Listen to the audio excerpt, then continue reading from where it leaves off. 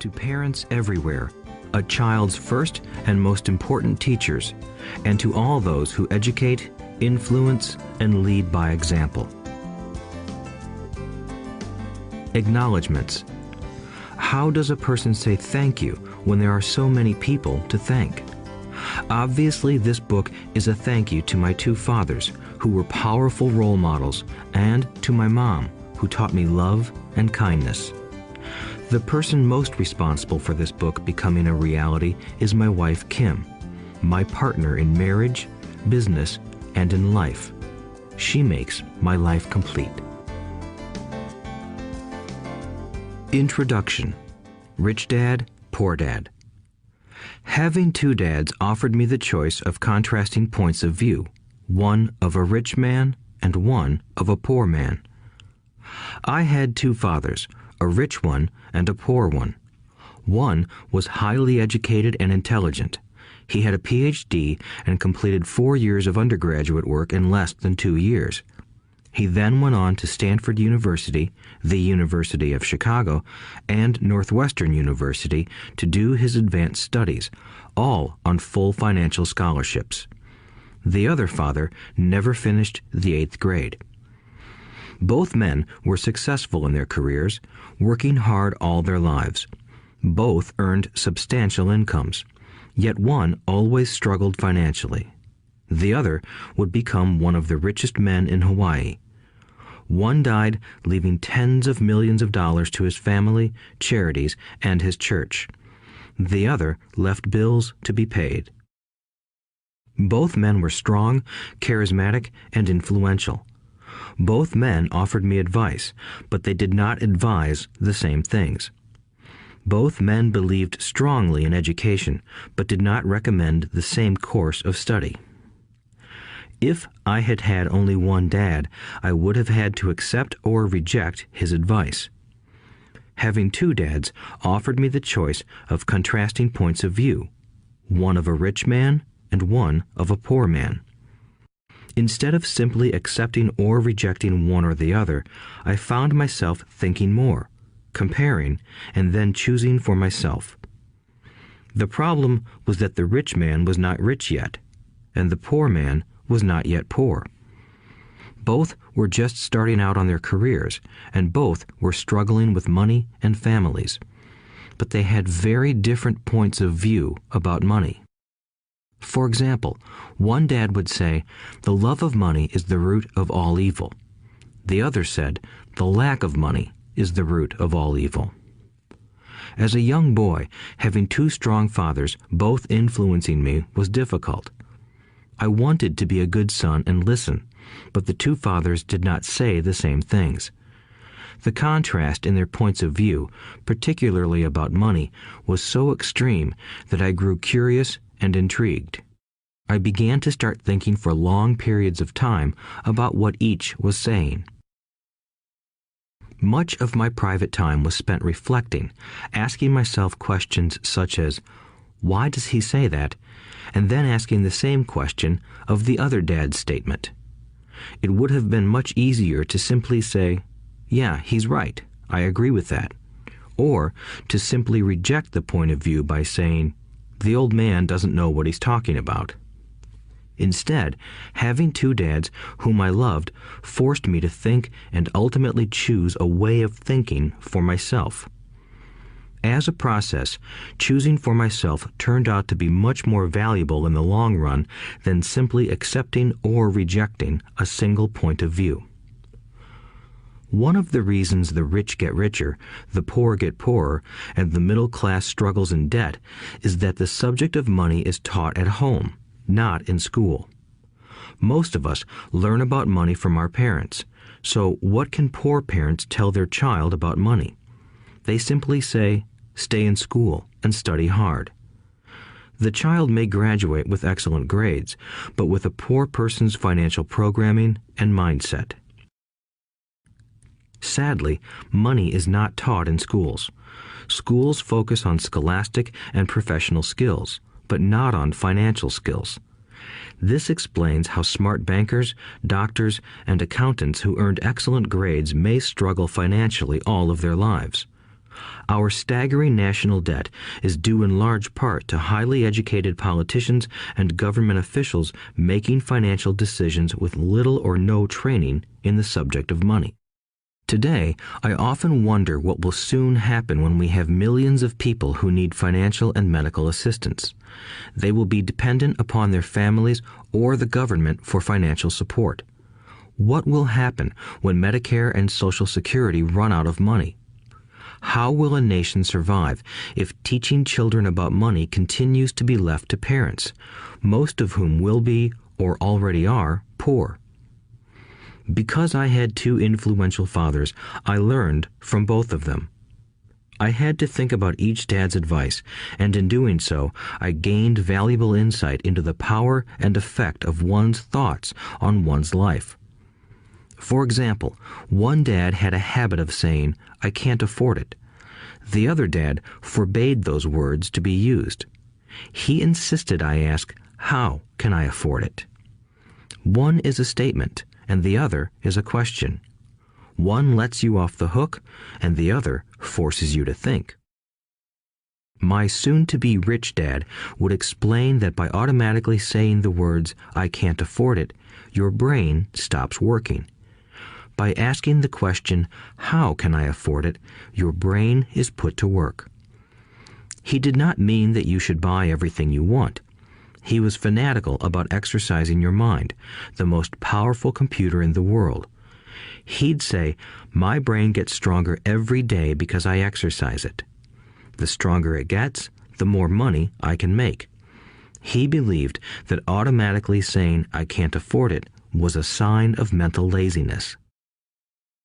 Although both dads worked hard, I noticed that one dad had a habit of putting his brain to sleep when it came to finances, and the other had a habit of exercising his brain. The long-term result was that one dad grew stronger financially, and the other grew weaker. It is not much different from a person who goes to the gym to exercise on a regular basis versus someone who sits on the couch watching television. Proper physical exercise increases your chances for health, and proper mental exercise increases your chances for wealth. My two dads had opposing attitudes, and that affected the way they thought. One dad thought that the rich should pay more in taxes to take care of those less fortunate. The other said, taxes punish those who produce and reward those who don't produce. One dad recommended, study hard so you can find a good company to work for. The other recommended, study hard so you can find a good company to buy. One dad said, the reason I'm not rich is because I have you kids. The other said, the reason I must be rich is because I have you kids. One encouraged talking about money and business at the dinner table, while the other forbade the subject of money to be discussed over a meal. One said, when it comes to money, play it safe, don't take risks. The other said, learn to manage risk. One believed, our home is our largest investment and our greatest asset. The other believed, my house is a liability, and if your house is your largest investment, you're in trouble. Both dads paid their bills on time, yet one paid his bills first while the other paid his bills last. One dad believed in a company or the government taking care of you and your needs. He was always concerned about pay raises, retirement plans, medical benefits, sick leave, vacation days, and other perks. He was impressed with two of his uncles who joined the military and earned a retirement and entitlement package for life after 20 years of active service. He loved the idea of medical benefits and PX privileges the military provided its retirees. He also loved the tenure system available through the university. The idea of job protection for life and job benefits seemed more important at times than the job. He would often say, I've worked hard for the government and I'm entitled to these benefits. The other believed in total financial self-reliance. He spoke out against the entitlement mentality and how it created weak and financially needy people. He was emphatic about being financially competent. One dad struggled to save a few dollars. The other created investments. One dad taught me how to write an impressive resume so I could find a good job. The other taught me how to write strong business and financial plans so I could create jobs. Being a product of two strong dads allowed me the luxury of observing the effects different thoughts have on one's life. I noticed that people really do shape their lives through their thoughts. For example, my poor dad always said, "I'll never be rich," and that prophecy became reality. My rich dad, on the other hand, always referred to himself as rich. He would say things like, "I'm a rich man and rich people don't do this." Even when he was flat broke after a major financial setback, he continued to refer to himself as a rich man. He would cover himself by saying, "There is a difference between being poor and being broke. Broke is temporary. Poor is eternal." My poor dad would say, "I'm not interested in money," or "money doesn't matter." My rich dad always said, "Money is power." The power of our thoughts may never be measured or appreciated, but it became obvious to me as a young boy that it was important to be aware of my thoughts and how I expressed myself. I noticed that my poor dad was poor, not because of the amount of money he earned, which was significant, but because of his thoughts and actions. As a young boy having two fathers, I became acutely aware of being careful about which thoughts I chose to adopt as my own. Should I listen to my rich dad or to my poor dad? Although both men had tremendous respect for education and learning, they disagreed about what they thought was important to learn. One wanted me to study hard, earn a degree, and get a good job to earn money. He wanted me to study to become a professional, an attorney or an accountant, and to go to business school for my MBA. The other encouraged me to study to be rich, to understand how money works, and to learn how to have it work for me. "I don't work for money" were words he would repeat over and over. "Money works for me." At the age of 9, I decided to listen to and learn from my rich dad about money. In doing so, I chose not to listen to my poor dad, even though he was the one with all the college degrees. A lesson from Robert Frost. Robert Frost is my favorite poet. Although I love many of his poems, my favorite is "The Road Not Taken." I use its lesson almost daily. The road not taken. Two roads diverged in a yellow wood, and sorry I could not travel both. And be one traveler long I stood, and looked down one as far as I could, to where it bent in the undergrowth, then took the other as just as fair, and having perhaps the better claim, because it was grassy and wanted wear. Though as for that the passing there had worn them really about the same, and both that morning equally lay in leaves no step had trodden black. Oh, I kept the first for another day, yet knowing how way leads on to way, I doubted if I should ever come back. I shall be telling this with a sigh, somewhere ages and ages hence. Two roads diverged in a wood, and I took the one less traveled by, and that has made all the difference. And that has made all the difference. Over the years, I have often reflected upon Robert Frost's poem. Choosing not to listen to my highly educated dad's advice and attitude about money was a painful decision, but it was a decision that shaped the rest of my life. Once I made up my mind about whom to listen to, my education about money began. My rich dad taught me over a period of 30 years until I was 39 years old.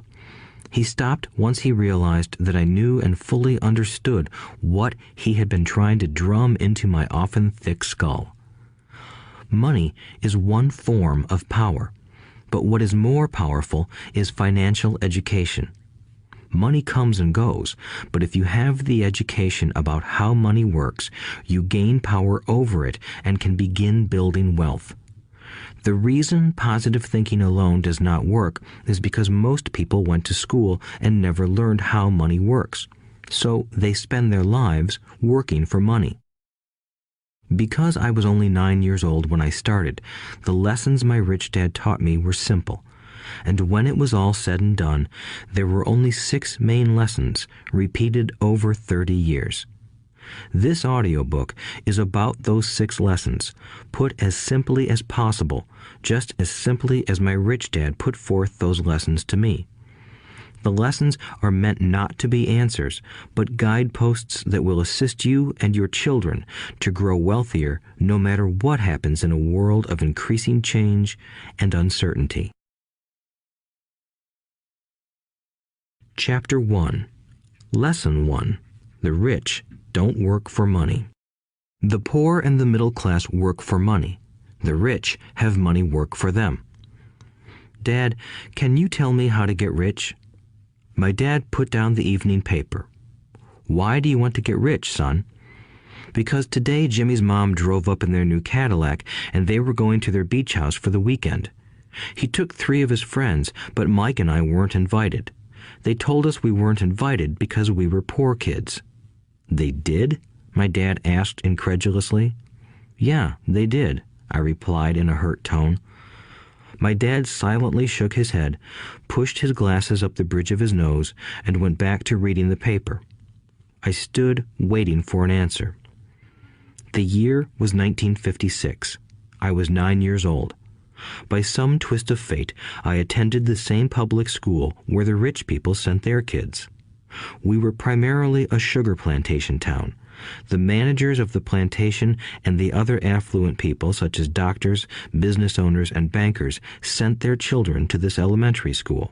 After grade 6, their children were generally sent off to private schools. Because my family lived on one side of the street, I went to this school. Had I lived on the other side of the street, I would have gone to a different school with kids from families more like mine. After grade 6, these kids and I would go on to the public intermediate and high school. There was no private school for them or for me. My dad finally put down the paper. I could tell he was thinking. Well, son, he began slowly, if you want to be rich, you have to learn to make money. How do I make money? I asked. Well, use your head, son, he said, smiling. Even then, I knew that really meant, that's all I'm going to tell you, or, I don't know the answer, so don't embarrass me. A partnership is formed. The next morning, I told my best friend, Mike, what my dad had said. As best as I could tell, Mike and I were the only poor kids in this school. Mike was also in this school by a twist of fate. Someone had drawn a jog in the line for the school district, and we wound up in school with the rich kids. We weren't really poor, but we felt as if we were because all the other boys had new baseball gloves, new bicycles, new everything. Mom and Dad provided us with the basics, like food and shelter and clothes, but that was about it. My dad used to say, if you want something, work for it. We wanted things, but there was not much work available for 9-year-old boys. So what do we do to make money? Mike asked. I don't know, I said, but do you want to be my partner? He agreed, and so on that Saturday morning, Mike became my first business partner. We spent all morning coming up with ideas on how to make money. Occasionally, we talked about all the cool guys at Jimmy's beach house having fun. It hurt a little, but that hurt was good because it inspired us to keep thinking of a way to make money. Finally, that afternoon, a bolt of lightning struck. It was an idea Mike got from a science book he had read.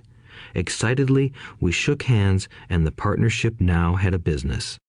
For the next several weeks, Mike and I ran around our neighborhood, knocking on doors and asking our neighbors if they would save their toothpaste tubes for us. With puzzled looks, most adults consented with a smile. Some asked us what we were doing, to which we replied, "We can't tell you. It's a business secret." My mom grew distressed as the weeks wore on. We had selected a site next to her washing machine as the place we would stockpile our raw materials. In a brown cardboard box that at one time held ketchup bottles, our little pile of used toothpaste tubes began to grow. Finally, my mom put her foot down. The sight of her neighbor's messy, crumpled, used toothpaste tubes had gotten to her. "What are you boys doing?" she asked, "and I don't want to hear again that it's a business secret. Do something with this mess or I'm going to throw it out." Mike and I pleaded and begged, explaining that we would soon have enough and then we would begin production. We informed her that we were waiting on a couple of neighbors to finish their toothpaste so we could have their tubes. Mom granted us a 1-week extension. The date to begin production was moved up, and the pressure was on. My first partnership was already being threatened with an eviction notice by my own mom. It became Mike's job to tell the neighbors to quickly use up their toothpaste, saying their dentist wanted them to brush more often anyway.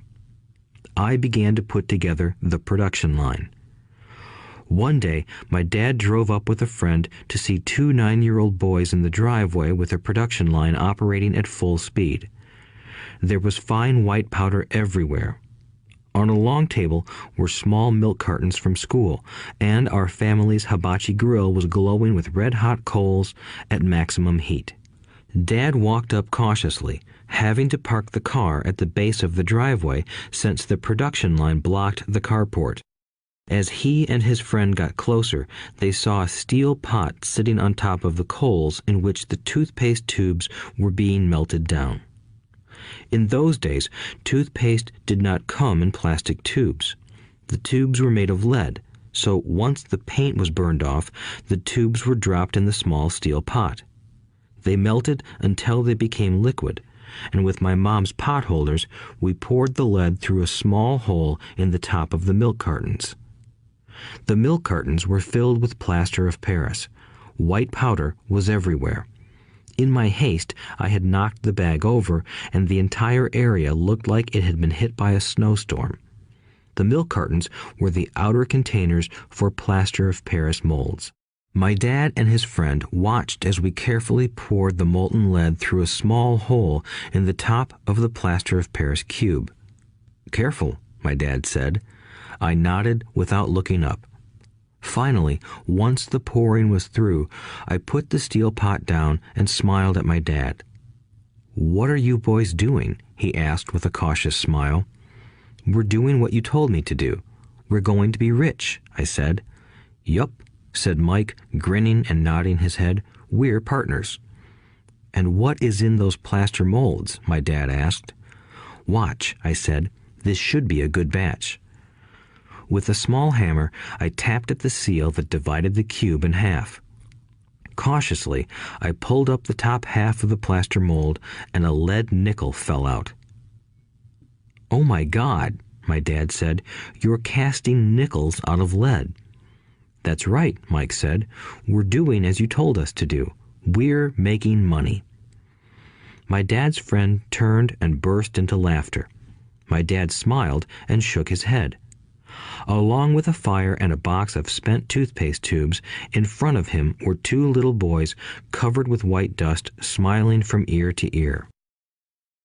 He asked us to put everything down and sit with him on the front step of our house. With a smile, he gently explained what the word counterfeiting meant. Our dreams were dashed. "You mean this is illegal?" asked Mike in a quivering voice. "Let them go," my dad's friend said. "They might be developing a natural talent." My dad glared at him.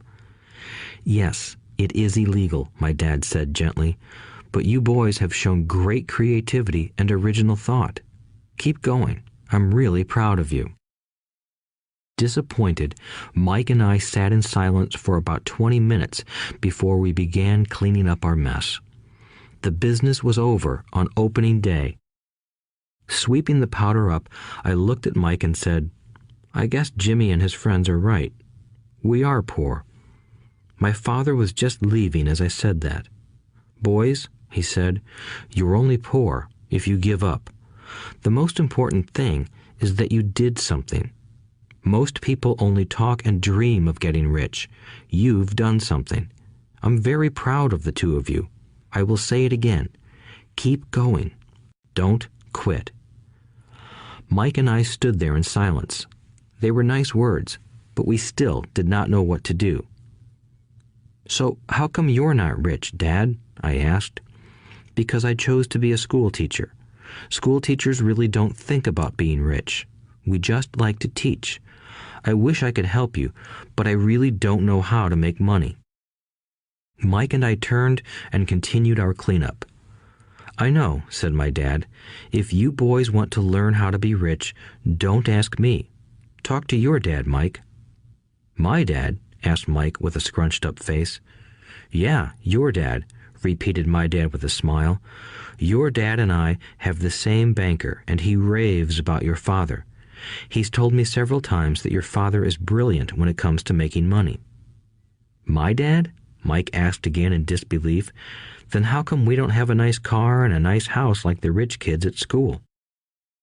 "A nice car and a nice house don't necessarily mean you're rich or you know how to make money," my dad replied. "Jimmy's dad works for the sugar plantation. He's not much different from me. He works for a company and I work for the government.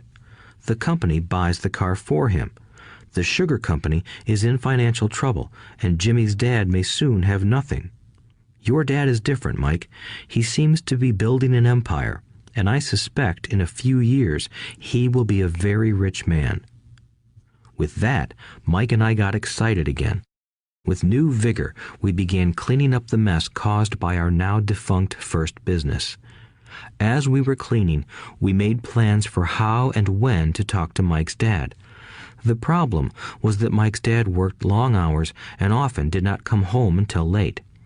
His father owned warehouses, a construction company, a chain of stores, and 3 restaurants. It was the restaurants that kept him out late. Mike caught the bus home after we had finished cleaning up.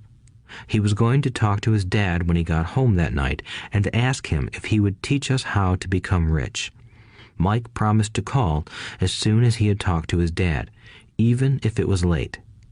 The phone rang at 8:30 p.m. "Okay," I said, "next Saturday." I put the phone down. Mike's dad had agreed to meet with us. On Saturday, I caught the 7:30 a.m. bus to the poor side of town. The lessons begin. Mike and I met with his dad that morning at 8 o'clock. He was already busy, having been at work for more than an hour. His construction supervisor was just leaving in his pickup truck as I walked up to his simple, small, and tidy home. Mike met me at the door. "Dad's on the phone, and he said to wait on the back porch," Mike said as he opened the door. The old wooden floor creaked as I stepped across the threshold of the aging house. There was a cheap mat just inside the door. The mat was there to hide the years of wear from countless footsteps that the floor had supported. Although clean, it needed to be replaced. I felt claustrophobic as I entered the narrow living room that was filled with old, musty, overstuffed furniture that today would be collector's items. Sitting on the couch were 2 women, both a little older than my mom. Across from the women sat a man in workman's clothes. He wore khaki slacks and a khaki shirt, neatly pressed but without starch, and polished work boots. He was about 10 years older than my dad. They smiled as Mike and I walked past them toward the back porch. I smiled back shyly. "Who are those people?" I asked. "Oh, they work for my dad. The older man runs his warehouses, and the women are the managers of the restaurants. And as you arrived, you saw the construction supervisor who was working on a road project about 50 miles from here. His other supervisor, who was building a track of houses, left before you got here." "Does this go on all the time?" I asked. "Not always, but quite often," said Mike, smiling as he pulled up a chair to sit down next to me. "I asked my dad if he would teach us to make money," Mike said. "Oh, and what did he say to that?" I asked with cautious curiosity. "Well, he had a funny look on his face at first, and then he said he would make us an offer." "Oh," I said, rocking my chair back against the wall. I sat there, perched on two rear legs of the chair. Mike did the same thing. "Do you know what the offer is?" I asked. "No, but we'll soon find out." Suddenly, Mike's dad burst through the rickety screen door and onto the porch. Mike and I jumped to our feet, not out of respect, but because we were startled. "Ready, boys?" he asked as he pulled up a chair to sit down with us. We nodded our heads as we pulled our chairs away from the wall to sit in front of him. He was a big man, about 6 feet tall and 200 pounds. My dad was taller, about the same weight, and 5 years older than Mike's dad. They sort of looked alike, though not of the same ethnic makeup. Maybe their energy was similar. "Mike says you want to learn to make money. Is that correct, Robert?" I nodded my head quickly, but with a little trepidation. He had a lot of power behind his words and smile. "Okay, here's my offer. I'll teach you, but I won't do it classroom style. You work for me, I'll teach you. You don't work for me, I won't teach you. I can teach you faster if you work, and I'm wasting my time if you just want to sit and listen like you do in school.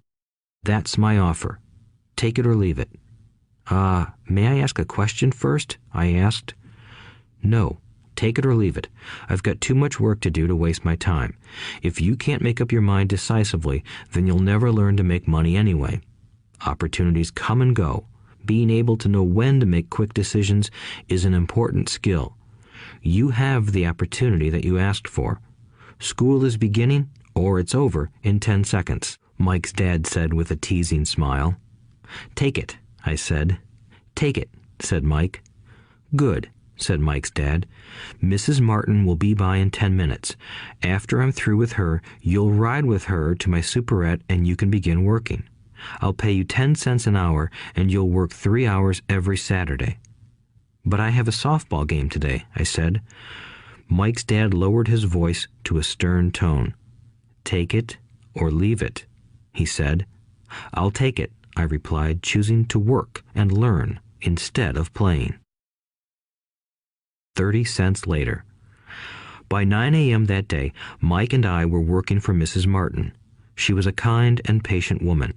She always said that Mike and I reminded her of her 2 grown sons.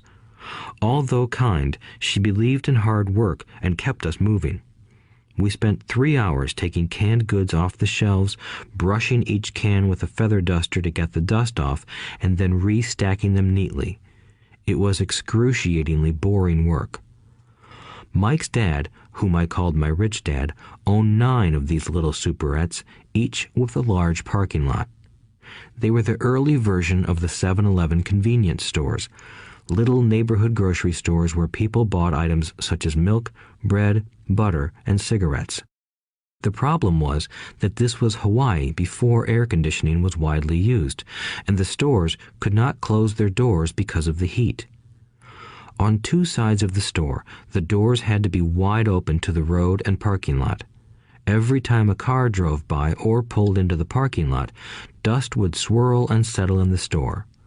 We knew we had a job as long as there was no air conditioning. For 3 weeks, Mike and I reported to Mrs. Martin and worked our 3 hours. By noon, our work was over, and she dropped 3 little dimes in each of our hands. Now, even at the age of 9 in the mid-1950s, 30 cents was not too exciting. Comic books cost 10 cents back then, so I usually spent my money on comic books and went home. By Wednesday of the 4th week, I was ready to quit. I had agreed to work only because I wanted to learn to make money from Mike's dad, and now I was a slave for 10 cents an hour. On top of that, I had not seen Mike's dad since that first Saturday. "I'm quitting," I told Mike at lunchtime. School was boring, and now I did not even have my Saturdays to look forward to. But it was the 30 cents that really got to me. This time, Mike smiled. "What are you laughing at?" I asked with anger and frustration. "Dad said this would happen. He said to meet with him when you were ready to quit." "What?" I said indignantly. "He's been waiting for me to get fed up?" "Sort of," Mike said. "Dad's kind of different. He doesn't teach like your dad. Your mom and dad lecture a lot. My dad is quiet and a man of few words. You just wait till this Saturday. I'll tell him you're ready. You mean I've been set up? No, not really, but maybe. Dad will explain on Saturday. Waiting in line on Saturday. I was ready to face Mike's dad. Even my real dad was angry with him. My real dad, the one I called the poor one, thought that my rich dad was violating child labor laws and should be investigated. My educated poor dad told me to demand what I deserve, at least 25 cents an hour. My poor dad told me that if I did not get a raise, I was to quit immediately. You don't need that damn job anyway, said my poor dad with indignation. At 8 o'clock Saturday morning, I walked through the door of Mike's house when Mike's dad opened it.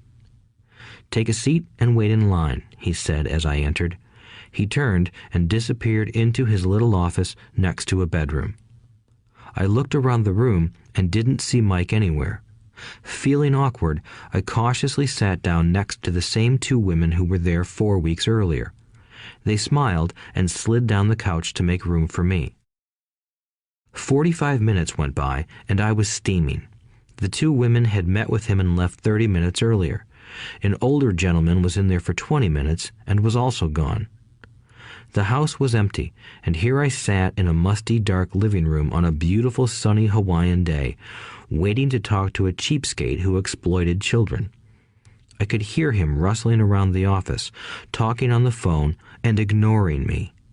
I was ready to walk out, but for some reason I stayed. Finally, 15 minutes later, at exactly 9 o'clock, Rich Dad walked out of his office, said nothing, and signaled with his hand for me to enter. I understand you want a raise or you're going to quit, Rich Dad said as he swiveled in his office chair. Well, you're not keeping your end of the bargain, I blurted out, nearly in tears. It was really frightening for me to confront a grown-up. You said that you would teach me if I worked for you. Well, I've worked for you. I've worked hard. I've given up my baseball games to work for you, but you haven't kept your word, and you haven't taught me anything. You are a crook like everyone in town thinks you are. You're greedy. You want all the money and don't take care of your employees. You made me wait and don't show me any respect.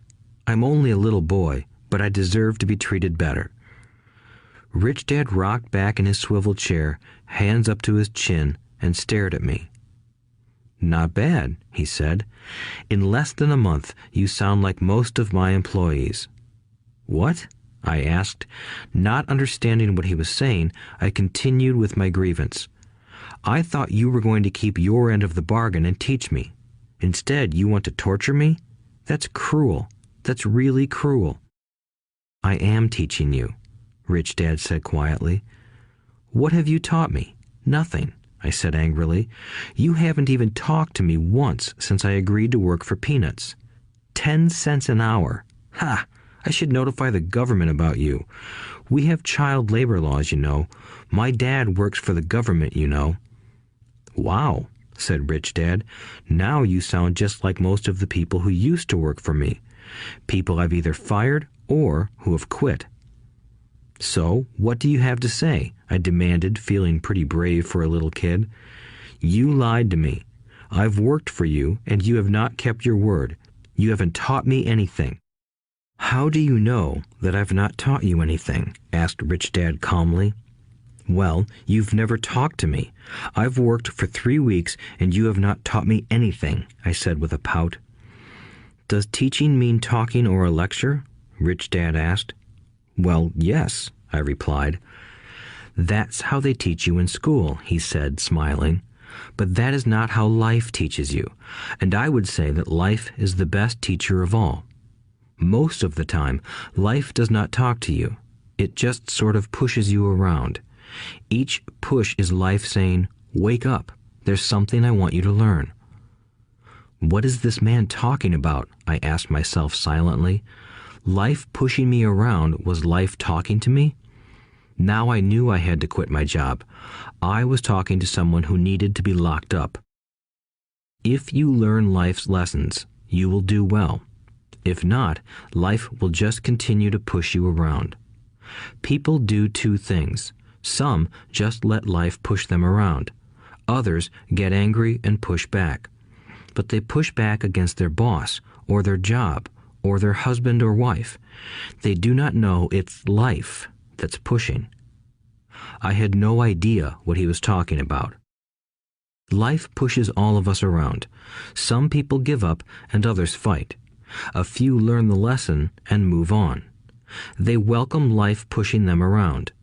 To these few people, it means they need and want to learn something. They learn and move on. Most quit, and a few, like you, fight. Rich Dad stood and shut the creaky old wooden window that needed repair. If you learn this lesson, you will grow into a wise, wealthy, and happy young man. If you don't, you will spend your life blaming a job, low pay, or your boss for your problems.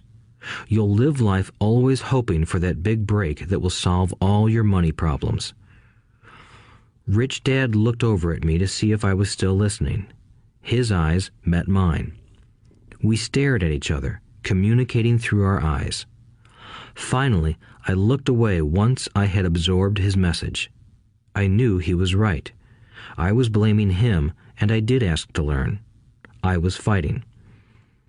Rich Dad continued. Or, if you are the kind of person who has no guts, you just give up every time life pushes you. If you are that kind of person, you'll live all your life playing it safe, doing the right things, saving yourself for some event that never happens. Then you die a boring old man. You'll have lots of friends who really like you because you were such a nice, hard-working guy. But the truth is that you let life push you into submission. Deep down, you were terrified of taking risks. You really wanted to win, but the fear of losing was greater than the excitement of winning. Deep inside, you and only you will know you didn't go for it. You chose to play it safe.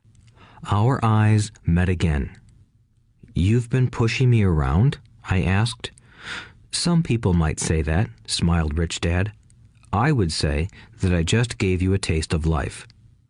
"What taste of life?" I asked, still angry, but now curious and ready to learn. "You boys are the first people that have ever asked me to teach them how to make money. I have more than 150 employees, and not one of them has asked me what I know about money. They ask me for a job and a paycheck, but never to teach them about money. So most will spend the best years of their lives working for money, not really understanding what it is they are working for." I sat there listening intently. "So when Mike told me you wanted to learn how to make money, I decided to design a course that mirrored real life. I could talk until I was blue in the face, but you wouldn't hear a thing. So I decided to let life push you around a bit so you could hear me. That's why I only paid you 10 cents. "So what is the lesson I learned from working for only 10 cents an hour?" I asked. "That you're cheap and exploit your workers?" Rich Dad rocked back and laughed heartily. Finally, he said, "You'd best change your point of view. Stop blaming me and thinking I'm the problem. If you think I'm the problem, then you have to change me. If you realize that you're the problem, then you can change yourself, learn something, and grow wiser. Most people want everyone else in the world to change but themselves. Let me tell you, it's easier to change yourself than everyone else." "I don't understand," I said. "Don't blame me for your problems," Rich Dad said, growing impatient. "But you only pay me 10 cents. "So what are you learning?" Rich Dad asked, smiling. "That you're cheap," I said with a sly grin. "See, you think I'm the problem," said Rich Dad. "But you are. Well, keep that attitude and you'll learn nothing. Keep the attitude that I'm the problem, and what choices do you have?" "Well, if you don't pay me more or show me more respect and teach me, I'll quit." "Well put," Rich Dad said, "and that's exactly what most people do. They quit and go looking for another job, a better opportunity, and higher pay, actually thinking that this will solve the problem. In most cases, it won't. So what should I do? I asked. Just take this measly 10 cents an hour and smile? Rich Dad smiled. That's what the other people do. But that's all they do, waiting for a raise, thinking that more money will solve their problems. Most just accept it, and some take a second job working harder, but again, accepting a small paycheck. I sat staring at the floor, beginning to understand the lesson Rich Dad was presenting. I could sense it was a taste of life. Finally, I looked up and asked, "So what will solve the problem?" "This," he said, leaning forward in his chair and tapping me gently on the head. "This stuff between your ears." It was at that moment that Rich Dad shared the pivotal point of view that separated him from his employees and my poor dad, and led him to eventually become one of the richest men in Hawaii, while my highly educated but poor dad struggled financially all his life. It was a singular point of view that made all the difference over a lifetime. Rich Dad said this point of view over and over, which I call lesson number 1. The poor and the middle class work for money. The rich have money work for them. On that bright Saturday morning, I learned a completely different point of view from what I had been taught by my poor dad. At the age of 9, I understood that both dads wanted me to learn. Both dads encouraged me to study, but not the same things. My highly educated dad recommended that I do what he did. "Son, I want you to study hard, get good grades so you can find a safe, secure job with a big company, and make sure it has excellent benefits." My rich dad wanted me to learn how money works so I could make it work for me. These lessons I would learn through life with his guidance, not because of a classroom. My rich dad continued my first lesson. "I'm glad you got angry about working for 10 cents an hour.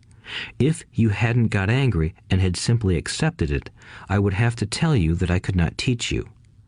You see, true learning takes energy, passion, and a burning desire. Anger is a big part of that formula, for passion is anger and love combined. When it comes to money, most people want to play it safe and feel secure, so passion does not direct them. Fear does." "So is that why they'll take jobs with low pay?" I asked. "Yes," said Rich Dad. "Some people say I exploit people because I don't pay as much as the sugar plantation or the government. I say the people exploit themselves. It's their fear, not mine." "But don't you feel you should pay them more?" I asked. "I don't have to. And besides, more money will not solve their problems. Just look at your dad. He makes a lot of money, and he still can't pay his bills. Most people, given more money, only get into more debt." "So that's why the 10 cents an hour," I said, smiling. "It's part of the lesson." "That's right," smiled Rich Dad. "You see, your dad went to school and got an excellent education so he could get a high-paying job. But he still has money problems because he never learned anything about money in school. On top of that, he believes in working for money." "And you don't?" I asked. "No, not really," said Rich Dad. "If you want to learn to work for money, then stay in school. That is a great place to learn to do that. But if you want to learn how to have money work for you, then I will teach you that. But only if you want to learn." "Wouldn't everyone want to learn that?" I asked. "No," said Rich Dad, "simply because it's easier to learn to work for money, especially if fear is your primary emotion when the subject of money is discussed." "I don't understand," I said with a frown. "Don't worry about that for now. Just know that it's fear that keeps most people working at a job. The fear of not paying their bills, the fear of being fired, the fear of not having enough money, and the fear of starting over. That's the price of studying to learn a profession or trade and then working for money." Most people become a slave to money and then get angry at their boss. Learning to have money work for you is a completely different course of study? I asked. Absolutely, Rich Dad answered. Absolutely. We sat in the silence on that beautiful Hawaiian Saturday morning. My friends had just started their Little League baseball game, but for some reason I was now thankful I had decided to work for 10 cents an hour. I sensed that I was about to learn something my friends wouldn't learn in school. Ready to learn? Asked Rich Dad. Absolutely, I said with a grin. I have kept my promise. I've been teaching you from afar, my Rich Dad said. At 9 years old, you've gotten a taste of what it feels like to work for money.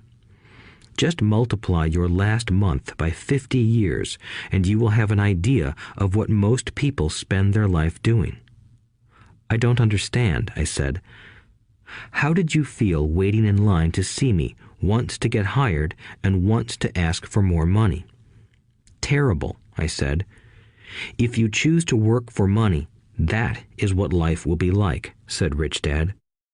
And how did you feel when Mrs. Martin dropped 3 dimes in your hand for 3 hours of work? I felt like it wasn't enough. It seemed like nothing. I was disappointed, I said. And that is how most employees feel when they look at their paychecks, especially after all the tax and other deductions are taken out. At least you got 100%. You mean most workers don't get paid everything? I asked with amazement. Heavens no, said Rich Dad. The government always takes its share first. How do they do that? I asked. Taxes, said Rich Dad. You're taxed when you earn. You're taxed when you spend. You're taxed when you save. You're taxed when you die. Why do people let the government do that to them? The rich don't, said Rich Dad with a smile. The poor and the middle class do. I'll bet you that I earn more than your dad, yet he pays more in taxes. How can that be? I asked. At my age, that made no sense to me. Why would someone let the government do that to them? Rich Dad rocked slowly and silently in his chair, just looking at me. Ready to learn? He asked. I nodded my head slowly. As I said, there is a lot to learn. Learning how to have money work for you is a lifetime study. Most people go to college for 4 years and their education ends. I already know that my study of money will continue over my lifetime, simply because the more I find out I need to know. Most people never study the subject. They go to work, get their paycheck, balance their checkbooks, and that's it. Then they wonder why they have money problems.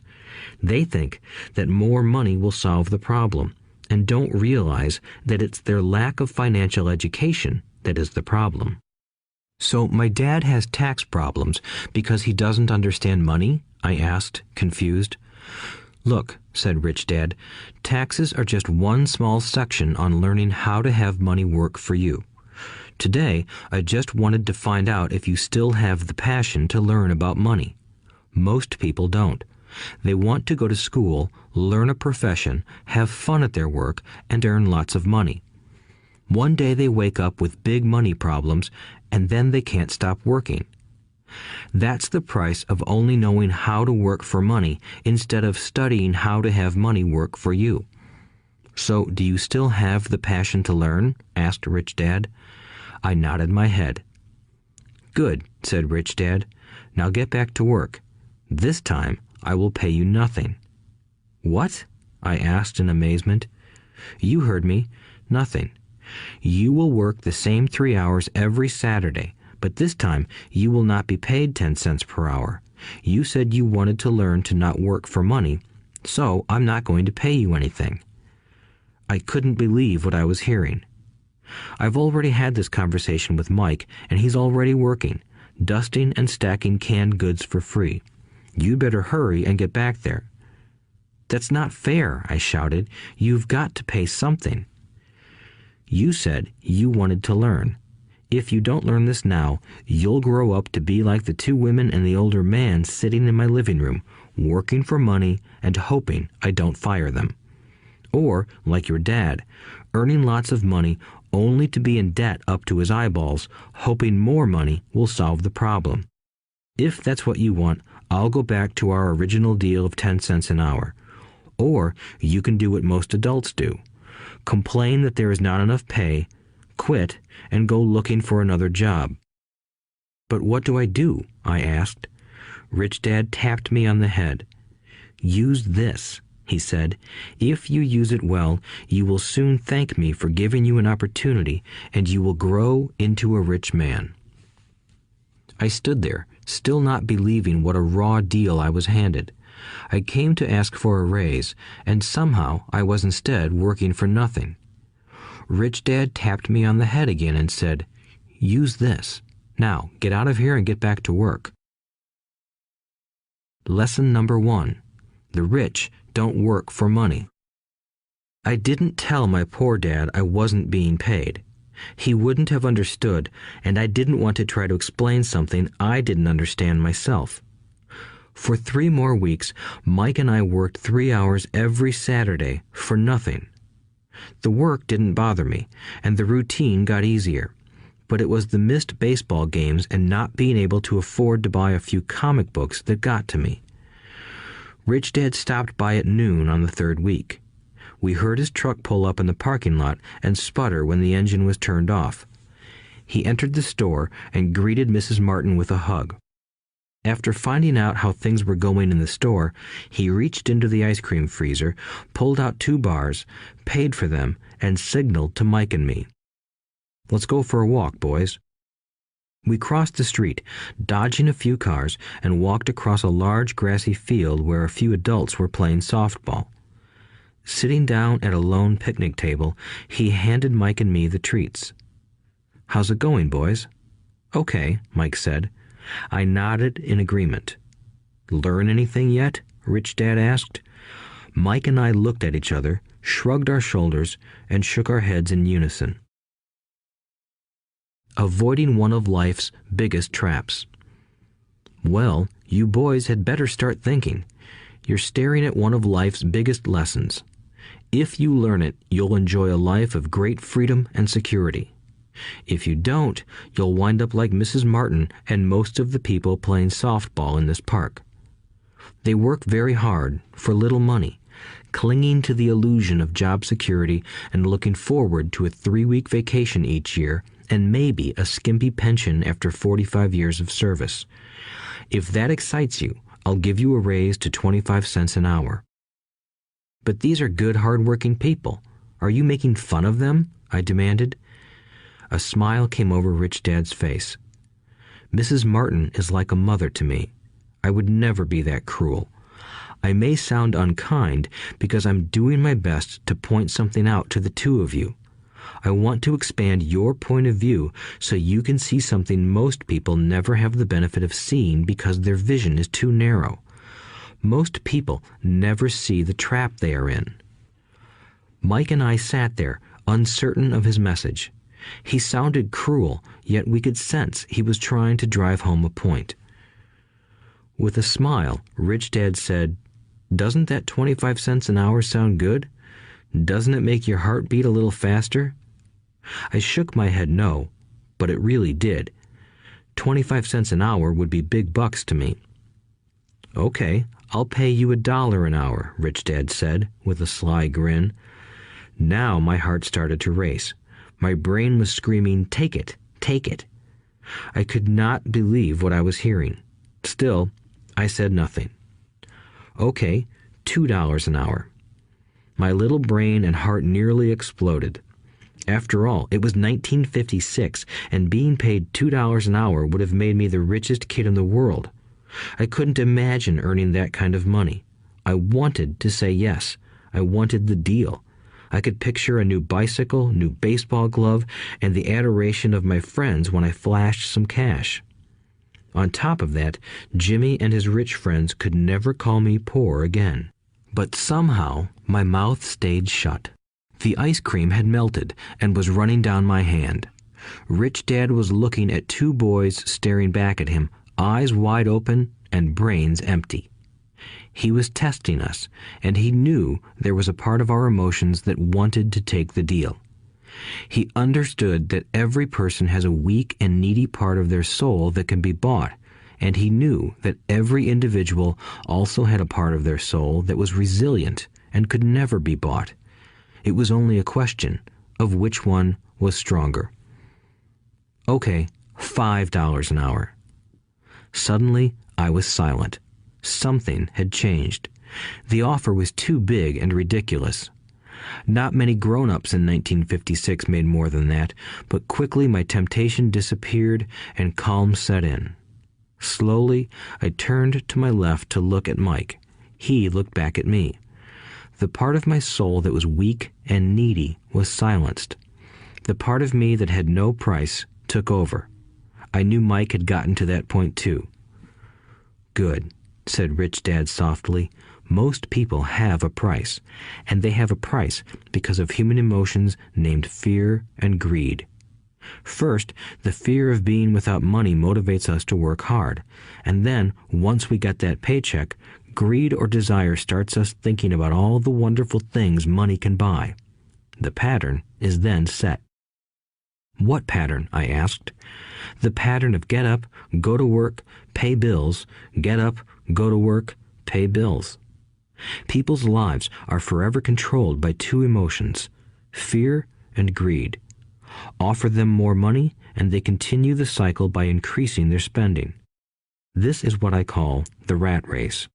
"There is another way?" Mike asked. "Yes," said Rich Dad slowly, "but only a few people find it." "And what is that way?" Mike asked. "That's what I hope you boys will learn as you work and study with me. That is why I took away all forms of pay." "Any hints?" Mike asked. "We're kind of tired of working hard, especially for nothing." "Well, the first step is telling the truth," said Rich Dad. "We haven't been lying," I said.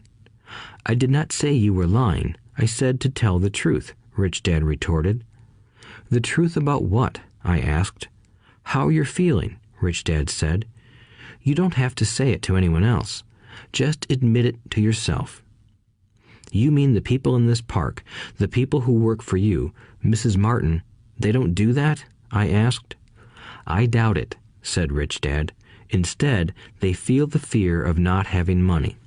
They don't confront it logically. They react emotionally instead of using their heads," Rich Dad said. "Then they get a few bucks in their hands, and again, the emotions of joy, desire, and greed take over. And again they react instead of think." "So their emotions control their brain," Mike said. "That's correct," said Rich Dad. "Instead of admitting the truth about how they feel, they react to their feelings and fail to think. They feel the fear, so they go to work, hoping that money will soothe the fear, but it doesn't. It continues to haunt them, and they return to work, hoping again that money will calm their fears, and again it doesn't.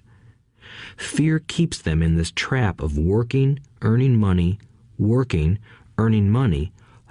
the fear will go away.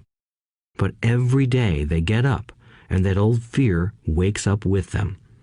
For millions of people, that old fear keeps them awake all night, causing a night of turmoil and worry.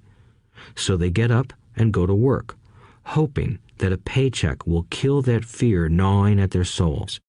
Money is running their lives, and they refuse to tell the truth about that.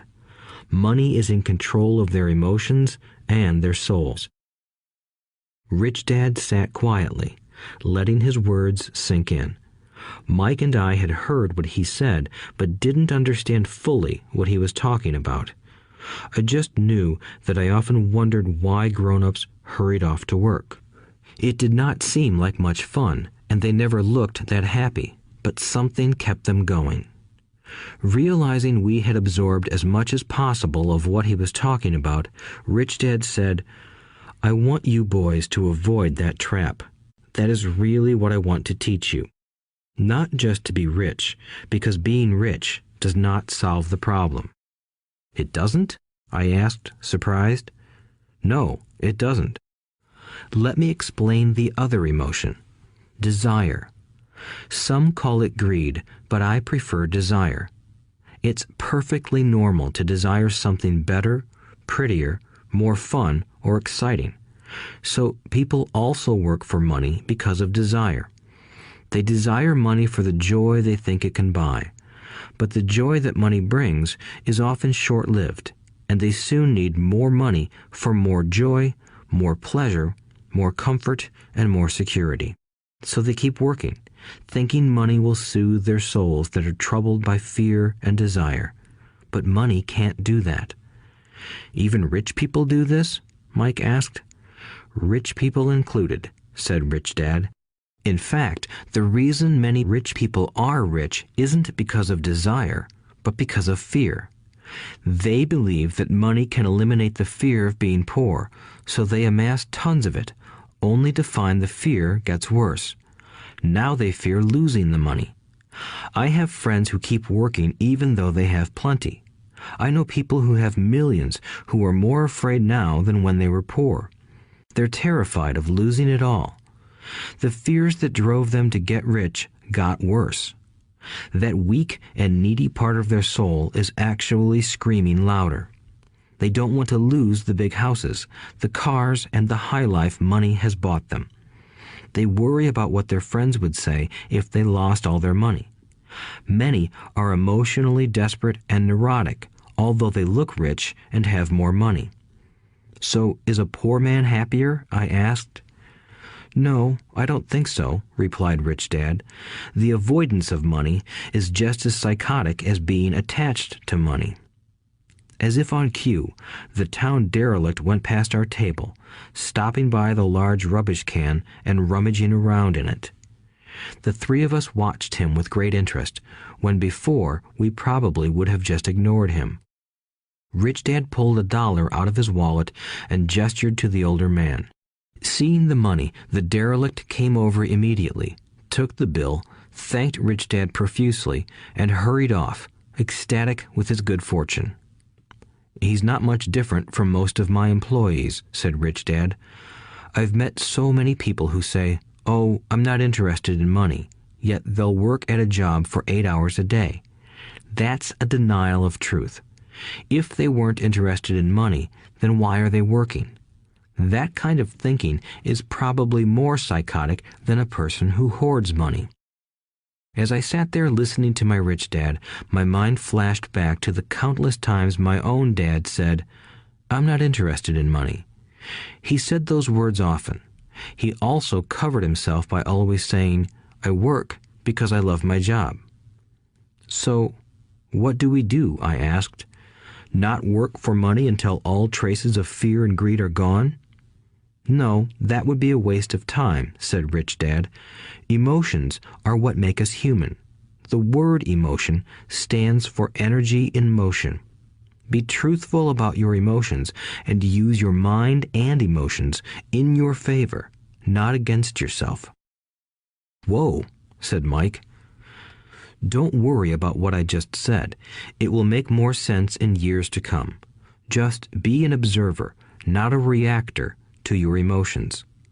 Most people do not know that it's their emotions that are doing the thinking. Your emotions are your emotions, but you have got to learn to do your own thinking. Can you give me an example? I asked. Sure, replied Rich Dad.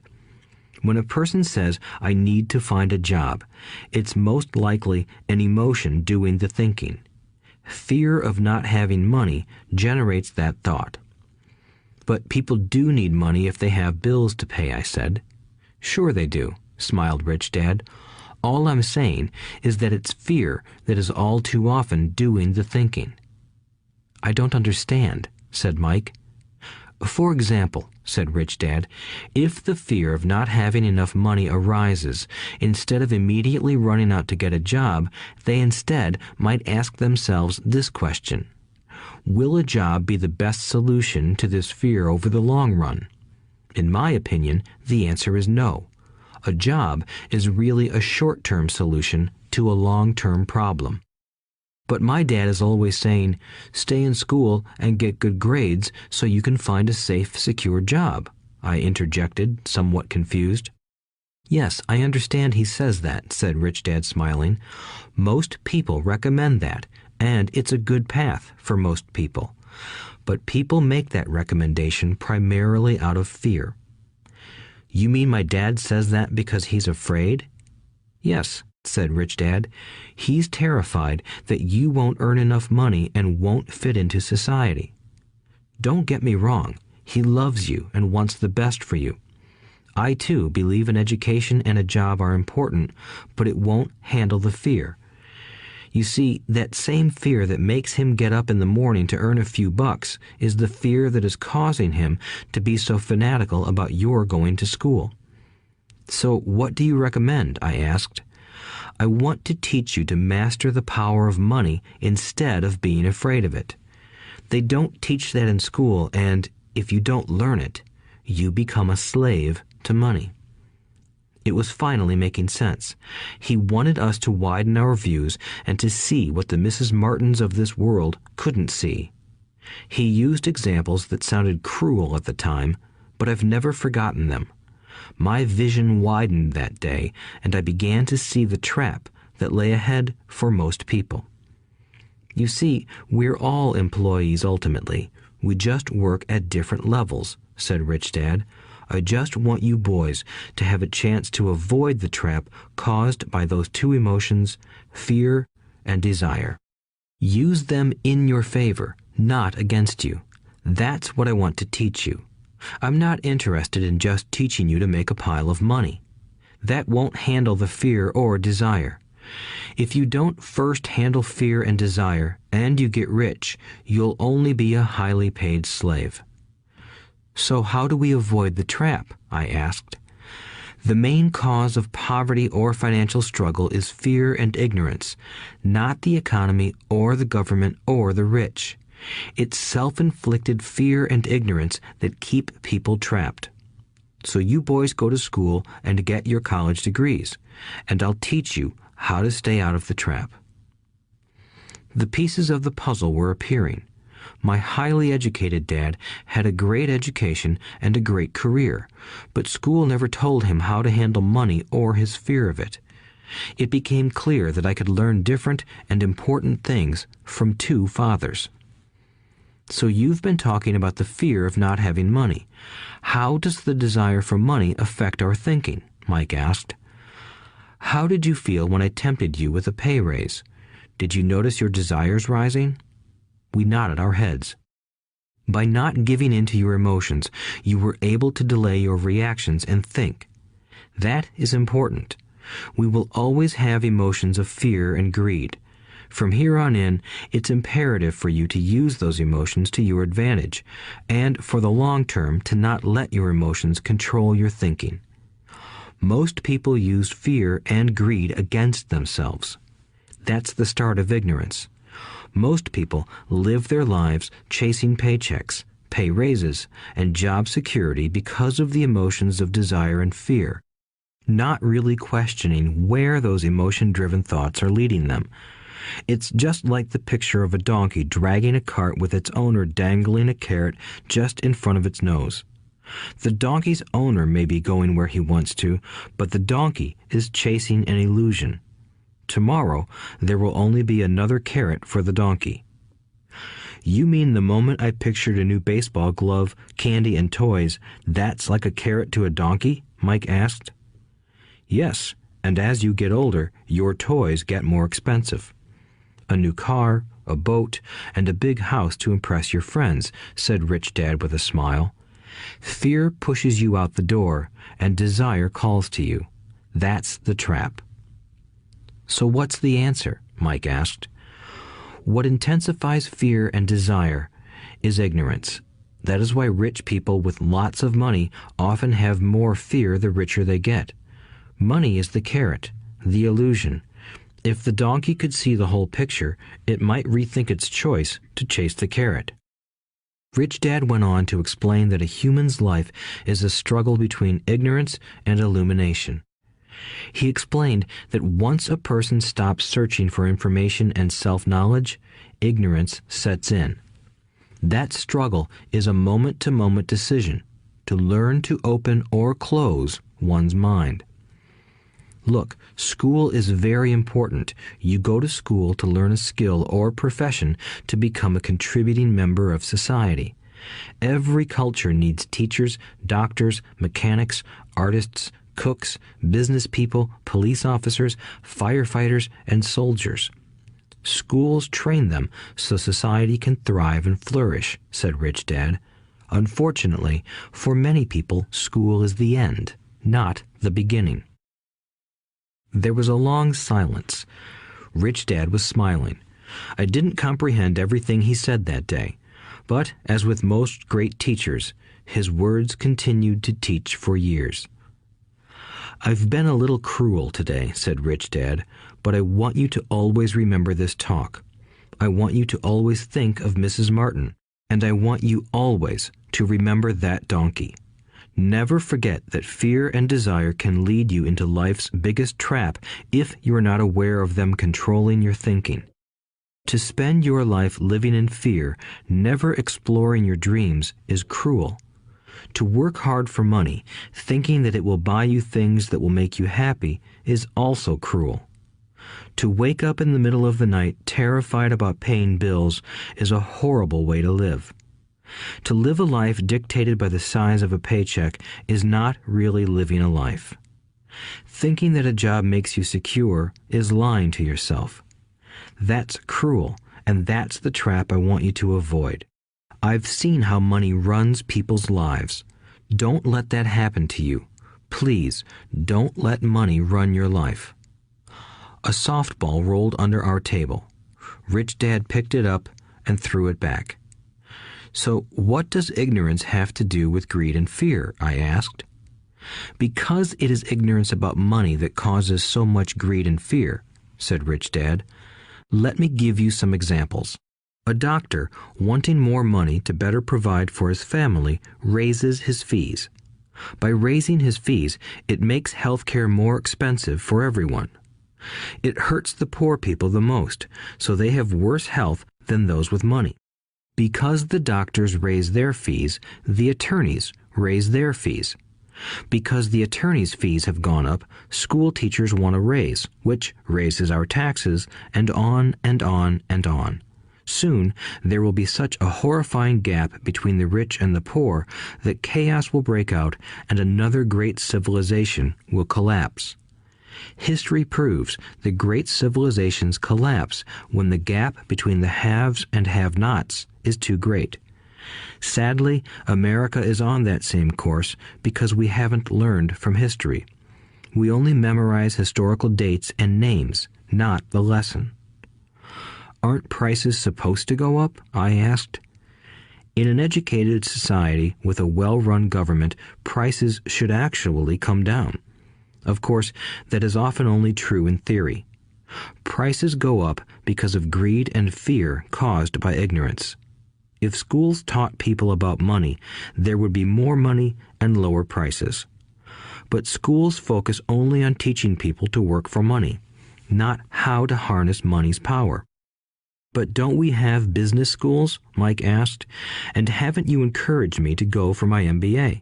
Yes, said Rich Dad, but all too often business schools train employees to become sophisticated bean counters. Heaven forbid a bean counter takes over a business. All they do is look at the numbers, fire people, and kill the business. I know this because I hire bean counters. All they think about is cutting costs and raising prices, which cause more problems. Bean counting is important.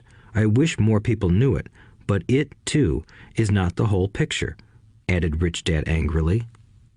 So, is there an answer? Asked Mike. Yes, said Rich Dad. Learn to use your emotions to think, not think with your emotions.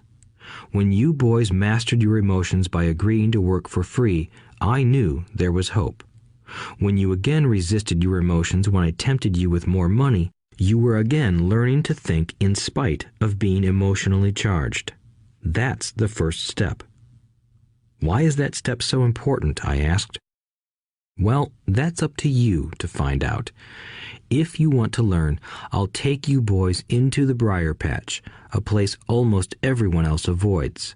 If you go with me, you'll let go of the idea of working for money and instead learn to have money work for you. And what will we get if we go with you? What if we agree to learn from you? What will we get? I asked. The same thing Brer Rabbit got, said Rich Dad, referring to the classic children's story. Is there a briar patch? I asked. Yes, said Rich Dad. The briar patch is our fear and greed.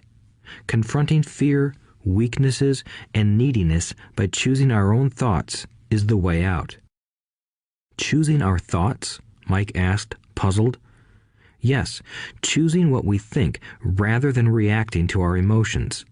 Instead of just getting up and going to work because not having the money to pay your bills is scaring you, ask yourself, is working harder at this the best solution to this problem?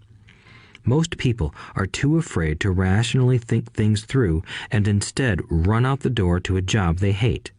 The tar baby is in control. That's what I mean by choosing your thoughts. And how do we do that? Mike asked. That's what I will teach you. I'll teach you to have a choice of thoughts rather than a knee-jerk reaction, like gulping down your morning coffee and running out the door. Remember what I said before. A job is only a short-term solution to a long-term problem. Most people have only one problem in mind, and it's short-term.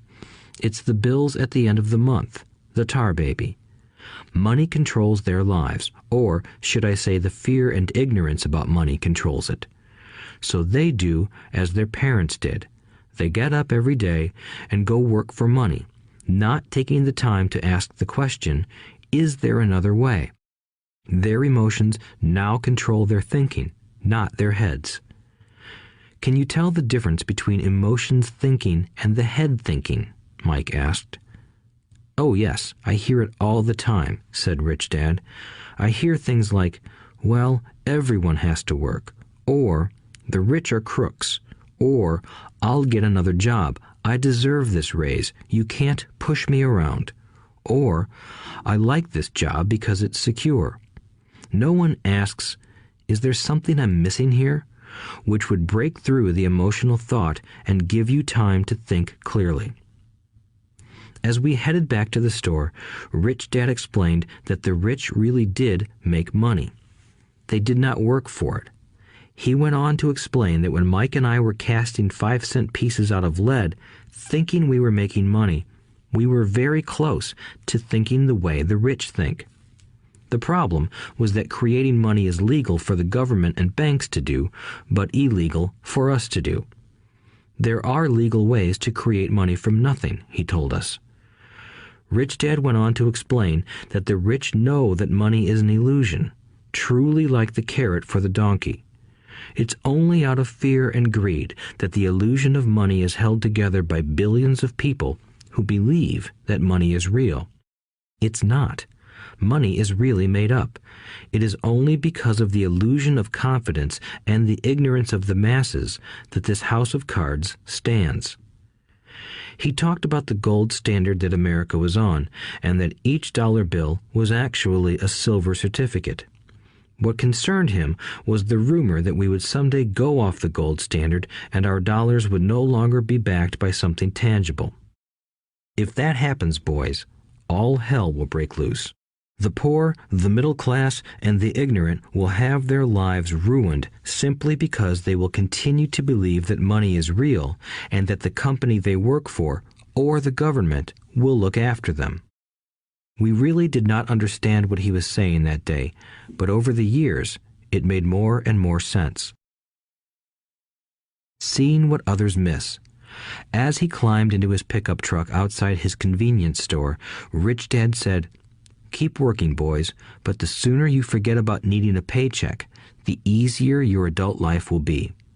Keep using your brain, work for free, and soon your mind will show you ways of making money far beyond what I could ever pay you. You will see things that other people never see.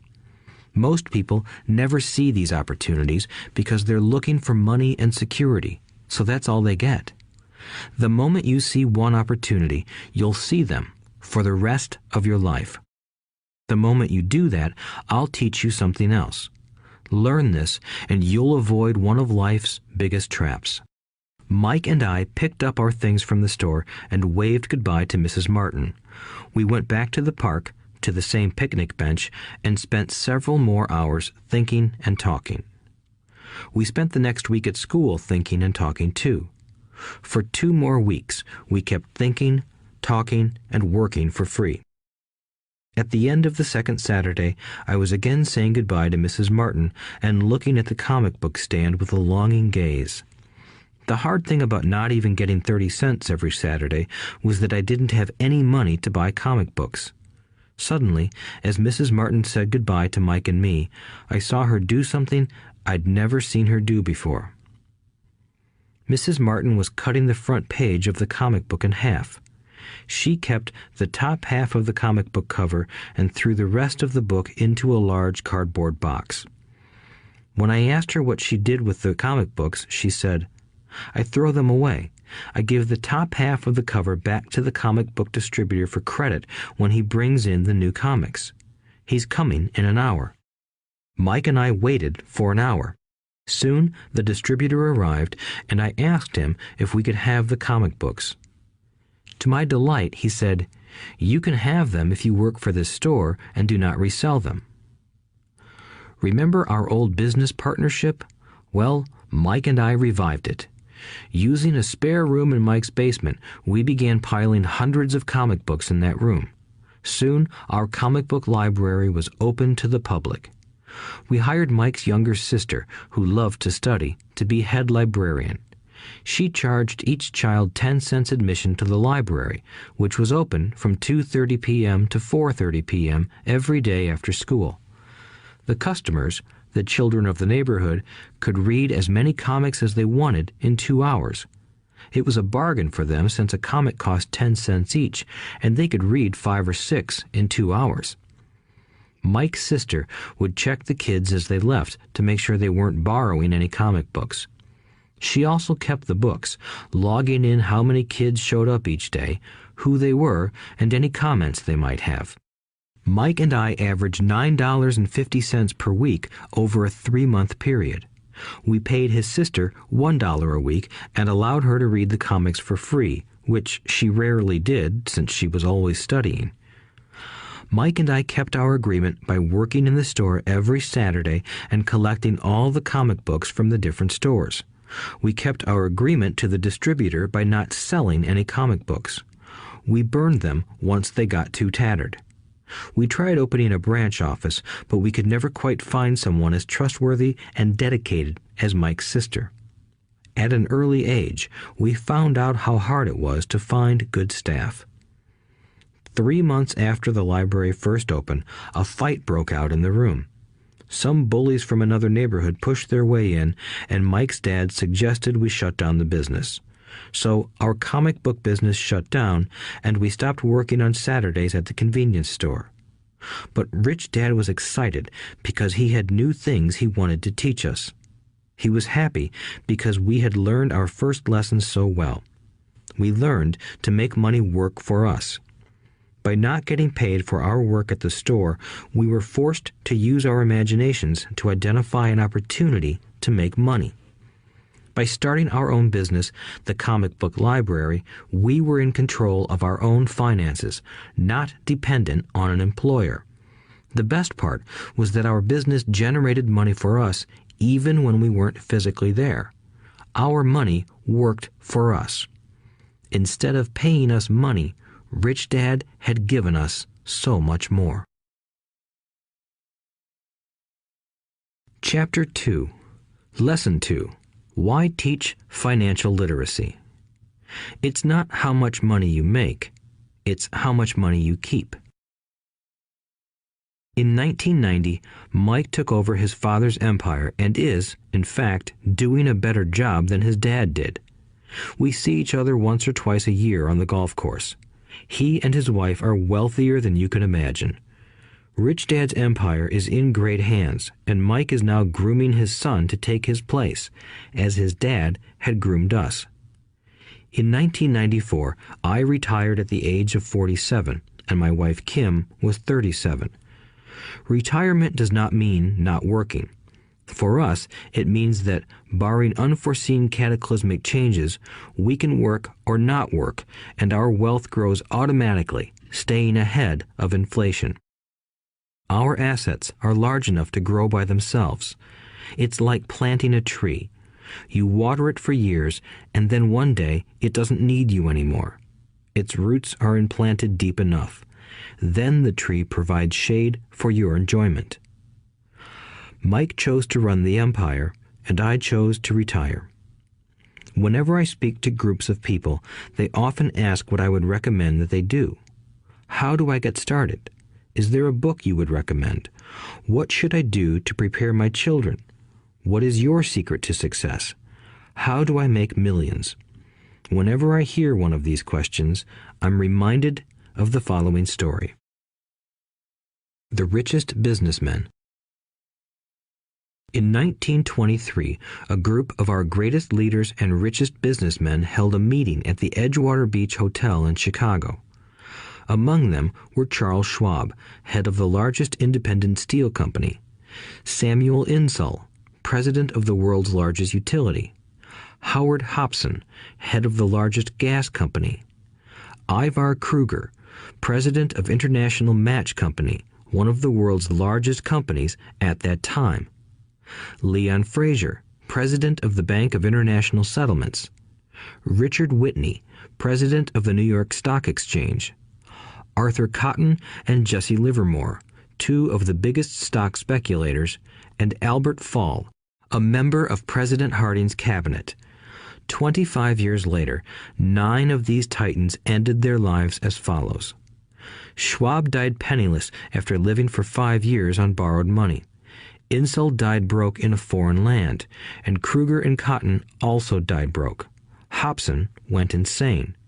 Whitney and Albert Fall were released from prison, and Fraser and Livermore committed suicide. I doubt if anyone can say what really happened to these men. If you look at the date, 1923, it was just before the 1929 market crash and the Great Depression, which I suspect had a great impact on these men and their lives. The point is this. Today, we live in times of greater and faster change than these men did. I suspect there will be many booms and busts in the coming years that will parallel the ups and downs these men faced. I am concerned that too many people are too focused on money and not on their greatest wealth, their education. If people are prepared to be flexible, keep an open mind and learn, they will grow richer and richer despite tough changes. If they think money will solve problems, they will have a rough ride. Intelligence solves problems and produces money. Money without financial intelligence is money soon gone. Most people fail to realize that in life, it's not how much money you make, it's how much money you keep. We've all heard stories of lottery winners who are poor, then suddenly rich, and then poor again. They win millions, yet are soon back where they started. Or stories of professional athletes who at the age of 24 are earning millions but are sleeping under a bridge 10 years later. I remember a story of a young basketball player who a year ago had millions. Today, at just 29, he claims his friends, attorney, and accountant took his money and he was forced to work at a car wash for minimum wage. He was fired from the car wash because he refused to take off his championship ring as he was wiping off the cars. His story made national news, and he is appealing his termination, claiming hardship and discrimination. He claims that the ring is all he has left, and if it was stripped away, he'll crumble. I know so many people who became instant millionaires, and while I am glad some people have become richer and richer, I caution them that in the long run, it's not how much money you make, it's how much you keep and how many generations you keep it. So when people ask, "Where do I get started?" or "Tell me how to get rich quick," they often are greatly disappointed with my answer. I simply say to them what my rich dad said to me when I was a little kid. If you want to be rich, you need to be financially literate. That idea was drummed into my head every time we were together. As I said, my educated dad stressed the importance of reading books, while my rich dad stressed the need to master financial literacy. If you are going to build the Empire State Building, the first thing you need to do is dig a deep hole and pour a strong foundation. If you are going to build a home in the suburbs, all you need to do is pour a 6-inch slab of concrete. Most people, in their drive to get rich, are trying to build an Empire State Building on a 6-inch slab. Our school system, created in the agrarian age, still believes in homes with no foundation. Dirt floors are still the rage, so kids graduate from school with virtually no financial foundation. One day, sleepless and deep in debt in suburbia, living the American dream, they decide that the answer to their financial problems is to find a way to get rich quick. Construction on the skyscraper begins. It goes up quickly, and soon, instead of the Empire State Building, we have the Leaning Tower of suburbia. The sleepless nights return. As for Mike and me in our adult years, both of our choices were possible because we were taught to pour a strong financial foundation when we were just kids. Accounting is possibly the most confusing, boring subject in the world, but if you want to be rich long term, it could be the most important subject. For Rich Dad, the question was how to take a boring and confusing subject and teach it to kids. The answer he found was to make it simple by teaching it in pictures. My rich dad poured a strong financial foundation for Mike and me. Since we were just kids, he created a simple way to teach us. For years, he only drew pictures and used few words. Mike and I understood the simple drawings, the jargon, the movement of money, and then in later years, Rich Dad began adding numbers. Today, Mike has gone on to master much more complex and sophisticated accounting analysis because he had to in order to run his empire. I am not as sophisticated because my empire is smaller, yet we come from the same simple foundation. Over the following pages, we will discuss those same simple line drawings Mike's dad created for us. Though basic, those drawings helped guide two little boys in building great sums of wealth on a solid and deep foundation. Rule number 1.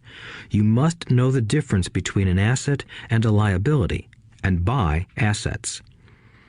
If you want to be rich, this is all you need to know. It is rule number 1. It is the only rule. This may sound absurdly simple, but most people have no idea how profound this rule is. Most people struggle financially because they do not know the difference between an asset and a liability. Rich people acquire assets. The poor and middle class acquire liabilities that they think are assets, said Rich Dad.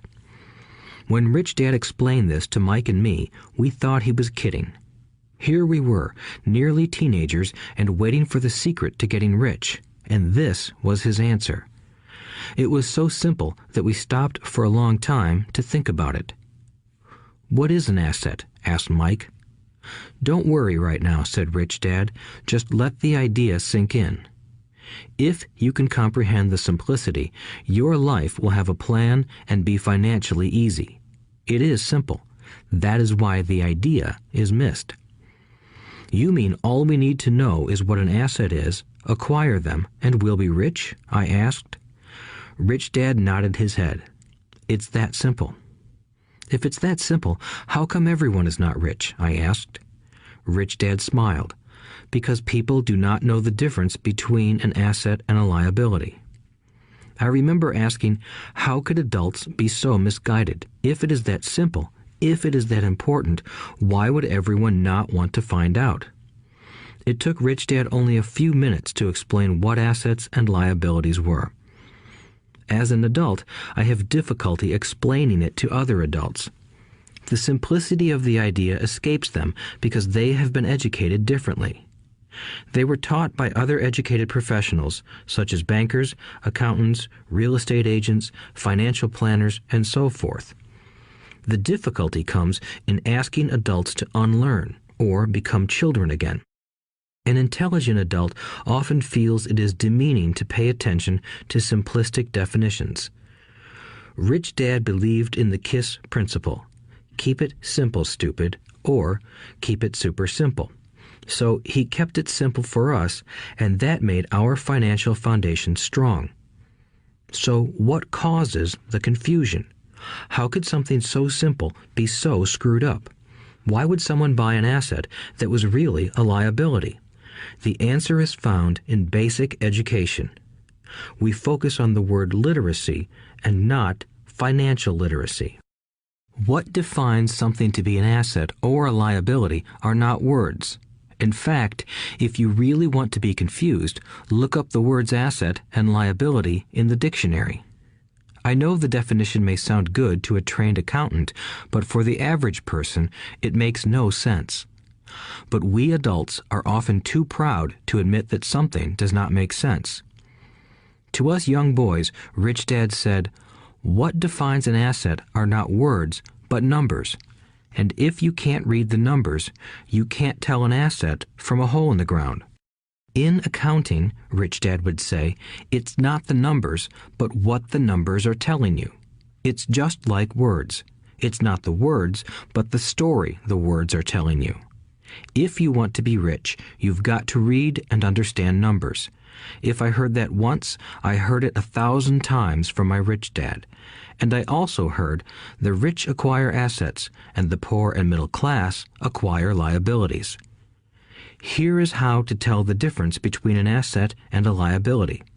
Most accountants and financial professionals do not agree with the definitions, but these simple drawings were the start of strong financial foundations for two young boys. An asset is something that puts money in my pocket. A liability is something that takes money out of my pocket. This is really all you need to know.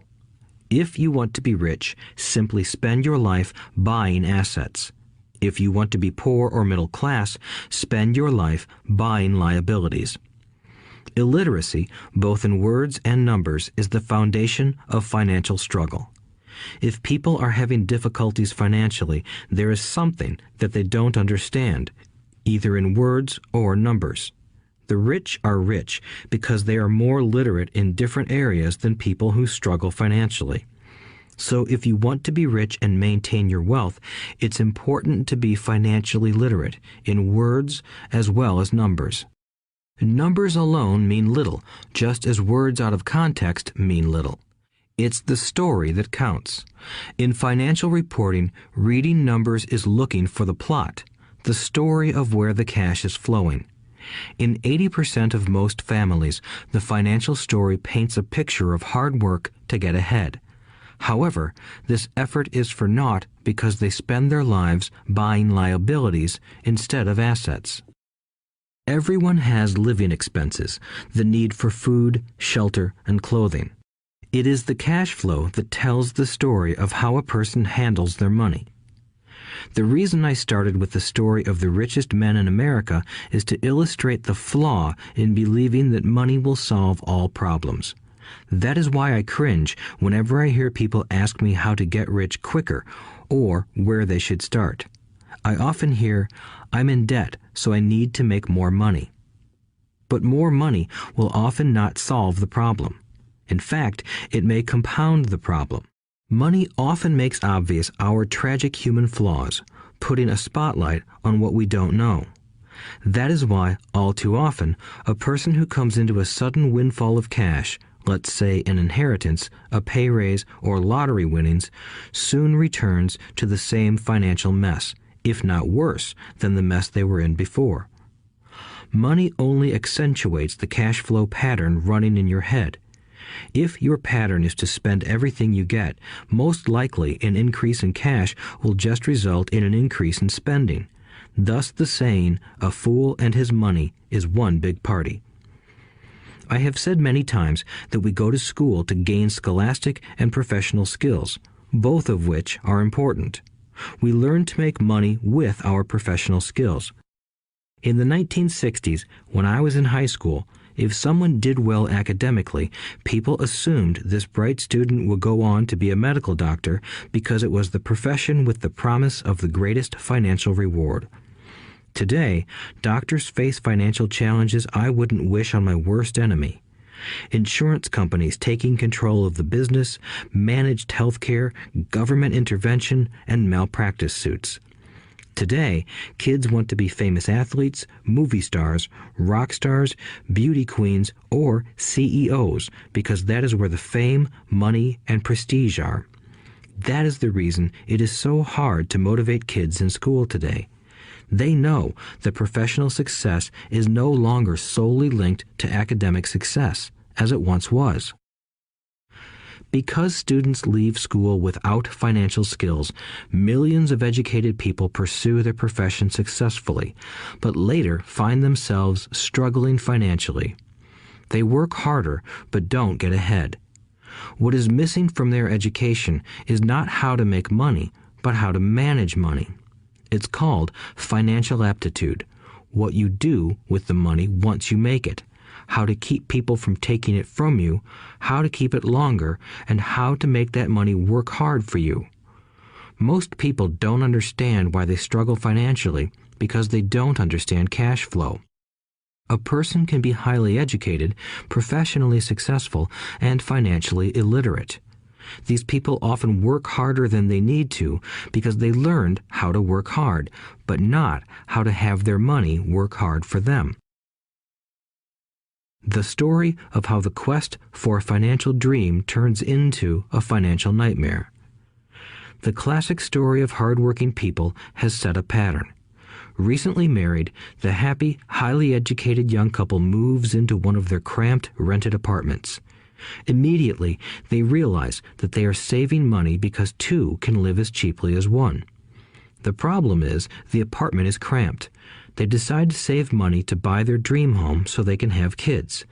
They now have two incomes, and they begin to focus on their careers. Their incomes begin to increase. As their incomes go up, their expenses go up as well. The number one expense for most people is taxes. Many people think it's income tax, but for most Americans, their highest tax is Social Security. As an employee, it appears as if the Social Security tax combined with the Medicare tax rate is roughly 7.5%, but it's really 15% since the employer must match the Social Security amount. In essence, it is money the employer can't pay you. On top of that, you still have to pay income tax on the amount deducted from your wages for Social Security tax. Income you never received because it went directly to Social Security through withholding. Going back to the young couple, as a result of their incomes increasing, they decide to buy the house of their dreams. Once in their house, they have a new tax called property tax. Then they buy a new car, new furniture, and new appliances to match their new house. All of a sudden, they wake up and their liabilities column is full of mortgage and credit card debt. Their liabilities go up. They're now trapped in the rat race. Pretty soon, a baby comes along and they work harder. The process repeats itself. Higher incomes cause higher taxes, also called bracket creep. A credit card comes in the mail. They use it. It maxes out. A loan company calls and says their greatest asset, their home, has appreciated in value. Because their credit is so good, the company offers a bill consolidation loan and tells them the intelligent thing to do is clear off the high-interest consumer debt by paying off their credit card. And besides, interest on their home is a tax deduction. They go for it and pay off those high-interest credit cards. They breathe a sigh of relief. Their credit cards are paid off. They've now folded their consumer debt into their home mortgage. Their payments go down because they extend their debt over 30 years. It is the smart thing to do. Their neighbor calls to invite them to go shopping. The Memorial Day sale is on. They promise themselves they'll just window shop, but they take a credit card, just in case. I run into this young couple all the time. Their names change, but their financial dilemma is the same. They come to one of my talks to hear what I have to say. They ask me, "Can you tell us how to make more money?" They don't understand that their trouble is really how they choose to spend the money they do have. It is caused by financial illiteracy and not understanding the difference between an asset and a liability. More money seldom solves someone's money problems. Intelligence solves problems. There is a saying a friend of mine says over and over to people in debt. If you find you have dug yourself into a hole, stop digging. As a child, my dad often told us that the Japanese were aware of 3 powers: the power of the sword, the jewel, and the mirror. The sword symbolizes the power of weapons. America has spent trillions of dollars on weapons, and because of this is a powerful military presence in the world. The jewel symbolizes the power of money. There is some degree of truth to the saying, "Remember the golden rule. He who has the gold makes the rules." The mirror symbolizes the power of self-knowledge. This self-knowledge, according to Japanese legend, was the most treasured of the 3. All too often, the poor and middle class allow the power of money to control them. By simply getting up and working harder, failing to ask themselves if what they do makes sense, they shoot themselves in the foot as they leave for work every morning. By not fully understanding money, the vast majority of people allow its awesome power to control them. If they used the power of the mirror, they would have asked themselves, "Does this make sense?" All too often, instead of trusting their inner wisdom, that genius inside, most people follow the crowd. They do things because everybody else does them. They conform rather than question. Often, they mindlessly repeat what they have been told. Diversify. Your home is an asset. Your home is your biggest investment. You get a tax break for going into greater debt. Get a safe job. Don't make mistakes. Don't take risks. It is said that the fear of public speaking is a fear greater than death for most people. According to psychiatrists, the fear of public speaking is caused by the fear of ostracism, the fear of standing out, the fear of criticism, the fear of ridicule, and the fear of being an outcast. The fear of being different prevents most people from seeking new ways to solve their problems. That is why my educated dad said the Japanese valued the power of the mirror the most, for it is only when we look into it that we find truth. Fear is the main reason that people say, "Play it safe." That goes for anything, be it sports, relationships, careers, or money. It is that same fear, the fear of ostracism, that causes people to conform to, and not question, commonly accepted opinions or popular trends. Your home is an asset. Get a bill consolidation loan and get out of debt. Work harder. It's a promotion. Someday I'll be a vice president. Save money. When I get a raise, I'll buy us a bigger house. Mutual funds are safe. Many financial problems are caused by trying to keep up with the Joneses. Occasionally, we all need to look in the mirror and be true to our inner wisdom rather than our fears. By the time Mike and I were 16 years old, we began to have problems in school. We were not bad kids. We just began to separate from the crowd. We worked for Mike's dad after school and on weekends. Mike and I often spent hours after work just sitting at a table with his dad while he held meetings with his bankers, attorneys, accountants, brokers, investors, managers, and employees. Here was a man who had left school at 13, who was now directing, instructing, ordering, and asking questions of educated people. They came at his beck and call and cringed when he didn't approve of them. Here was a man who had not gone along with the crowd. He was a man who did his own thinking and detested the words, "We have to do it this way because that's the way everyone else does it." He also hated the word "can't." If you wanted him to do something, just say, I don't think you can do it. Mike and I learned more sitting in on his meetings than we did in all our years of school, college included. Mike's dad was not book smart, but he was financially educated and successful as a result. He told us over and over again, an intelligent person hires people who are more intelligent than he is. So Mike and I had the benefit of spending hours listening to and learning from intelligent people. But because of this, Mike and I couldn't go along with the standard dogma our teachers preached, and that caused problems. Whenever the teacher said, "If you don't get good grades, you won't do well in the real world," Mike and I just raised our eyebrows. When we were told to follow set procedures and not deviate from the rules, we could see how school discouraged creativity. We started to understand why our rich dad told us that schools were designed to produce good employees instead of employers. Occasionally, Mike or I would ask our teachers how what we studied was applicable to the real world, or why we never studied money and how it worked. To the latter question, we often got the answer that money was not important, that if we excelled in our education, the money would follow. The more we knew about the power of money, the more distant we grew from the teachers and our classmates. My highly educated dad never pressured me about my grades, but we did begin to argue about money. By the time I was 16, I probably had a far better foundation with money than both my parents. I could keep books, I listened to tax accountants, corporate attorneys, bankers, real estate brokers, investors, and so forth. By contrast, my dad talked to other teachers. One day, my dad told me that our home was his greatest investment. A not too pleasant argument took place when I showed him why I thought a house was not a good investment. I showed him the ancillary expenses that went along with owning the home.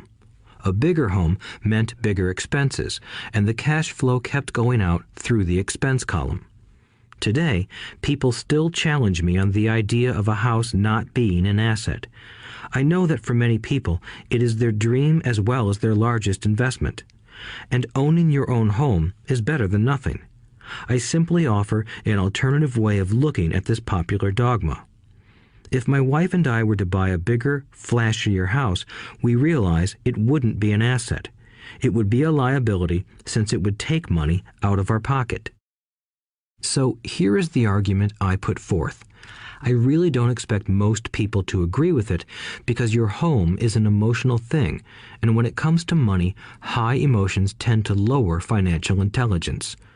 I know from personal experience that money has a way of making every decision emotional.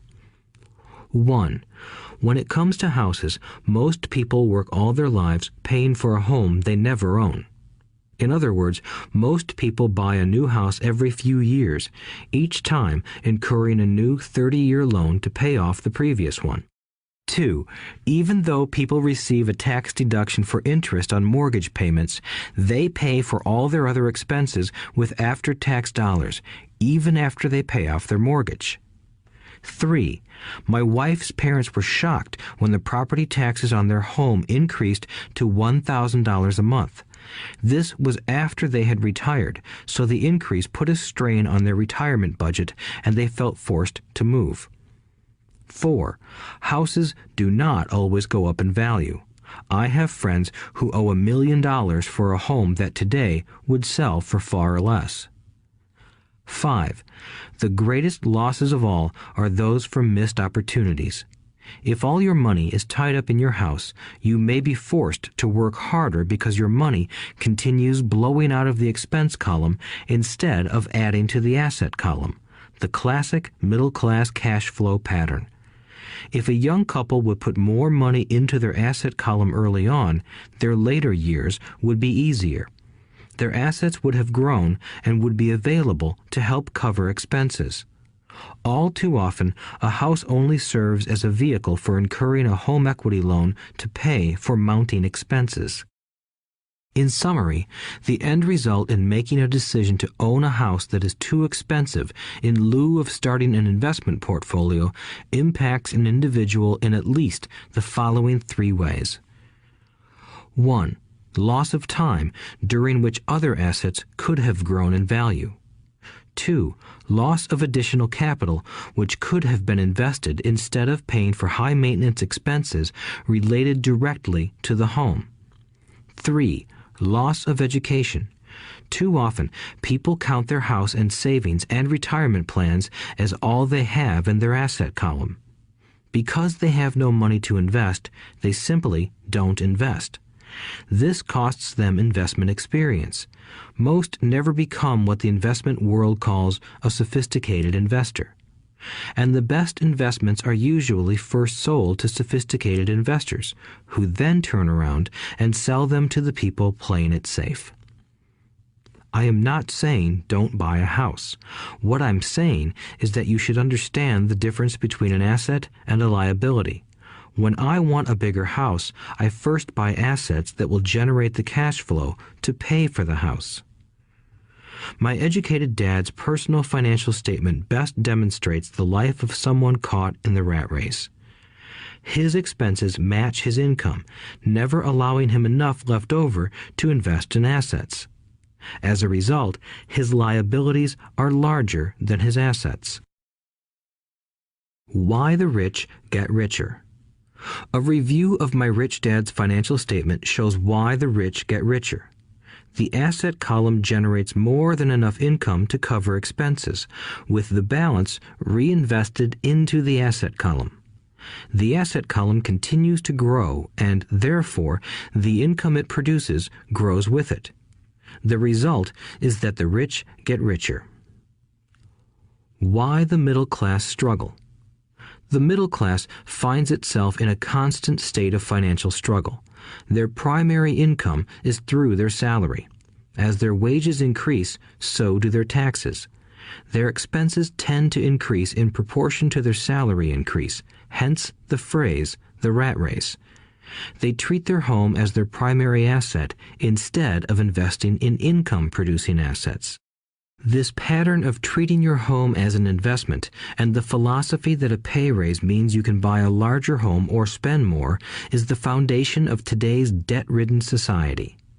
Increased spending throws families into greater debt and into more financial uncertainty, even though they may be advancing in their jobs and receiving raises on a regular basis.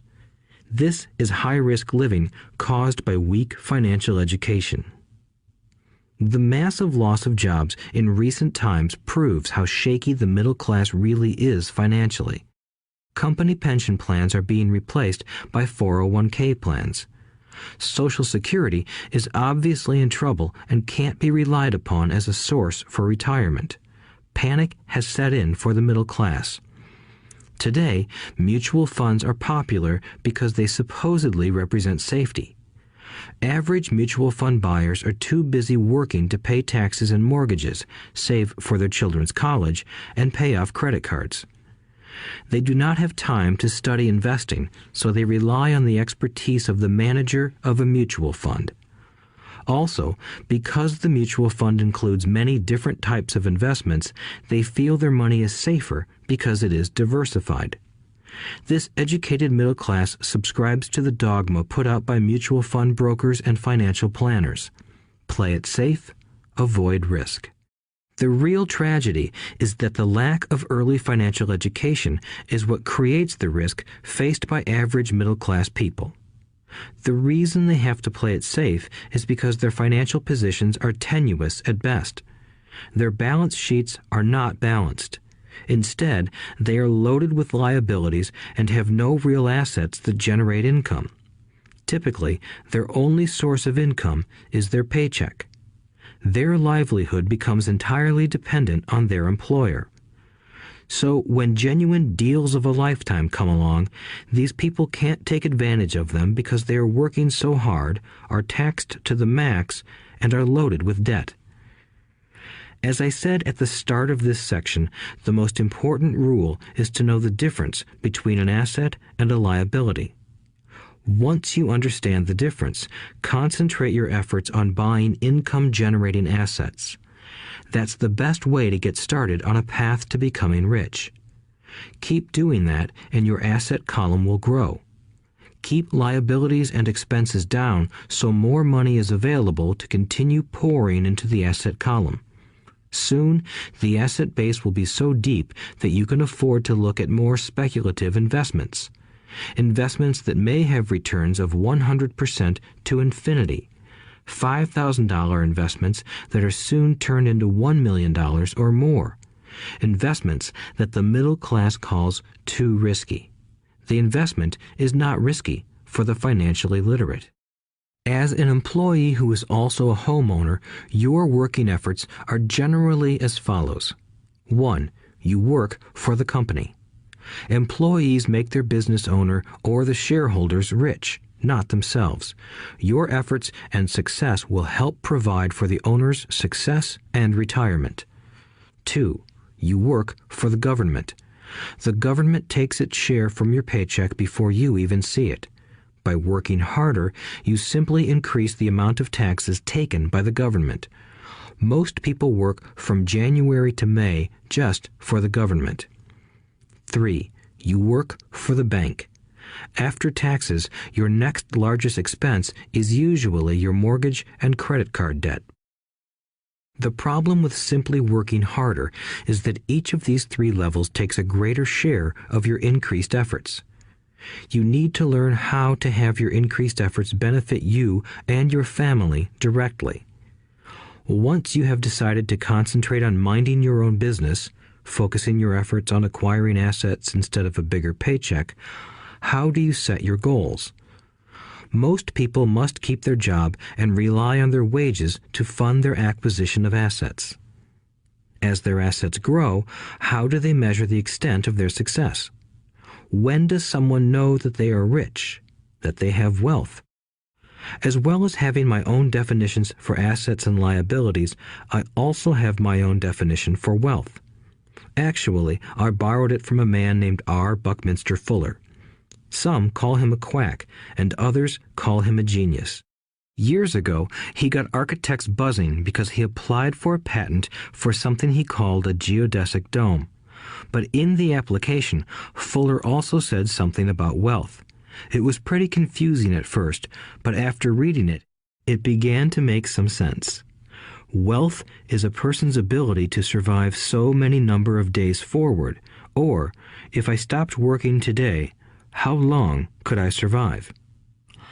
Unlike net worth, the difference between your assets and liabilities, which is often filled with a person's expensive junk and opinions of what things are worth, this definition creates the possibility for developing a truly accurate measurement. I could now measure and know where I was in terms of my goal to become financially independent. Although net worth often includes non-cash producing assets, like stuff you bought that now sits in your garage, wealth measures how much money your money is making and, therefore, your financial survivability. Wealth is the measure of the cash flow from the asset column compared with the expense column. Let's use an example. Let's say I have cash flow from my asset column of $1,000 a month, and I have monthly expenses of $2,000 a month. What is my wealth? Let's go back to Buckminster Fuller's definition. Using his definition, how many days forward can I survive? Assuming a 30-day month, I have enough cash flow for half a month. When I achieve $2,000 a month cash flow from my assets, then I will be wealthy. So, while I'm not yet rich, I am wealthy. I now have income generated from assets each month that fully cover my monthly expenses. If I want to increase my expenses, I first must increase my cash flow to maintain this level of wealth. Also note that it is at this point that I'm no longer dependent on my wages. I have focused on and been successful in building an asset column that has made me financially independent. If I quit my job today, I would be able to cover my monthly expenses with the cash flow from my assets. My next goal would be to have the excess cash flow from my assets reinvested into the asset column. The more money that goes into my asset column, the more my asset column grows. The more my assets grow, the more my cash flow grows. And as long as I keep my expenses less than the cash flow from these assets, I grow richer with more and more income from sources other than my physical labor. As this reinvestment process continues, I am well on my way to becoming rich. Just remember this simple observation. The rich buy assets. The poor only have expenses. The middle class buy liabilities they think are assets. So how do I start minding my own business? What is the answer? Listen to the founder of McDonald's in the next chapter. Chapter 3. Lesson 3. Mind your own business. The rich focus on their asset columns while everyone else focuses on their income statements. In 1974, Ray Kroc, the founder of McDonald's, was asked to speak to the MBA class at the University of Texas at Austin. A friend of mine was a student in that MBA class. After a powerful and inspiring talk, the class adjourned and the students asked Ray if he would join them at their favorite hangout to have a few beers. Ray graciously accepted. "What business am I in?" Ray asked once the group had all their beers in hand. Everyone laughed, my friend said. Most of the MBA students thought Ray was just fooling around. No one answered, so Ray asked again. "What business do you think I'm in?" The students laughed again, and finally one brave soul yelled out, "Ray, who in the world doesn't know that you're in the hamburger business?" Ray chuckled. "That's what I thought you would say." He paused and then quickly added, "Ladies and gentlemen, I'm not in the hamburger business. My business is real estate." As my friend tells the story, Ray spent a good amount of time explaining his viewpoint. In his business plan, Ray knew that the primary business focus was to sell hamburger franchises, but what he never lost sight of was the location of each franchise. He knew that the land and its location were the most significant factors in the success of each franchise. Basically, the person who bought the franchise was also buying the real estate under the franchise for Ray Kroc's organization. Today, McDonald's is the largest single owner of real estate in the world, owning even more than the Catholic Church. McDonald's owns some of the most valuable intersections and street corners in America and around the globe. My friend considers this as one of the most important lessons in his life. Today, he owns car washes, but his business is the real estate under those car washes. The previous chapter presented that most people work for everyone but themselves. They work first for the owners of the company, then for the government through taxes, and finally for the bank that owns their mortgage. When I was a young boy, we did not have a McDonald's nearby. Yet my rich dad was responsible for teaching Mike and me the same lesson that Ray Kroc talked about at the University of Texas. It is secret number 3 of the rich. The secret is mind your own business. Financial struggle is often directly the result of people working all their lives for someone else. Many people will simply have nothing at the end of their working days to show for their efforts. Our current educational system focuses on preparing today's youth to get good jobs by developing scholastic skills.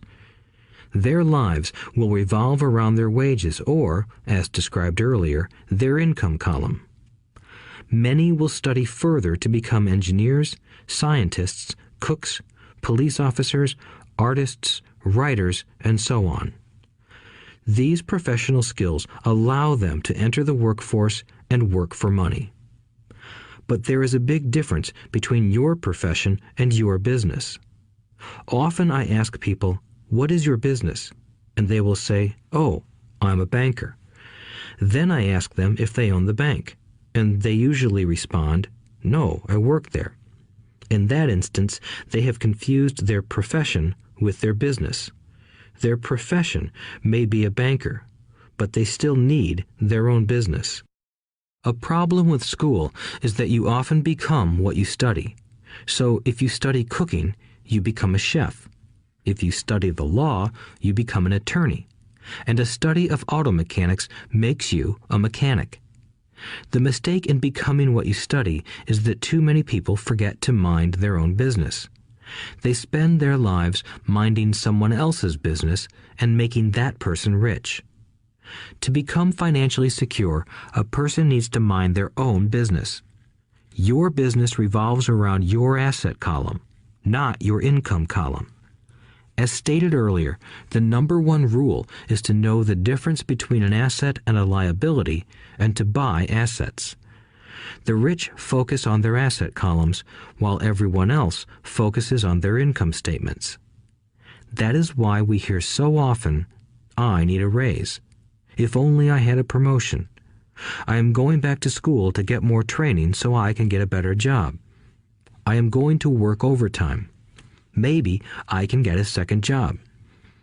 In some circles, these are sensible ideas, but you are still not minding your own business. These ideas all still focus on the income column and will only help a person become more financially secure if the additional money is used to purchase income-generating assets. The primary reason the majority of the poor and middle class are fiscally conservative, which means I can't afford to take risks, is that they have no financial foundation. They have to cling to their jobs and play it safe. When downsizing became the in thing to do, millions of workers found out their largest so-called asset, their home, was eating them alive. Their asset was costing them money every month. Their car, another asset, was eating them alive. The golf clubs in the garage that cost $1,000 were not worth $1,000 anymore. Without job security, they had nothing to fall back on. What they thought were assets could not help them survive in a time of financial crisis. I assume most of us have filled out a credit application to buy a house or a car. It's always interesting to look at the net worth section because of what accepted banking and accounting practices allow a person to count as assets. One day when I wanted a loan, my financial position did not look too good. So I added my new golf clubs, my art collection, books, electronics, Armani suits, wristwatches, shoes, and other personal effects to boost the number in the asset column. But I was turned down because I had too much investment real estate. The loan committee didn't like that I made so much money from rent. They wanted to know why I did not have a normal job with a salary. They did not question the Armani suits, golf clubs, or art collection. Life is sometimes tough when you do not fit the standard profile. I cringe every time I hear someone say to me that their net worth is $1 million or $100,000 or whatever. One of the main reasons net worth is not accurate is simply because the moment you begin selling your assets, you are taxed for any gains. So many people have put themselves in deep financial trouble when they run short of income.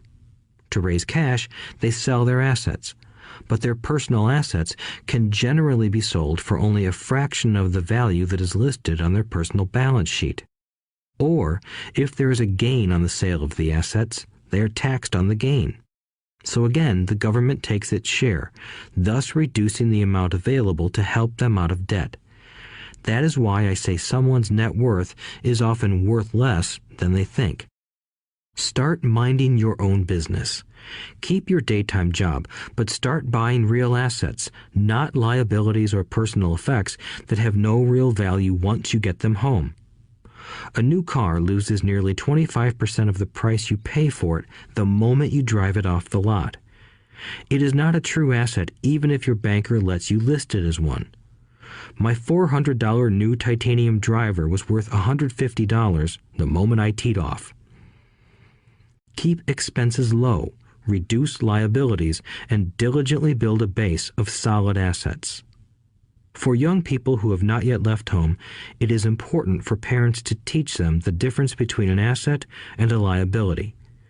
Get them to start building a solid asset column before they leave home, get married, buy a house, have kids, and get stuck in a risky financial position, clinging to a job and buying everything on credit.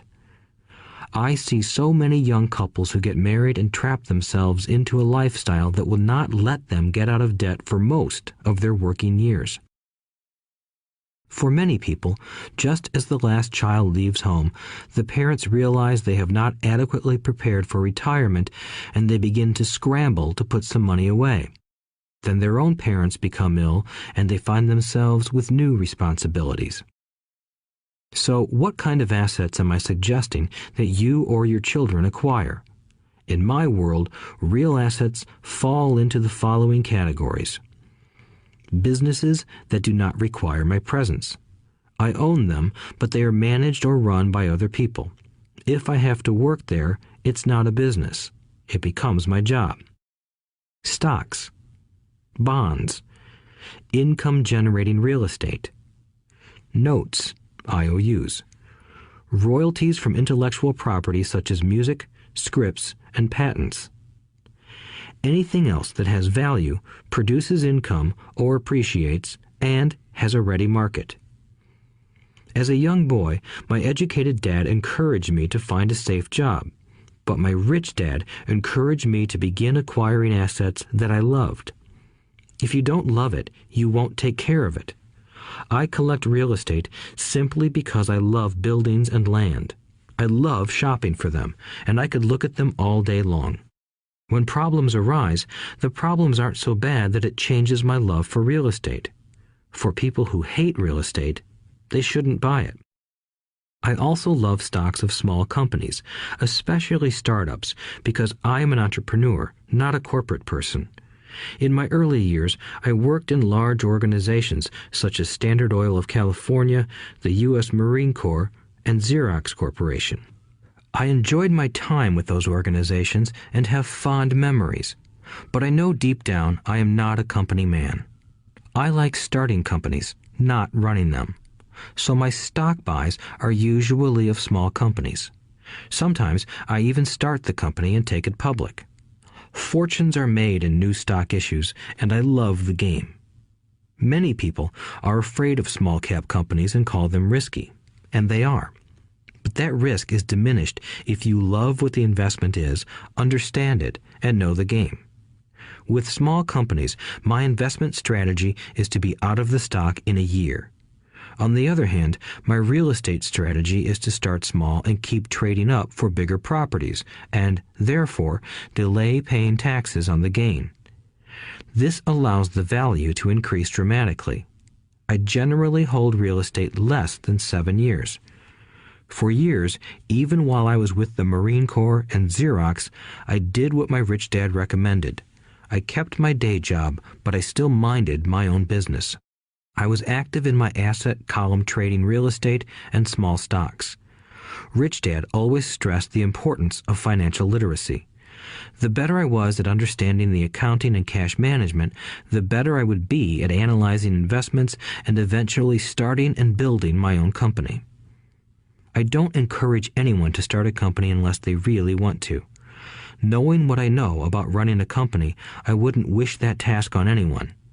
There are times when people can't find employment and starting a company seems like the best solution.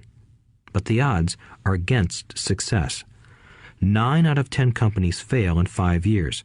Of those that survive the first 5 years, 9 out of every 10 of those eventually fail as well. So only if you really have the desire to own your own company do I recommend it. Otherwise, keep your day job and mind your own business.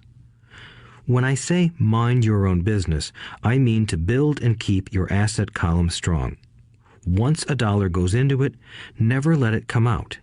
Think of it this way. Once a dollar goes into your asset column, it becomes your employee. The best thing about money is that it works 24 hours a day and can work for generations. Keep your day job, be a great hard-working employee, but keep building that asset column. As your cash flow grows, you can indulge in some luxuries. An important distinction is that rich people buy luxuries last, while the poor and middle class tend to buy luxuries first. The poor and the middle class often buy luxury items like big houses, diamonds, furs, jewelry, or boats because they want to look rich. They look rich, but in reality they just get deeper in debt on credit. The old money people, the long-term rich, build their asset column first. Then the income generated from the asset column buys their luxuries. The poor and middle class buy luxuries with their own sweat, blood, and children's inheritance. A true luxury is a reward for investing in and developing a real asset. For example, when my wife Kim and I had extra money coming from our apartment houses, she went out and bought her Mercedes. It didn't take any extra work or risk on her part because the apartment house bought the car. She did, however, have to wait 4 years while the real estate investment portfolio grew and began generating enough extra cash flow to pay for the car. But the luxury, the Mercedes, was a true reward because she proved she knew how to grow her asset column. That car now means a lot more to her than simply another pretty car. It means she used her financial intelligence to afford it. Instead, most people impulsively go out and buy a new car or some other luxury on credit. They may feel bored and just want a new toy. Buying a luxury on credit often causes a person to eventually resent that luxury because the debt becomes a financial burden. After you've taken the time and invested in and built your own business, you are now ready to learn the biggest secret of the rich, the secret that puts the rich way ahead of the pack. Chapter 4. Lesson 4. The History of Taxes and the Power of Corporations. My rich dad just played the game smart, and he did it through corporations, the biggest secret of the rich. I remember in school being told the story of Robin Hood and his merry men. My teacher thought it was a wonderful story of a romantic hero who robbed from the rich and gave to the poor. My rich dad did not see Robin Hood as a hero. He called Robin Hood a crook. Robin Hood may be long gone, but his followers live on. I often still hear people say, "Why don't the rich pay for it?" Or, "The rich should pay more in taxes and give it to the poor." It is this Robin Hood fantasy, or taking from the rich to give to the poor, that has caused the most pain for the poor and the middle class. The reason the middle class is so heavily taxed is because of the Robin Hood ideal. The reality is that the rich are not taxed. It's the middle class who pays for the poor, especially the educated, upper-income middle class. Again, to understand fully how things happen, we need to look at the history of taxes. Although my highly educated dad was an expert on the history of education, my rich dad fashioned himself an expert on the history of taxes. Rich Dad explained to Mike and me that originally in England and America, there were no taxes. Occasionally, there were temporary taxes levied in order to pay for wars. The king or the president would put the word out and ask everyone to chip in. Taxes were levied in Britain for the fight against Napoleon from 1799 to 1816, and in America to pay for the Civil War from 1861 to 1865. In 1874, England made income tax a permanent levy on its citizens. In 1913, an income tax became permanent in the United States with the adoption of the 16th Amendment to the U.S. Constitution. At one time, Americans were anti-tax. It had been the tax on tea that led to the famous Tea Party in Boston Harbor, an incident that helped ignite the Revolutionary War. It took approximately 50 years in both England and the United States to sell the idea of a regular income tax. What these historical dates fail to reveal is that both of these taxes were initially levied against only the rich. It was this point that Rich Dad wanted Mike and me to understand. He explained that the idea of taxes was made popular and accepted by the majority by telling the poor and the middle class that taxes were created only to punish the rich. This is how the masses voted for the law, and it became constitutionally legal. Although it was intended to punish the rich, in reality it wound up punishing the very people who voted for it, the poor and middle class. Once government got a taste of money, its appetite grew, said Rich Dad. Your dad and I are exactly opposite. He's a government bureaucrat, and I am a capitalist.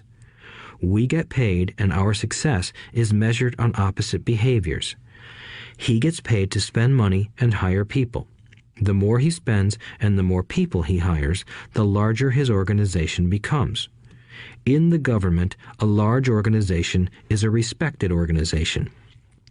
On the other hand, within my organization, the fewer people I hire and the less money I spend, the more I am respected by my investors.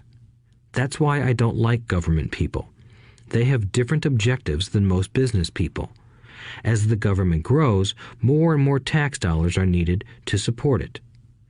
My educated dad sincerely believed that government should help people. He loved John F. Kennedy and especially the idea of the Peace Corps. He loved the idea so much that both he and my mom worked for the Peace Corps, training volunteers to go to Malaysia, Thailand, and the Philippines. He always strived for additional grants and budget increases so he could hire more people, both in his job with the Education Department and in the Peace Corps.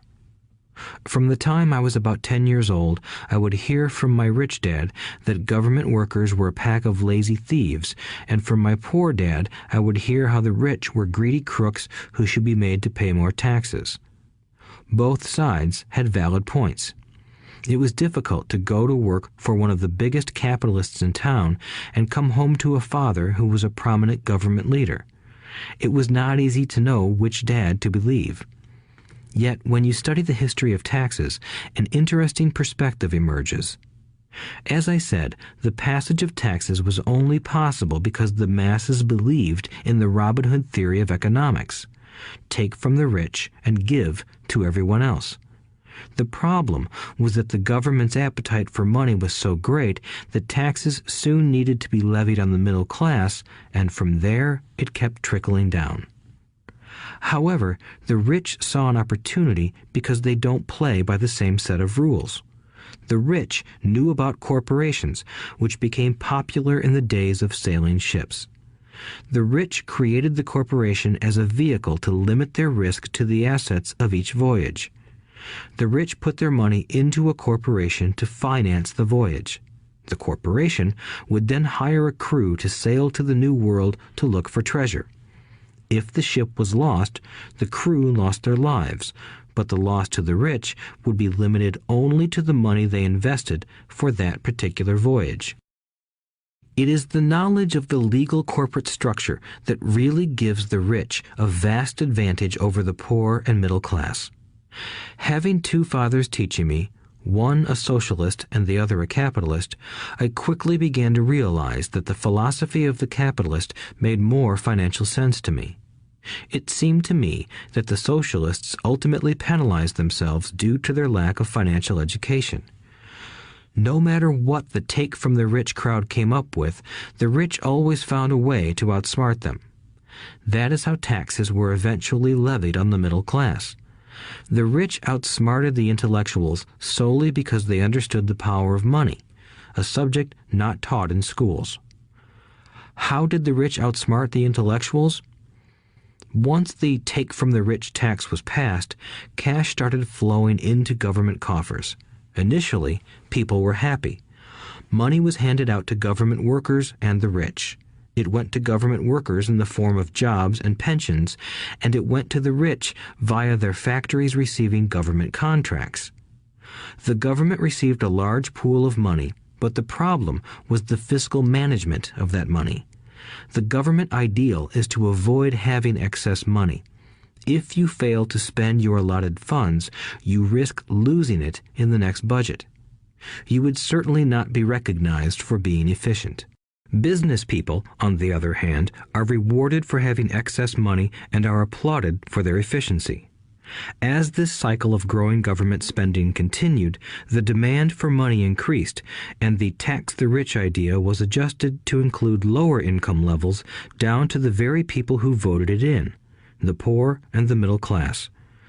True capitalists used their financial knowledge to simply find an escape. They headed back to the protection of a corporation. But what many people who have never formed a corporation don't know is that a corporation is not really a thing. A corporation is merely a file folder with some legal documents in it, sitting in some attorney's office and registered with a state government agency. It's not a big building or a factory or a group of people. A corporation is merely a legal document that creates a legal body without a soul. Using it, the wealth of the rich was once again protected. It was popular because the income tax rate of a corporation is less than the individual income tax rates. In addition, certain expenses could be paid by a corporation with pre-tax dollars. This war between the haves and have-nots has raged for hundreds of years. The battle is waged whenever and wherever laws are made, and it will go on forever. The problem is that the people who lose are the uninformed, the ones who get up every day and diligently go to work and pay taxes. If they only understood the way the rich play the game, they could play it too. Then they would be on their way to their own financial independence. This is why I cringe every time I hear a parent advise their children to go to school so they can find a safe, secure job. An employee with a safe, secure job without financial aptitude has no escape. Average Americans today work 5 to 6 months for the government just to cover their taxes. In my opinion, that is simply too long. The harder you work, the more you pay the government. That is why I believe that the idea of take from the rich backfired on the very people who voted it in. Every time people try to punish the rich don't simply comply. They react. They have the money, power, and intent to change things. They don't just sit there and voluntarily pay more taxes. Instead, they search for ways to minimize their tax burden. They hire smart attorneys and accountants and persuade politicians to change laws or create legal loopholes. They use their resources to effect change. The tax code of the United States also allows other ways to reduce taxes. Most of these vehicles are available to anyone, but it is the rich who find them because they are minding their own business. For example, 1031 is jargon for Section 1031 of the Internal Revenue Code, which allows a seller to delay paying taxes on a piece of real estate that is sold for a capital gain through an exchange for a more expensive piece of real estate. Real estate is one investment vehicle that has a great tax advantage. As long as you keep trading up in value, you will not be taxed on the gains until you liquidate. People who don't take advantage of these legal tax savings are missing a great opportunity to build their asset columns. The poor and middle class don't have the same resources. They sit there and let the government's needles enter their arm and allow the blood donation to begin. Today, I am constantly shocked at the number of people who pay more taxes or take fewer deductions simply because they are afraid of the government. I have friends who have had their businesses shut down and destroyed, only to find out it was a mistake on the part of the government. I realize all that, but the price of working from January to May is a high price to pay for that intimidation. My poor dad never fought back. My rich dad didn't either. He just played the game smarter, and he did it through corporations, the biggest secret of the rich. You may remember the first lesson I learned from my rich dad. I was a little boy of 9 who had to sit and wait for him to choose to talk to me. I sat in his office waiting for him to get to me. He was ignoring me on purpose. He wanted me to recognize his power and to desire to have that power for myself one day. During all the years I studied and learned from him, he always reminded me that knowledge is power. And with money comes great power that requires the right knowledge to keep it and make it multiply. Without that knowledge, the world pushes you around. Rich Dad constantly reminded Mike and me that the biggest bully was not the boss or the supervisor, but the tax man. The tax man will always take more if you let him. The first lesson of having money work for you, as opposed to you working for money, is all about power. If you work for money, you give the power to your employer. If money works for you, you keep the power and control it.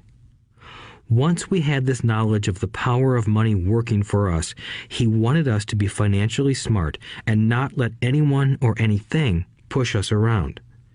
If you're ignorant, it's easy to be bullied. If you know what you're talking about, you have a fighting chance. That is why he paid so much for smart tax accountants and attorneys. It was less expensive to pay them than to pay the government. His best lesson to me was, be smart and you won't be pushed around as much. He knew the law because he was a law-abiding citizen and because it was expensive to not know the law. If you know you're right, you're not afraid of fighting back, even if you are taking on Robin Hood and his band of merry men. My highly educated dad always encouraged me to land a good job with a strong corporation. He spoke of the virtues of working your way up the corporate ladder. He didn't understand that, by relying solely on a paycheck from a corporate employer, I would be a docile cow ready for milking. When I told my rich dad of my father's advice, he only chuckled. "Why not own the ladder?" was all he said. As a young boy, I did not understand what Rich Dad meant by owning my own corporation. It was an idea that seemed impossible and intimidating. Although I was excited by the idea, my inexperience wouldn't let me envision the possibility that grown-ups would someday work for a company I would own. The point is that, if not for my rich dad, I would have probably followed my educated dad's advice. It was merely the occasional reminder of my rich dad that kept the idea of owning my own corporation alive and kept me on a different path. By the time I was 15 or 16, I knew I wasn't going to continue down the path my educated dad recommended. I didn't know how I was going to do it, but I was determined not to head in the direction most of my classmates were heading. That decision changed my life.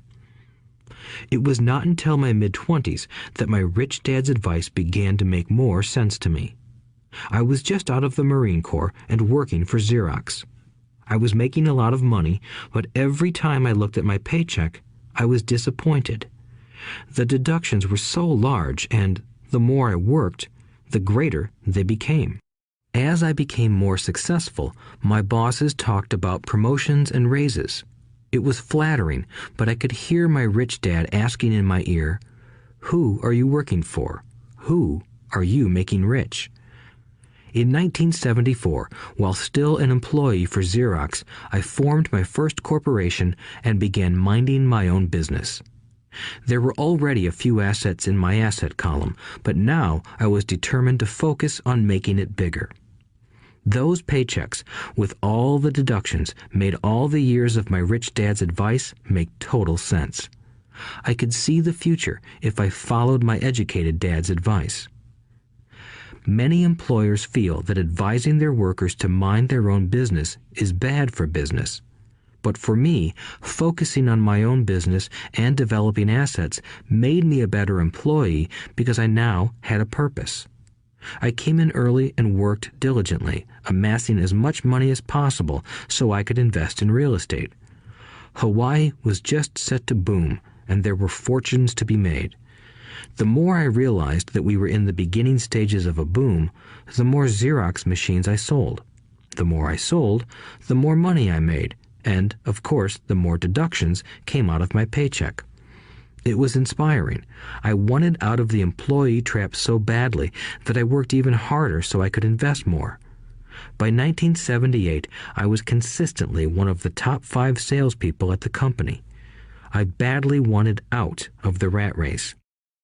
In less than 3 years, I was making more in my real estate holding corporation than I was making at Xerox, and the money I was making in my asset column in my own corporation was money working for me, not me pounding on doors selling copiers.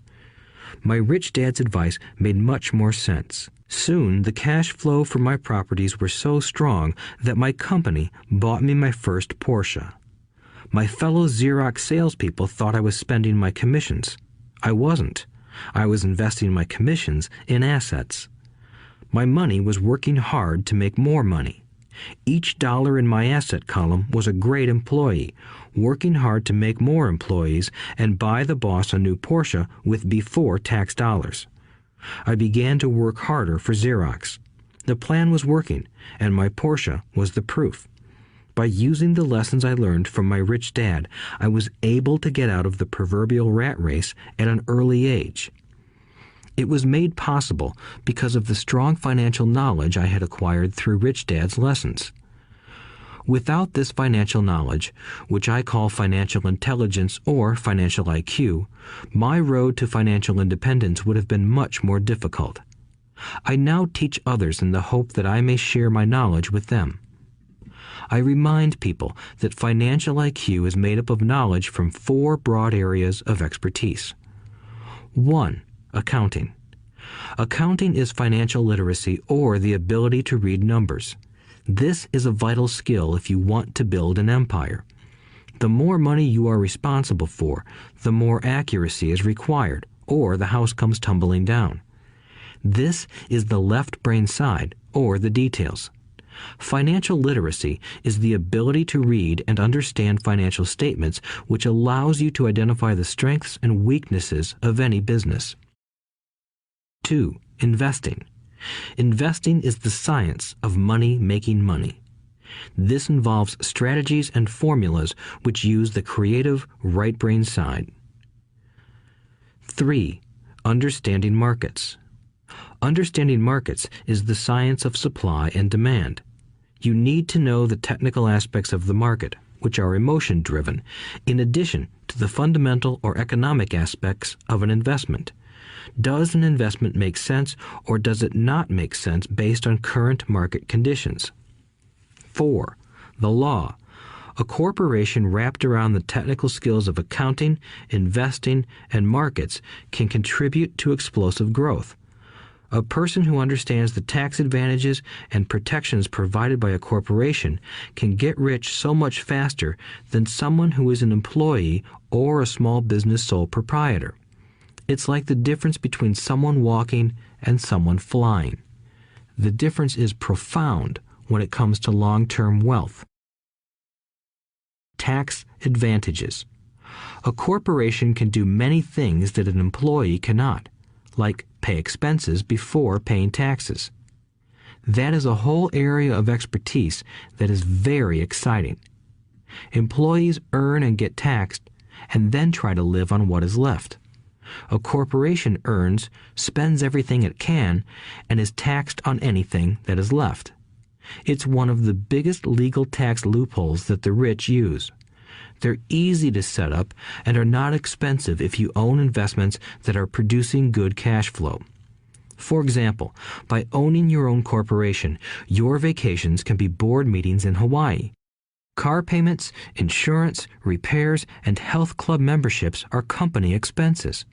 Most restaurant meals are partial expenses, and on. But it's done legally with pre-tax dollars. Protection from lawsuits. We live in a litigious society.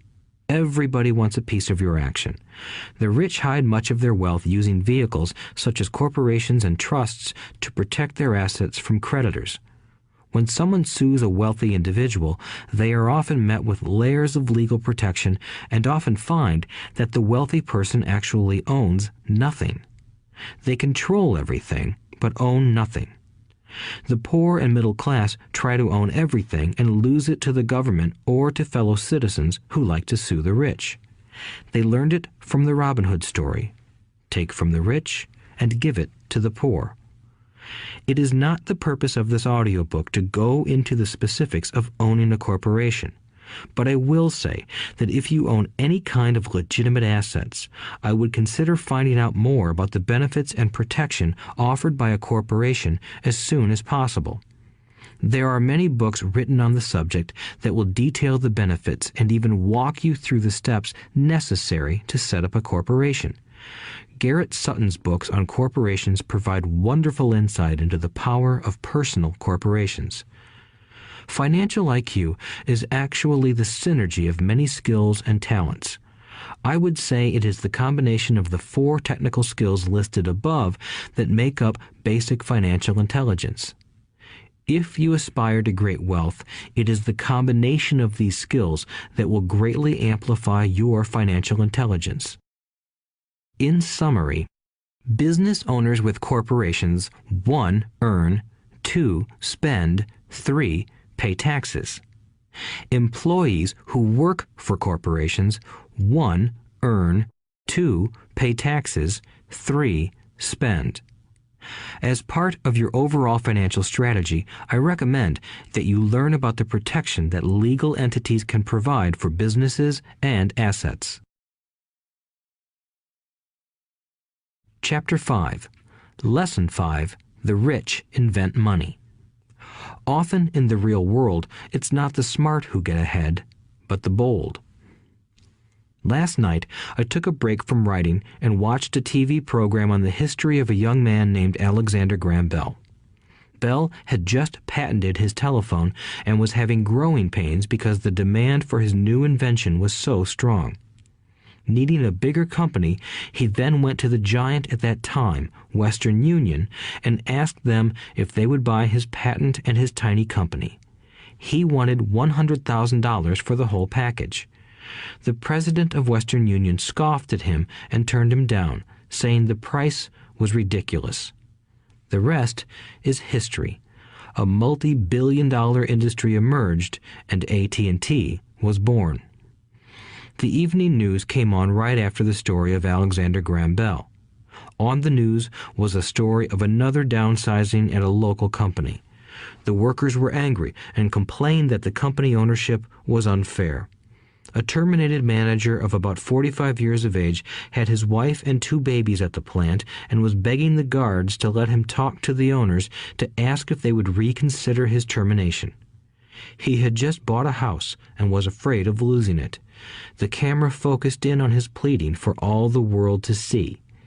Needless to say, it held my attention. I have been teaching professionally since 1984. It has been a great experience and a rewarding one.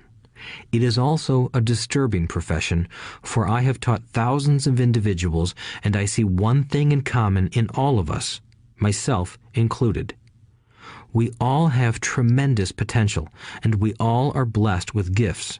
Yet the one thing that holds all of us back is some degree of self-doubt. It is not so much the lack of technical information that holds us back, but more the lack of self-confidence. Some are more affected than others. Once we leave school, most of us know that it is not so much a matter of college degrees or good grades that count. In the real world, outside of academics, something more than just grades is required. I have heard it called many things: guts, chutzpah, balls, audacity, bravado, cunning, daring, tenacity, and brilliance. This factor, whatever it is labeled, ultimately decides one's future much more than school grades do. Inside each of us is one of these brave, brilliant, and daring characters. There is also the flip side of that character, people who could get down on their knees and beg if necessary. After a year in Vietnam as a Marine Corps pilot, I got to know both of those characters inside of me intimately. One is not better than the other. Yet, as a teacher, I recognized that it was excessive fear and self-doubt that were the greatest detractors of personal genius. It broke my heart to see students know the answers, yet lack the courage to act on the answer. Often in the real world, it's not the smart who get ahead, but the bold. In my personal experience, your financial genius requires both technical knowledge as well as courage. If fear is too strong, the genius is suppressed. In my classes, I strongly urge students to learn to take risks, to be bold, and to let their genius convert that fear into power and brilliance. It works for some and just terrifies others. I have come to realize that for most people, when it comes to the subject of money, they would rather play it safe. I have had to field questions such as, why take risks? Why should I bother developing my financial IQ? Why should I become financially literate? And I answer, just to have more options. There are huge changes up ahead. In the coming years, there will be more people just like the young inventor Alexander Graham Bell. There will be 100 people like Bill Gates and hugely successful companies like Microsoft created every year all over the world. And there will also be many more bankruptcies, layoffs, and downsizings. So why bother developing your financial IQ? No one can answer that but you. Yet I can tell you why I myself do it. I do it because it is the most exciting time to be alive. I'd rather be welcoming change than dreading change. I'd rather be excited about making millions than worrying about not getting a raise. This period we are in now is a most exciting time, unprecedented in our world's history. Generations from now, people will look back at this period of time and remark at what an exciting era it must have been. It was the death of the old and birth of the new. It was full of turmoil, and it was exciting. So why bother developing your financial IQ? Because if you do, you will prosper greatly. And if you don't, this period of time will be a frightening one. It will be a time of watching some people move boldly forward while others cling to worn-out life preservers. Land was wealth 300 years ago, so the person who owned the land owned the wealth. Later, wealth was in factories and production, and America rose to dominance. The industrialist owned the wealth. Today, wealth is in information, and the person who has the most timely information owns the wealth. The problem is that information flies around the world at the speed of light. The new wealth cannot be contained by boundaries and borders as land and factories were. The changes will be faster and more dramatic. There will be a dramatic increase in the number of new multimillionaires. There also will be those who are left behind. I find so many people struggling today, often working harder, simply because they cling to old ideas. They want things to be the way they were, and they resist change. I know people who are losing their jobs or their houses, and they blame technology or the economy or their boss. Sadly, they fail to realize that they might be the problem. Old ideas are their biggest liability. It is a liability simply because they fail to realize that while that idea or way of doing something was an asset yesterday, yesterday is gone. One afternoon, I was teaching how to invest using a board game I had invented, Cash Flow, as a teaching tool. A friend had brought someone along to attend the class. This friend of a friend was recently divorced, had been badly burned in the divorce settlement, and was now searching for some answers. Her friend thought the class might help. The game was designed to help people learn how money works. In playing the game, they learn about the interaction of the income statement with the balance sheet. They learn how cash flows between the two and how the road to wealth is through striving to increase your monthly cash flow from the asset column to the point that it exceeds your monthly expenses. Once you accomplish this, you are able to get out of the rat race and out onto the fast track. As I have said, some people hate the game, some love it, and others miss the point. This woman missed a valuable opportunity to learn something. In the opening round, she drew a doodad card with the boat on it. At first, she was happy. "Oh, I've got a boat." Then, as her friend tried to explain how the numbers worked on her income statement and balance sheet, she got frustrated because she had never liked math. The rest of her table waited while her friend continued explaining the relationship between the income statement, balance sheet, and monthly cash flow. Suddenly, when she realized how the numbers worked, it dawned on her that her boat was eating her alive. Later on in the game, she was also downsized and had a child. It was a horrible game for her. After the class, her friend came by and told me that she was upset. She had come to the class to learn about investing and did not like the idea that it took so long to play a silly game. Her friend attempted to tell her to look within herself to see if the game reflected her in any way. With that suggestion, the woman demanded her money back. She said that the very idea that a game could be a reflection of her was ridiculous. Her money was promptly refunded, and she left. Since 1984, I have made millions simply by doing what the school system does not do. In school, most teachers lecture. I hated lectures as a student. I was soon bored, and my mind would drift. In 1984, I began teaching via games and simulations, and I still rely on these tools today. I always encourage adult students to look at games as reflecting back to them what they know and what they need to learn. Most importantly, games reflect behavior. They are instant feedback systems. Instead of the teacher lecturing you, the game is giving you a personalized lecture, one that is custom-made just for you. The friend of the woman who left later called to give me an update. She said her friend was fine and had calmed down. In her cooling-off period, she could see some slight relationship between the game and her life. Although she and her husband did not own a boat, they did own everything else imaginable. She was angry after their divorce, both because he had run off with a younger woman and because, after 20 years of marriage, they had accumulated little in the way of assets. There was virtually nothing for them to split. Their 20 years of married life had been incredible fun, but all they had accumulated was a ton of doodads.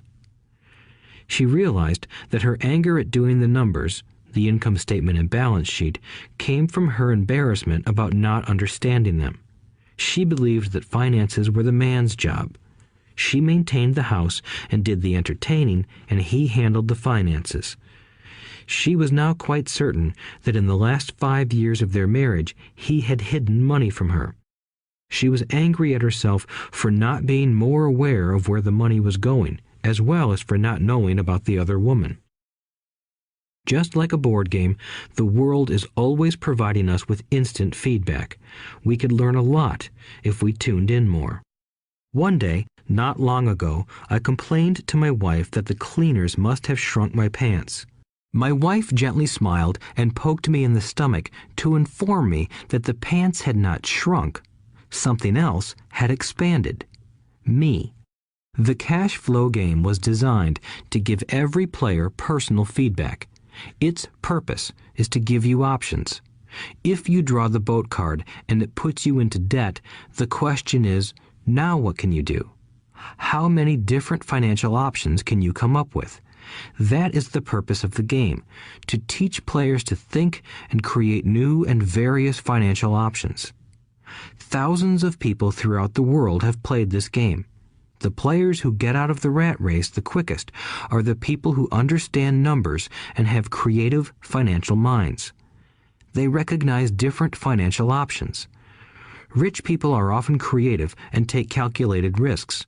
People who take the longest are people who are not familiar with numbers and often do not understand the power of investing. Some people playing cash flow gain lots of money in the game, but they don't know what to do with it. Even though they have money, everyone else seems to be getting ahead of them. And that is true in real life. There are a lot of people who have a lot of money and do not get ahead financially. Limiting your options is the same as hanging on to old ideas. I have a friend from high school who now works at 3 jobs. Years ago, he was the richest of all my classmates. When the local sugar plantation closed, the company he worked for went down with the plantation. In his mind, he had but one option, and that was the old option: work hard. The problem was that he couldn't find an equivalent job that recognized his seniority from the old company. As a result, he is overqualified for the jobs he currently has, so his salary is lower. He now works 3 jobs to earn enough to survive. I have watched people playing cash flow complain that the right opportunity cards are not coming their way, so they sit there. I know people who do that in real life. They wait for the right opportunity. I have watched people get the right opportunity card and then not have enough money. Then they complain that they would have gotten out of the rat race if they had had more money. So they sit there. I know people in real life who do that also. They see all the great deals, but they have no money. And I have seen people pull a great opportunity card, read it out loud, and have no idea that it is a great opportunity. They have the money, the time is right, they have the card, but they can't see the opportunity staring them in the face. They fail to see how it fits into their financial plan for escaping the rat race. And I know more people like that than all the others combined. Most people have an opportunity of a lifetime flash right in front of them, and they fail to see it. A year later, they find out about it, after everyone else got rich.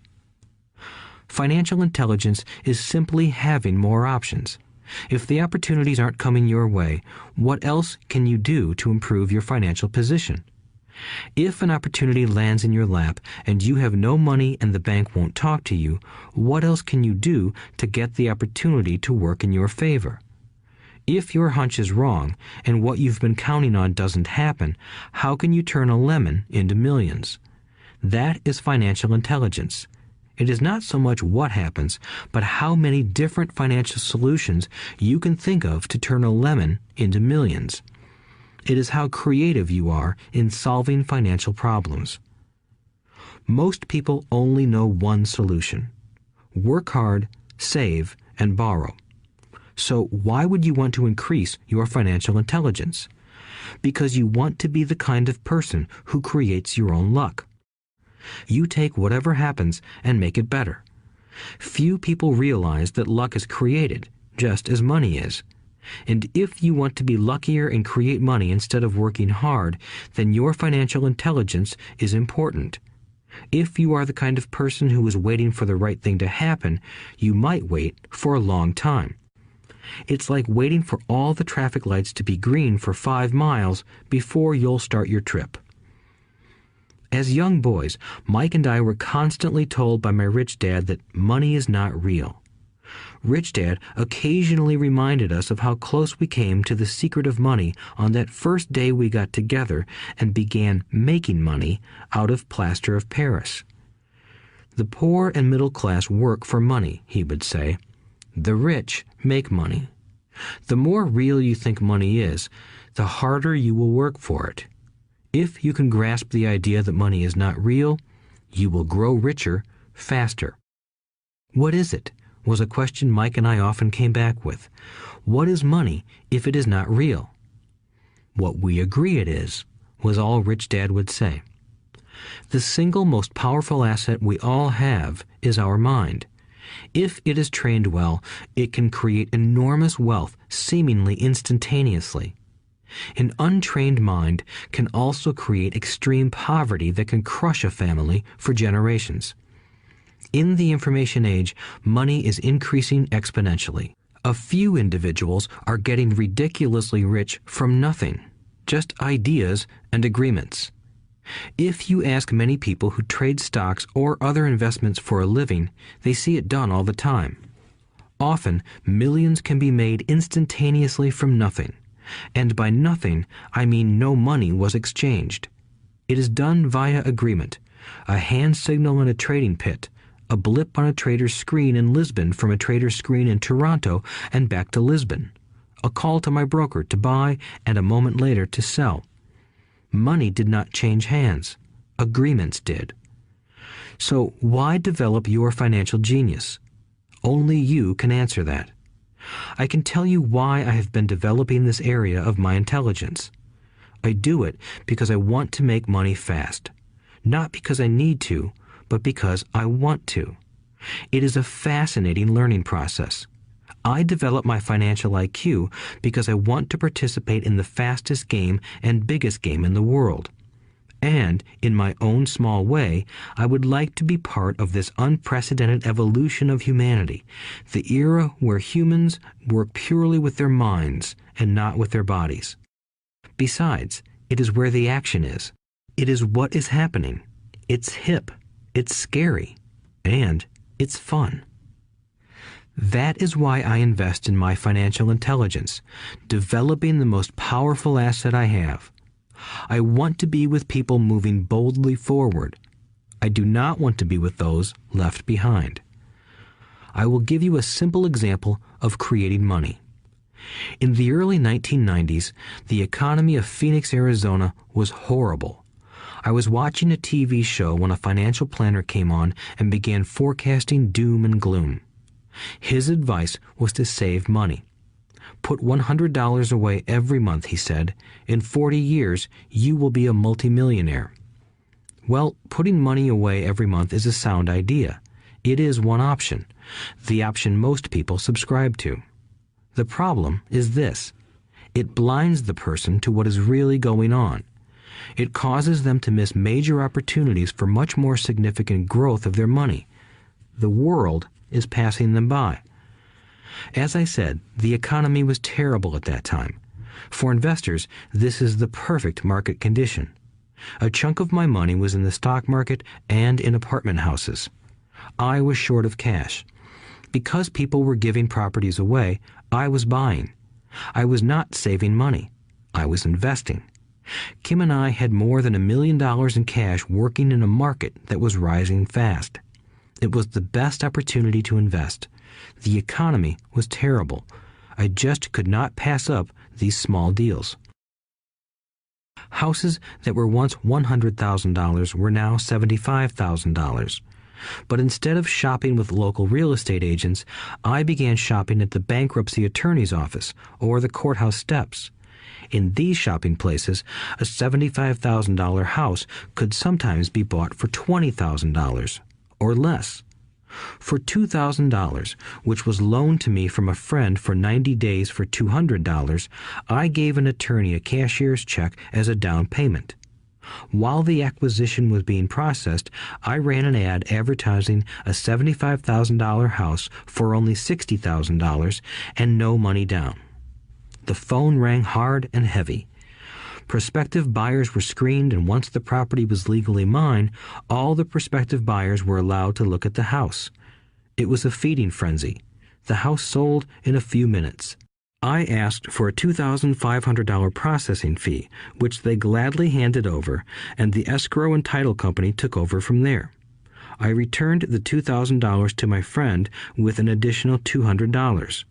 He was happy, the home buyer was happy, the attorney was happy, and I was happy. I had sold a house for $60,000 that cost me $20,000. The $40,000 was created from money in my asset column in the form of a promissory note from the buyer. Total working time, 5 hours. So now that you are on your way to becoming more financially literate and skilled at reading numbers, I will tell you why this is an example of money being invented. During this depressed market, Kim and I were able to do 6 of these simple transactions in our spare time. While the bulk of our money was in larger properties and the stock market, we were able to create more than $190,000 in assets, notes at 10% interest, in those 6 buy, create, and sell transactions. That comes to approximately $19,000 a year income, much of it sheltered through our private corporation. Much of that $19,000 a year goes to pay for our company cars, gas, trips, insurance, dinners with clients, and other things. By the time the government gets a chance to tax that income, it's been spent on legally allowed pre-tax expenses. This was a simple example of how money is invented, created, and protected using financial intelligence. Ask yourself, how long would it take to save $190,000? Would the bank pay you 10% interest on your money? And the promissory note is good for 30 years. I hope they never pay me the $190,000. I have to pay a tax if they pay me the principal, and besides, $19,000 paid over 30 years is a little over $500,000 in income. I have people ask, what happens if the person doesn't pay? That does happen, and it's good news. That $60,000 home could be taken back and resold for $70,000 and another $2,500 collected as a loan processing fee. It would still be a zero-down transaction in the mind of the new buyer, and the process would go on. The first time I sold the house, I paid back the $2,000, so technically I have no money in the transaction. My return on investment, ROI, is infinity. It's an example of no money making a lot of money. In the second transaction, when resold, I would have put $2,000 in my pocket and re-extended the loan to 30 years. What would my ROI be if I got paid money to make money? I do not know, but it sure beats saving $100 a month, which actually starts out as $150 because it's after-tax income for 40 years earning low interest. And again, you're taxed on the interest. That is not too intelligent. It may be safe, but it's not smart. A few years later, as the Phoenix real estate market strengthened, those houses we sold for $60,000 became worth $110,000. Foreclosure opportunities were still available, but became rare. It cost a valuable asset, my time, to go out looking for them. Thousands of buyers were looking for the few available deals. The market had changed. It was time to move on and look for other opportunities to put in the asset column. You cannot do that here. That is against the law.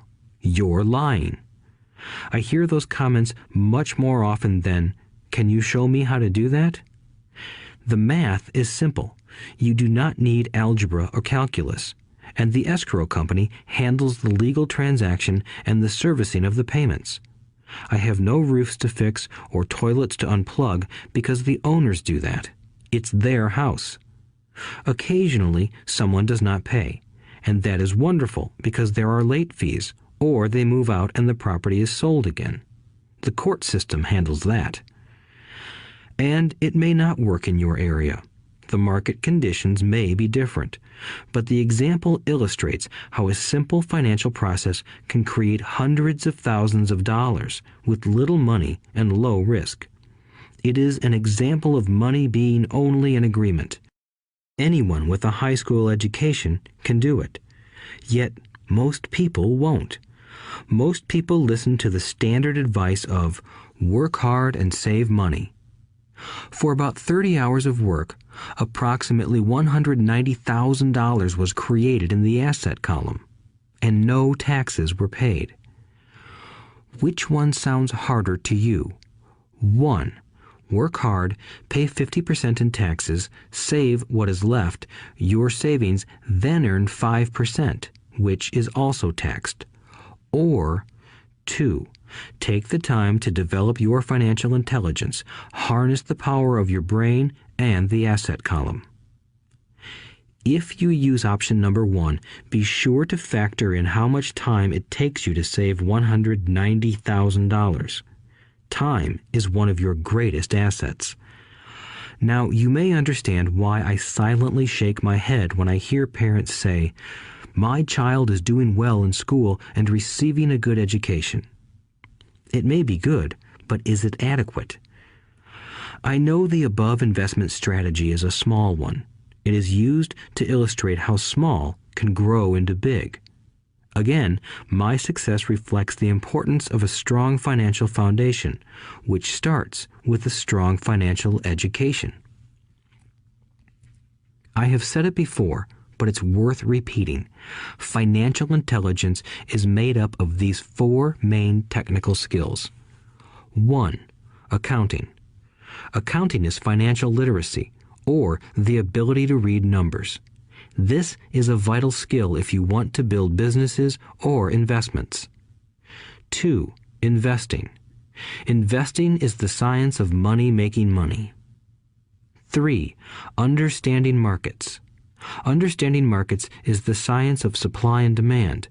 Alexander Graham Bell gave the market what it wanted. So did Bill Gates. A $75,000 house offered for $60,000 that cost $20,000 was also the result of seizing an opportunity created by the market. Somebody was buying, and someone was selling. 4. The law. The law is the awareness of accounting, corporate, state, and federal regulations. I recommend playing by the rules. It is this basic foundation, or the combination of these skills, that is needed to be successful in the pursuit of wealth, whether it be through the buying of small homes, apartment buildings, companies, stocks, bonds, precious metals, baseball cards, or the like. A few years later, the real estate market rebounded and everyone else was getting in. The stock market was booming and everyone was getting in. The U.S. economy was getting back on its feet. I began selling and was now traveling to Peru, Norway, Malaysia, and the Philippines. The investment landscape had changed. We were no longer buying real estate. Now I just watch the values climb inside the asset column and will probably begin selling. I suspect that some of those 6 little house deals will sell and the $40,000 note will be converted to cash. I need to call my accountant to be prepared for cash and seek ways to shelter it. The point I would like to make is that investments come and go. The market goes up and comes down. Economies improve and crash. The world is always handing you opportunities of a lifetime, every day of your life, but all too often we fail to see them. But they are there. And the more the world changes and the more technology changes, the more opportunities there will be to allow you and your family to be financially secure for generations to come. So why bother developing your financial intelligence? Again, only you can answer that. I know why I continue to learn and develop. I do it because I know there are changes coming. I'd rather welcome change than cling to the past. I know there will be market booms and market crashes. I want to continually develop my financial intelligence because at each market change, some people will be on their knees begging for their jobs. Others, meanwhile, will take the lemons that life hands them, and we are all handed lemons occasionally, and turn them into millions. That's financial intelligence. I am often asked about the lemons I have turned into millions. I hesitate using many more examples of personal investments because I am afraid it comes across as bragging or tooting my own horn. That is not my intention. I use the examples only as numerical and chronological illustrations of actual and simple cases. I use the examples because I want you to know that it is easy. And the more familiar you become with the 4 pillars of financial intelligence, the easier it becomes. Personally, I use 2 main vehicles to achieve financial growth: real estate and small cap stocks. I use real estate as my foundation. Day in and day out, my properties provide cash flow and occasional spurts of growth and value. The small cap stocks are used for fast growth. I do not recommend anything that I do. The examples are just that, examples. If the opportunity is too complex and I do not understand the investment, I don't do it. Simple math and common sense are all you need to do well financially. There are 5 reasons for using examples. 1. To inspire people to learn more. 2. To let people know it is easy if the foundation is strong. 3. To show that anyone can achieve great wealth. 4. To show that there are millions of ways to achieve your goals. 5. To show that it's not rocket science. In 1989, I used to jog through a lovely neighborhood in Portland, Oregon. It was a suburb that had little gingerbread houses. They were small and cute. I almost expected to see Little Red Riding Hood skipping down the sidewalk on her way to Granny's. There were for sale signs everywhere. The timber market was terrible. The stock market had just crashed, and the economy was depressed. On one street, I noticed a for sale sign that was up longer than most. It looked old. Jogging past it one day, I ran into the owner, who looked troubled. "What are you asking for your house?" I asked. The owner turned and smiled weakly. "Make me an offer," he said. "It's been for sale for over a year. Nobody even comes by anymore to look at it." "I'll look," I said, and I bought the house a half hour later for $20,000 less than his asking price.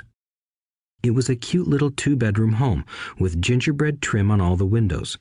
It was light blue with gray accents and had been built in 1930. Inside, there was a beautiful rock fireplace, as well as 2 tiny bedrooms. It was a perfect rental house. I gave the owner $5,000 down for a $45,000 house that was really worth $65,000, except that no one wanted to buy it. The owner moved out in a week, happy to be free, and my first tenant moved in, a local college professor. After the mortgage, expenses, and management fees were paid, I put a little less than $40 in my pocket at the end of each month. Hardly exciting. A year later, the depressed Oregon real estate market had begun to pick up. California investors, flush with money from their still booming real estate market, were moving north and buying up Oregon and Washington. I sold that little house for $95,000 to a young couple from California who thought it was a bargain. My capital gains of approximately $40,000 were placed into a 1031 tax-deferred exchange, and I went shopping for a place to put my money. In about a month, I found a 12-unit apartment house right next to the Intel plant in Beaverton, Oregon. The owners lived in Germany, had no idea what the place was worth, and again, just wanted to get out of it. I offered $275,000 for a $450,000 building. They agreed to $300,000. I bought it and held it for 2 years.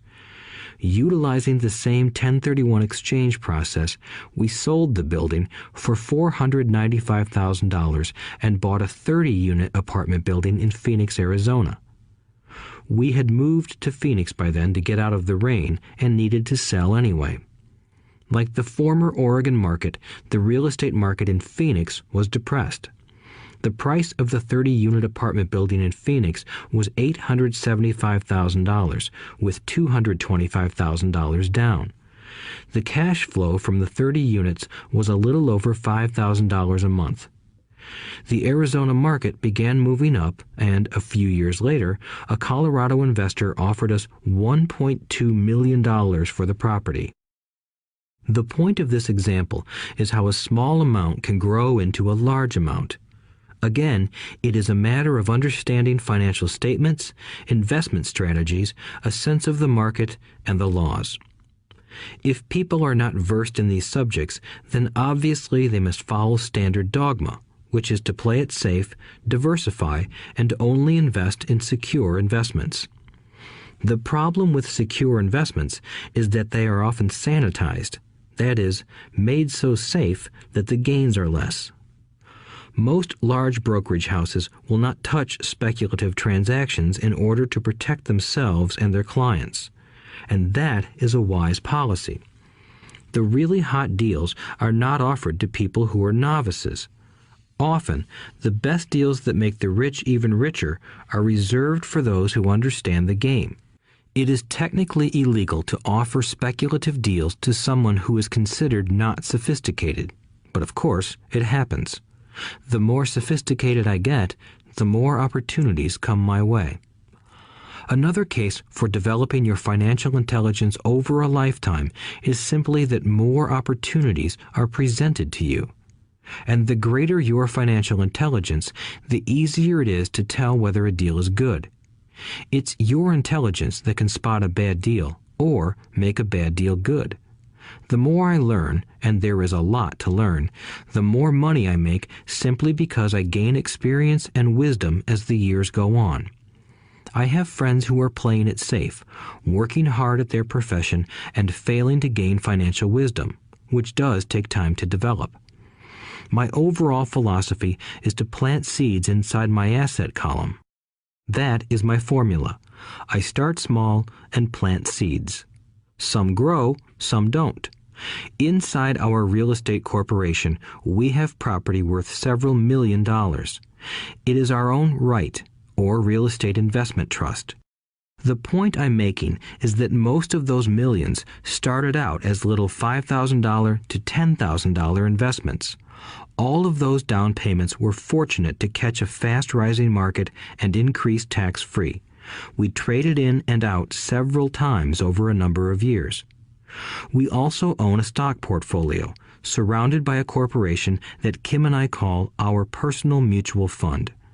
We have friends who deal specifically with investors like us who have extra money each month to invest. We buy high-risk, speculative private companies that are just about to go public on a stock exchange in the United States or Canada. An example of how fast gains can be made are 100,000 shares purchased for 25 cents each before the company goes public. 6 months later, the company is listed, and the 100,000 shares now are worth $2 each. If the company is well managed, the price keeps going up, and the stock may go to $20 or more per share. There are years when our $25,000 has gone to $1 million in less than a year. It is not gambling if you know what you're doing. It is gambling if you're just throwing money into a deal and praying. The idea in anything is to use your technical knowledge, wisdom, and love of the game to cut the odds down, to lower the risk. Of course, there is always risk. It is financial intelligence that improves the odds. Thus, what is risky for one person is less risky to someone else. That is the primary reason I constantly encourage people to invest more in their financial education than in stocks, real estate, or other markets. The smarter you are, the better chance you have of beating the odds.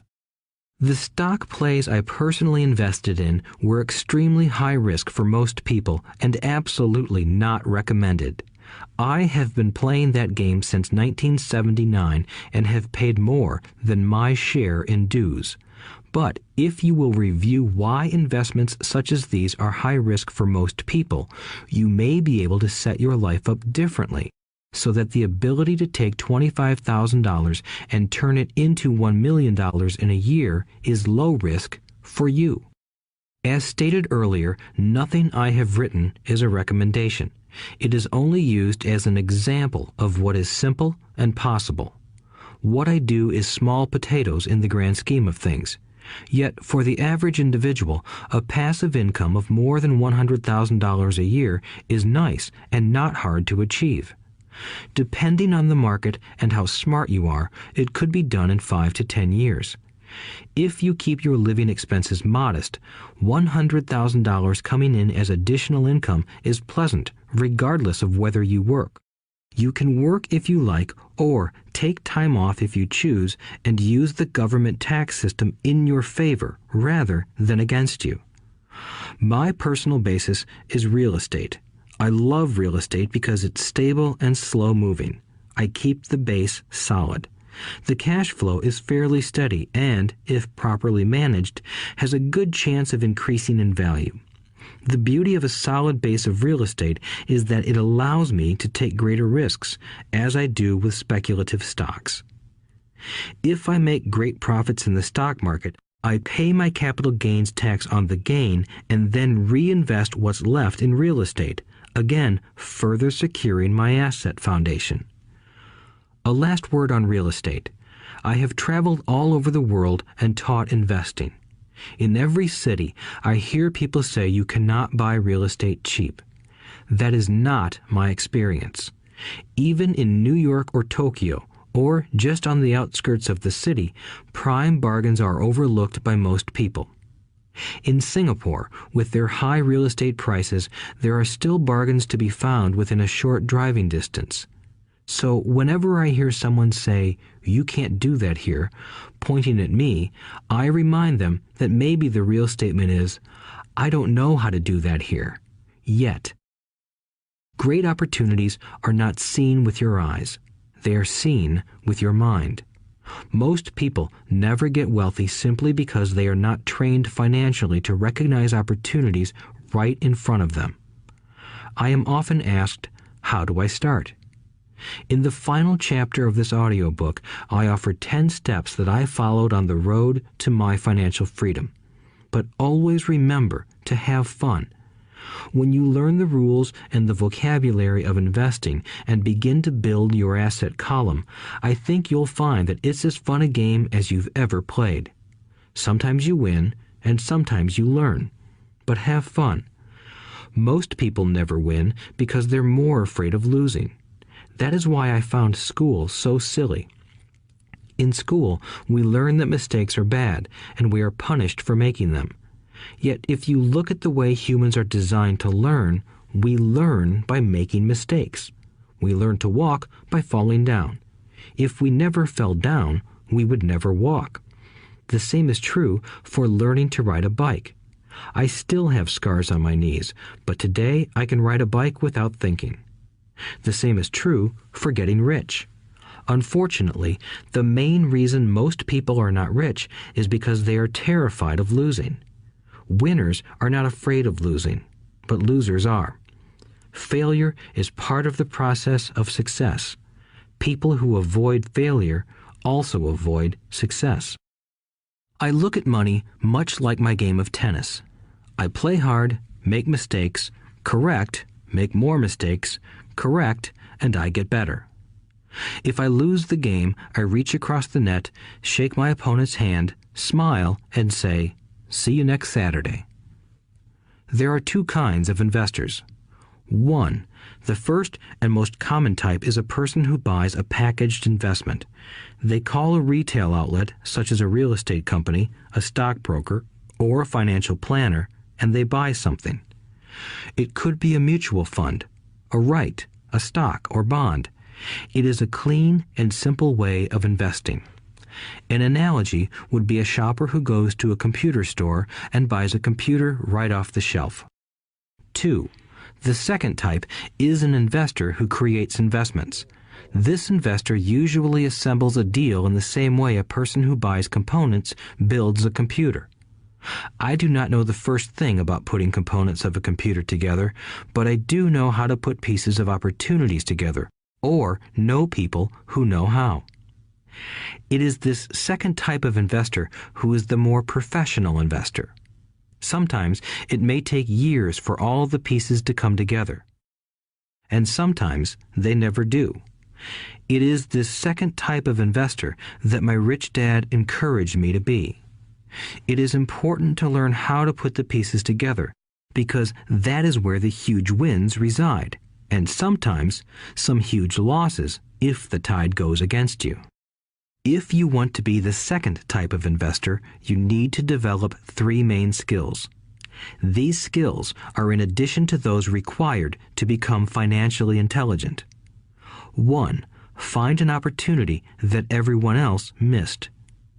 You see with your mind what others miss with their eyes. For example, a friend bought this run-down old house. It was spooky to look at. Everyone wondered why he bought it. What he saw that we did not was that the house came with 4 extra empty lots.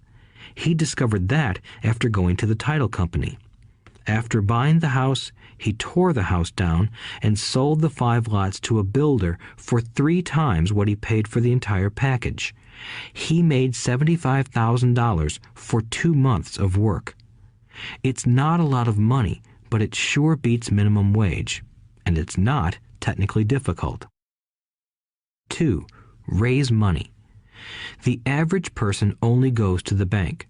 This second type of investor needs to know how to raise capital, and there are many ways that don't require a bank. To get started, I learned how to buy houses without a bank. It was the learned skill of raising money more than the houses themselves that was priceless. All too often, I hear people say, "The bank won't lend me money," or "I don't have the money to buy it." If you want to be a Type 2 investor, you need to learn how to do that which stops most people. In other words, a majority of people let their lack of money stop them from making a deal. If you can avoid that obstacle, you will be millions ahead of those who don't learn those skills. There have been many times I have bought a house, a stock, or an apartment building without a penny in the bank. I once bought an apartment house for $1.2 million. I did what is called tying it up with a written contract between seller and buyer. I then raised the $100,000 deposit, which bought me 90 days to raise the rest of the money. Why did I do it? Simply because I knew it was worth $2 million. I never raised the money. Instead, the person who put up the $100,000 gave me $50,000 for finding the deal, took over my position, and I walked away. Total working time? 3 days. Again, it's what you know more than what you buy. Investing is not buying. It's more a case of knowing. 3. Organize smart people. Intelligent people are those who work with or hire a person who is more intelligent than they are. When you need advice, make sure you choose your advisor wisely. There is a lot to learn, but the rewards can be astronomical. If you do not want to learn those skills, then being a Type 1 investor is highly recommended. It is what you know that is your greatest wealth. It is what you do not know that is your greatest risk. There is always risk, so learn to manage risk instead of avoiding it. Chapter 6. Lesson 6. Work to learn, don't work for money. Job security meant everything to my educated dad. Learning meant everything to my rich dad. A few years ago, I granted an interview with a newspaper in Singapore. The young female reporter was on time, and the interview got underway immediately. We sat in the lobby of a luxurious hotel, sipping coffee and discussing the purpose of my visit to Singapore. I was to share the platform with Zig Ziglar. He was speaking on motivation, and I was speaking on the secrets of the rich. Someday, I would like to be a best-selling author like you, she said. I had seen some of the articles she had written for the paper, and I was impressed. She had a tough, clear style of writing. Her articles held a reader's interest. You have a great style, I said in reply. What holds you back from achieving your dream? My work does not seem to go anywhere, she said quietly. Everyone says that my novels are excellent, but nothing happens. So I keep my job with the paper. At least it pays the bills. Do you have any suggestions? Yes, I do, I said brightly. A friend of mine here in Singapore runs a school that trains people to sell. He runs sales training courses for many of the top corporations here in Singapore, and I think attending one of his courses would greatly enhance your career. She stiffened. Are you saying I should go to school to learn to sell? I nodded. You aren't serious, are you? Again, I nodded. What is wrong with that? I was now backpedaling. She was offended by something, and now I was wishing I had not said anything. In my attempt to be helpful, I found myself defending my suggestion. I have a master's degree in English literature. Why would I go to school to learn to be a salesperson? I am a professional. I went to school to be trained in a profession so I would not have to be a salesperson. I hate salespeople. All they want is money. So tell me why I should study sales. She was packing her briefcase. The interview was over. On the coffee table sat a copy of an earlier best-selling book I wrote. I picked it up as well as the notes she had jotted down on her legal pad. Do you see this? I said, pointing to her notes. She looked down at her notes. What? She said, confused. Again, I pointed deliberately to her notes. On her pad she had written, Robert Kiyosaki, best-selling author. It says best-selling author, not best writing author, I said quietly. Her eyes widened. I am a terrible writer, I said. You are a great writer. I went to sales school. You have a master's degree. Put them together, and you get a best-selling author and a best writing author. Anger flared from her eyes. I'll never stoop so low as to learn how to sell. People like you have no business writing. I'm a professionally trained writer, and you are a salesman. It is not fair, she fumed. She put the rest of her notes away and hurried out through the large glass doors into the humid Singapore morning. At least she gave me a fair and favorable write-up the next morning. The world is filled with smart, talented, educated, and gifted people. We meet them every day. They are all around us. A few days ago, my car was not running well. I pulled into a garage, and the young mechanic had it fixed in just a few minutes. He knew what was wrong by simply listening to the engine. I was amazed. I am constantly shocked at how little talented people earn. I have met brilliant, highly educated people who earn less than $20,000 a year. A business consultant who specializes in the medical trade was telling me how many doctors, dentists, and chiropractors struggle financially. All this time, I thought that when they graduated, the dollars would pour in. It was this business consultant who gave me the phrase, "They are one skill away from great wealth." What this phrase means is that most people need only to learn and master one more skill, and their income would jump exponentially. I have mentioned before that financial intelligence is a synergy of accounting, investing, marketing, and law.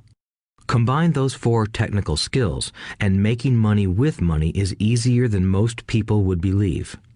When it comes to money, the only skill most people know is to work hard. The classic example of a synergy of skills was that young writer for the newspaper. If she diligently learned the skills of sales and marketing, her income would jump dramatically. If I were her, I would take some courses in advertising copywriting as well as sales. Then, instead of working at the newspaper, I would seek a job at an advertising agency. Even if it were a cut in pay, she would learn how to communicate in shortcuts that are used in successful advertising. She also would spend time learning public relations, an important skill. She would learn how to get millions in free publicity. Then, at night and on weekends, she could be writing her great novel. When it was finished, she would be better able to sell her book. Then, in a short while, she could be a best-selling author. When I came out with my first book, If You Want to Be Rich and Happy, Don't Go to School, a publisher suggested I change the title to The Economics of Education. I told the publisher that, with a title like that, I would sell 2 books, one to my family and one to my best friend. The problem is that they would expect it for free. The obnoxious title, If You Want to Be Rich and Happy, Don't Go to School, was chosen because we knew it would get tons of publicity. I am pro-education and believe in education reform. If I were not pro-education, why would I continue to press for changing our antiquated educational system? So I chose a title that would get me on more TV and radio shows simply because I was willing to be controversial. Many people thought I was a fruitcake, but the book sold and sold. When I graduated from the U.S. Merchant Marine Academy in 1969, my educated dad was happy.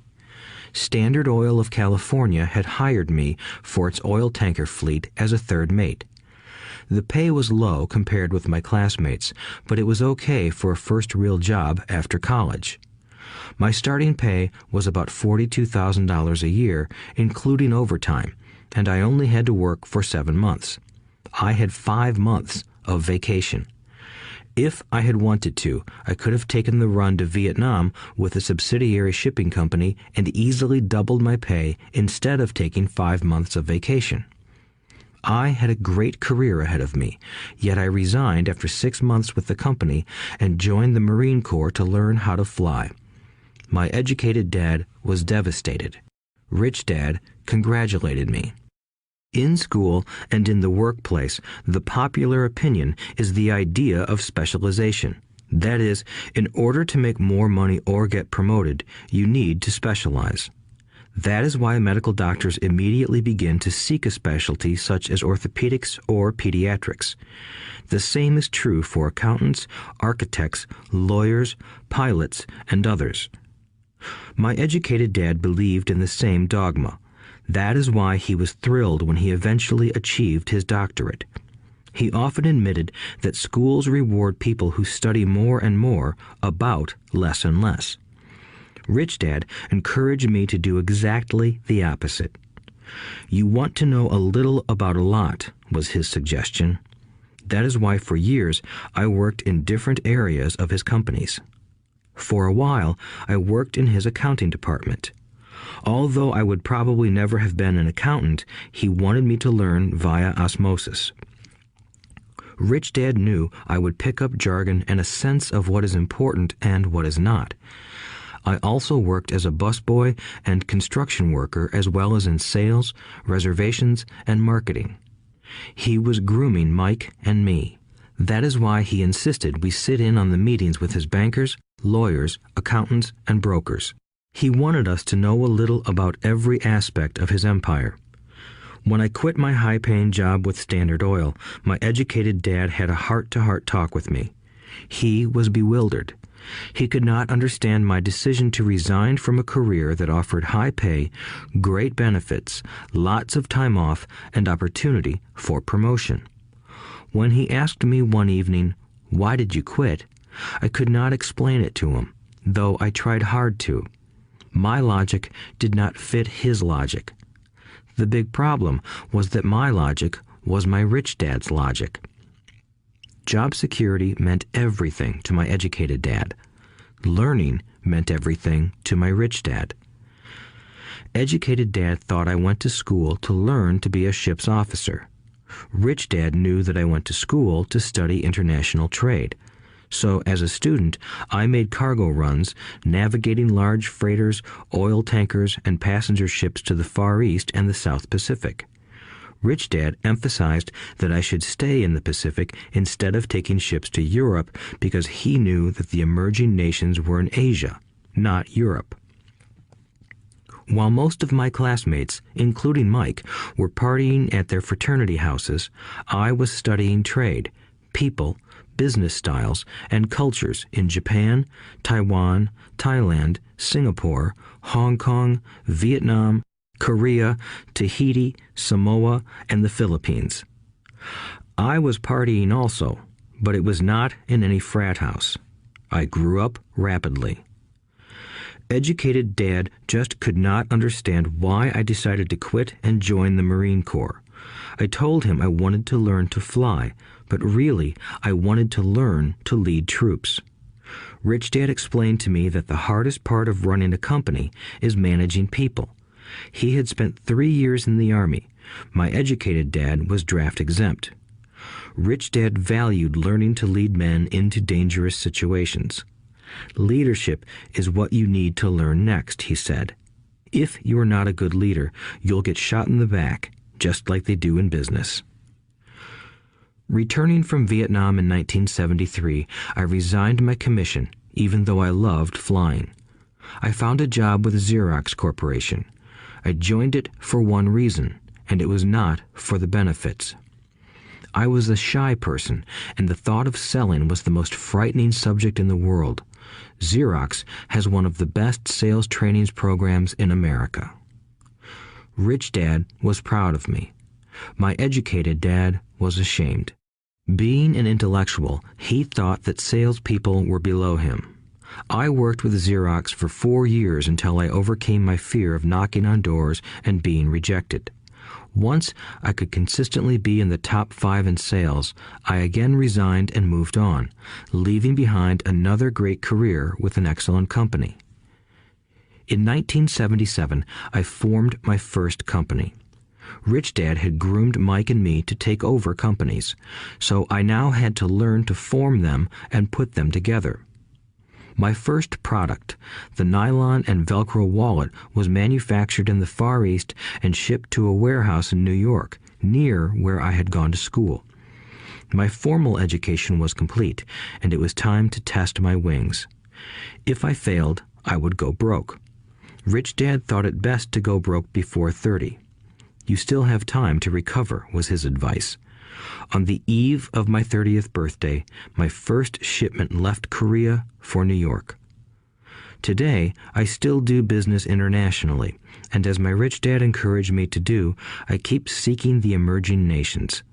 Today, my investment company invests in South American countries and Asian countries, as well as in Norway and Russia. There is an old cliche that goes, "Job is an acronym for just over broke." Unfortunately, I would say that applies to millions of people. Because school does not think financial intelligence is an intelligence, most workers live within their means. They work and they pay bills. There is another horrible management theory that goes, workers work hard enough to not be fired, and owners pay just enough so that workers won't quit. And if you look at the pay scales of most companies, again, I would say there is a degree of truth to that statement.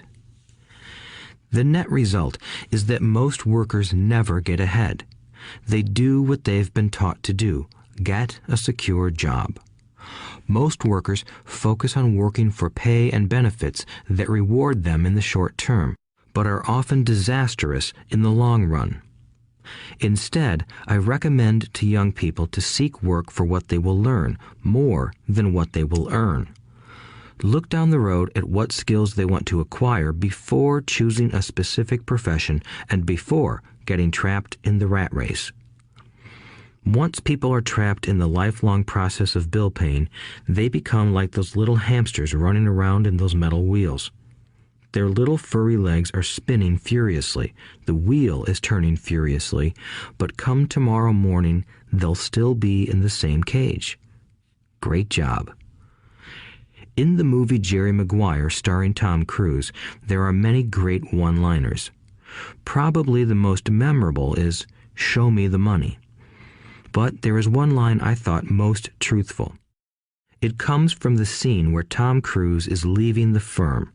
He has just been fired, and he is asking the entire company, "Who wants to come with me?" And the whole place is silent and frozen.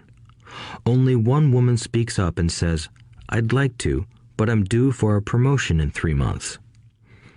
That statement is probably the most truthful statement in the whole movie. It is the type of statement that people use to keep themselves busy, working away to pay bills. I know my educated dad looked forward to his pay raise every year, and every year he was disappointed. So he would go back to school to earn more qualifications so he could get another raise. Then, once again, there would be another disappointment.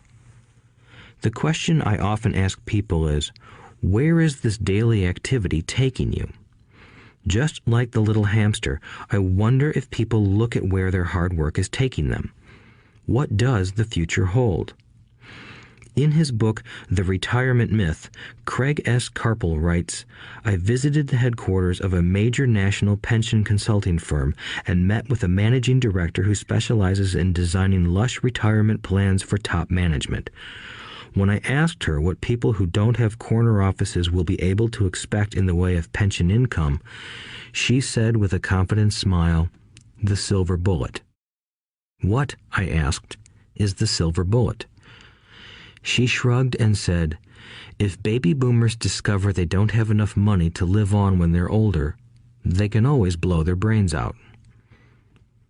Carpel goes on to explain the difference between the old defined benefit retirement plans and the new 401k plans that are riskier. It is not a pretty picture for most people working today, and that is just for retirement. Add medical fees and long-term nursing home care, and the picture is frightening.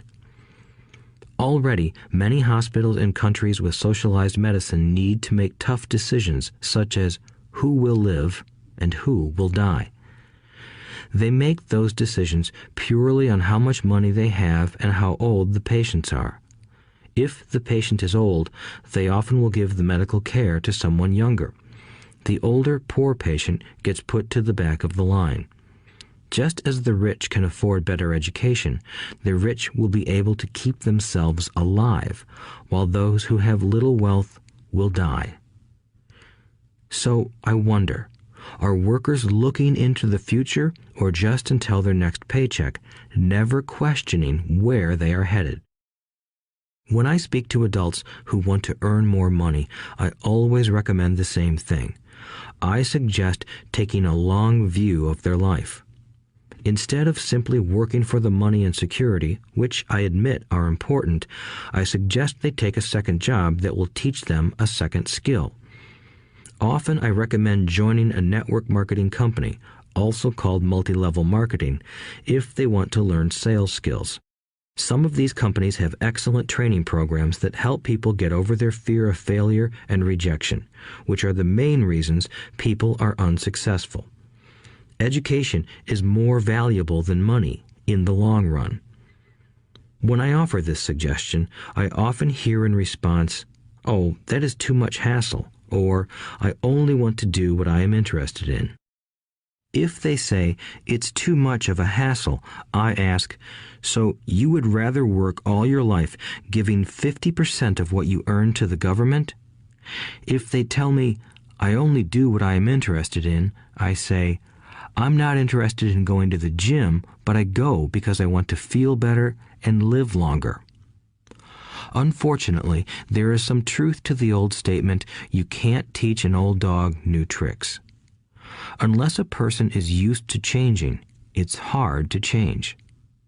But for those of you who might be on the fence when it comes to the idea of working to learn something new, I offer this word of encouragement. Life is much like going to the gym. The most painful part is deciding to go. Once you get past that, it's easy. There have been many days I have dreaded going to the gym, but once I am there and in motion, it is a pleasure. After the workout is over, I am always glad I talked myself into going. If you are unwilling to work to learn something new and instead insist on becoming highly specialized within your field, make sure the company you work for is unionized. Labor unions are designed to protect specialists. My educated dad, after falling from grace with the governor, became the head of the teachers' union in Hawaii. He told me that it was the hardest job he ever held. My rich dad, on the other hand, spent his life doing his best to keep his companies from becoming unionized. He was successful. Although the unions came close, Rich Dad was always able to fight them off. Personally, I take no sides because I can see the need for and the benefits of both sides. If you do as school recommends, become highly specialized, then seek union protection. For example, had I continued with my flying career, I would have sought a company that had a strong pilots union. Why? Because my life would be dedicated to learning a skill that was valuable in only one industry. If I were pushed out of that industry, my life's skills would not be as valuable to another industry. A displaced senior pilot with 100,000 hours of heavy airline transport time, earning $150,000 a year, would have a hard time finding an equivalent high-paying job teaching in school. Skills do not necessarily transfer from industry to industry. Skills the pilots are paid for in the airline industry are not as important in, say, the school system. The same is true even for doctors today. With all the changes in medicine, many medical specialists are needing to conform to medical organizations such as HMOs. School teachers definitely need to be union members. Today in America, the teachers' union is the largest and the richest labor union of all. The NEA, the National Education Association, has tremendous political clout. Teachers need the protection of their union because their skills are also of limited value to an industry outside of education. So the rule of thumb is highly specialized, then unionize. It's the smart thing to do. When I ask the classes I teach, how many of you can cook a better hamburger than McDonald's, almost all the students raise their hands. I then ask, so if most of you can cook a better hamburger, how come McDonald's makes more money than you? The answer is obvious. McDonald's is excellent at business systems. The reason so many talented people are poor is because they focus on building a better hamburger and know little to nothing about business systems. A friend of mine in Hawaii is a great artist. He makes a sizable amount of money. One day, his mother's attorney called to tell him that she had left him $35,000. That is what was left of her estate after the attorney and the government took their shares. Immediately, he saw an opportunity to increase his business by using some of this money to advertise. 2 months later, his first 4-color full-page ad appeared in an expensive magazine that targeted the very rich. The ad ran for 3 months. He received no replies from the ad, and all of his inheritance is now gone. He now wants to sue the magazine for misrepresentation. This is a common case of someone who can build a beautiful hamburger but knows little about business. When I asked him what he learned, his only reply was, "Advertising salespeople are crooks." I then asked him if he would be willing to take a course in sales and a course in direct marketing. His reply, "I don't have the time, and I don't want to waste my money." The world is filled with talented poor people. All too often, they're poor or struggle financially or earn less than they are capable of, not because of what they know, but because of what they do not know. They focus on perfecting their skills at building a better hamburger rather than the skills of selling and delivering the hamburger. Maybe McDonald's does not make the best hamburger, but they are the best at selling and delivering a basic average burger. Poor Dad wanted me to specialize. That was his view on how to be paid more. Even after being told by the governor of Hawaii that he could no longer work in state government, my educated dad continued to encourage me to get specialized. Educated Dad then took up the cause of the teachers' union, campaigning for further protection and benefits for these highly skilled and educated professionals. We argued often, but I know he never agreed that over-specialization is what caused the need for union protection. He never understood that the more specialized you become, the more you are trapped and dependent on that specialty. Rich Dad advised that Mike and I groom ourselves. Many corporations do the same thing. They find a young, bright student just out of business school and begin grooming that person to someday take over the company. So these bright young employees do not specialize in one department. They are moved from department to department to learn all the aspects of business systems. The rich often groom their children or the children of others. By doing so, their children gain an overall knowledge of the operations of the business and how the various departments interrelate. For the World War II generation, it was considered bad to skip from company to company. Today, it is considered smart. Since people will skip from company to company rather than seek greater specialization in skills, why not seek to learn more than to earn? In the short term, it may earn you less, but it will pay dividends in the long term. The main management skills needed for success are 1. Management of cash flow, 2. Management of systems, 3. Management of people. The most important specialized skills are sales and marketing. The ability to sell, to communicate to another human being, be it a customer, employee, boss, spouse, or child, is the base skill of personal success. Communication skills such as writing, speaking, and negotiating are crucial to a life of success.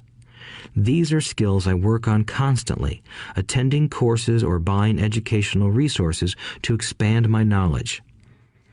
As I have mentioned, my educated dad worked harder and harder the more competent he became. He also became more trapped the more specialized he got. Although his salary went up, his choices diminished. Soon after he was locked out of government work, he found out how vulnerable he really was professionally. It is like professional athletes who suddenly are injured or are too old to play. Their once high-paying position is gone, and they have limited skills to fall back on. I think that is why my educated dad sided so much with the unions after that. He realized how much a union would have benefited him. Rich Dad encouraged Mike and me to know a little about a lot. He encouraged us to work with people smarter than we were and to bring smart people together to work as a team. Today, it would be called a synergy of professional specialties. Today, I meet ex-school teachers earning hundreds of thousands of dollars a year. They earn that much because they have specialized skills in their field as well as other skills. They can teach as well as sell and market. I know of no other skills to be more important than selling and marketing. The skills of selling and marketing are difficult for most people, primarily due to their fear of rejection. The better you are at communicating, negotiating, and handling your fear of rejection, the easier life is. Just as I advise that newspaper writer who wanted to become a best-selling author, I advise anyone else today. Being technically specialized has its strengths as well as its weaknesses. I have friends who are geniuses, but they cannot communicate effectively with other human beings, and, as a result, their earnings are pitiful. I advise them to just spend a year learning to sell. Even if they earn nothing, their communication skills will improve, and that is priceless. In addition to being good learners, sellers, and marketers, we need to be good teachers as well as good students. To be truly rich, we need to be able to give as well as to receive. In cases of financial or professional struggle, there is often a lack of giving and receiving. I know many people who are poor because they are neither good students nor good teachers. Both of my dads were generous men. Both made it a practice to give first. Teaching was one of their ways of giving. The more they gave, the more they received. One glaring difference was in the giving of money. My rich dad gave lots of money away. He gave to his church, to charities, and to his foundation. He knew that to receive money, you had to give money. Giving money is the secret to most great wealthy families. That is why there are organizations like the Rockefeller Foundation and the Ford Foundation. These are organizations designed to take their wealth and increase it, as well as give it away in perpetuity. My educated dad always said, "When I have some extra money, I'll give it." The problem was that there was never any extra. So he worked harder to draw more money in rather than focus on the most important law of money: give and you shall receive. Instead, he believed in receive and then you give. In conclusion, I became both dads. One part of me is a hardcore capitalist who loves the game of money making money. The other part is a socially responsible teacher who is deeply concerned with this ever-widening gap between the haves and have-nots. I personally hold the archaic educational system primarily responsible for this growing gap. Chapter 7. Overcoming Obstacles. The primary difference between a rich person and a poor person is how they manage fear. Once people have studied and become financially literate, they may still face roadblocks to becoming financially independent. There are 5 main reasons why financially literate people may still not develop abundant asset columns that could produce a large cash flow. The 5 reasons are: 1. Fear.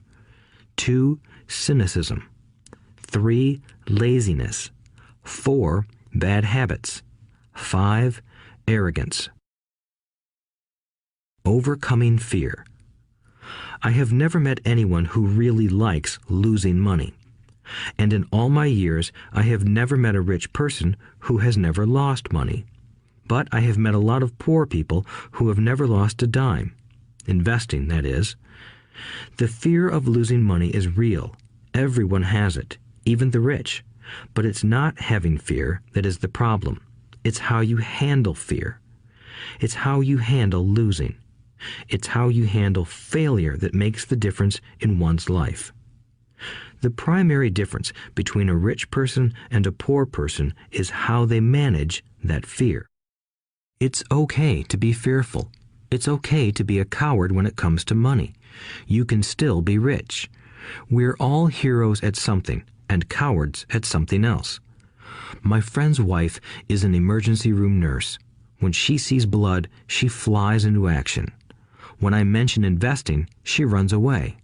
When I see blood, I don't run. I pass out. My rich dad understood phobias about money. Some people are terrified of snakes. Some people are terrified about losing money. Both are phobias, he would say.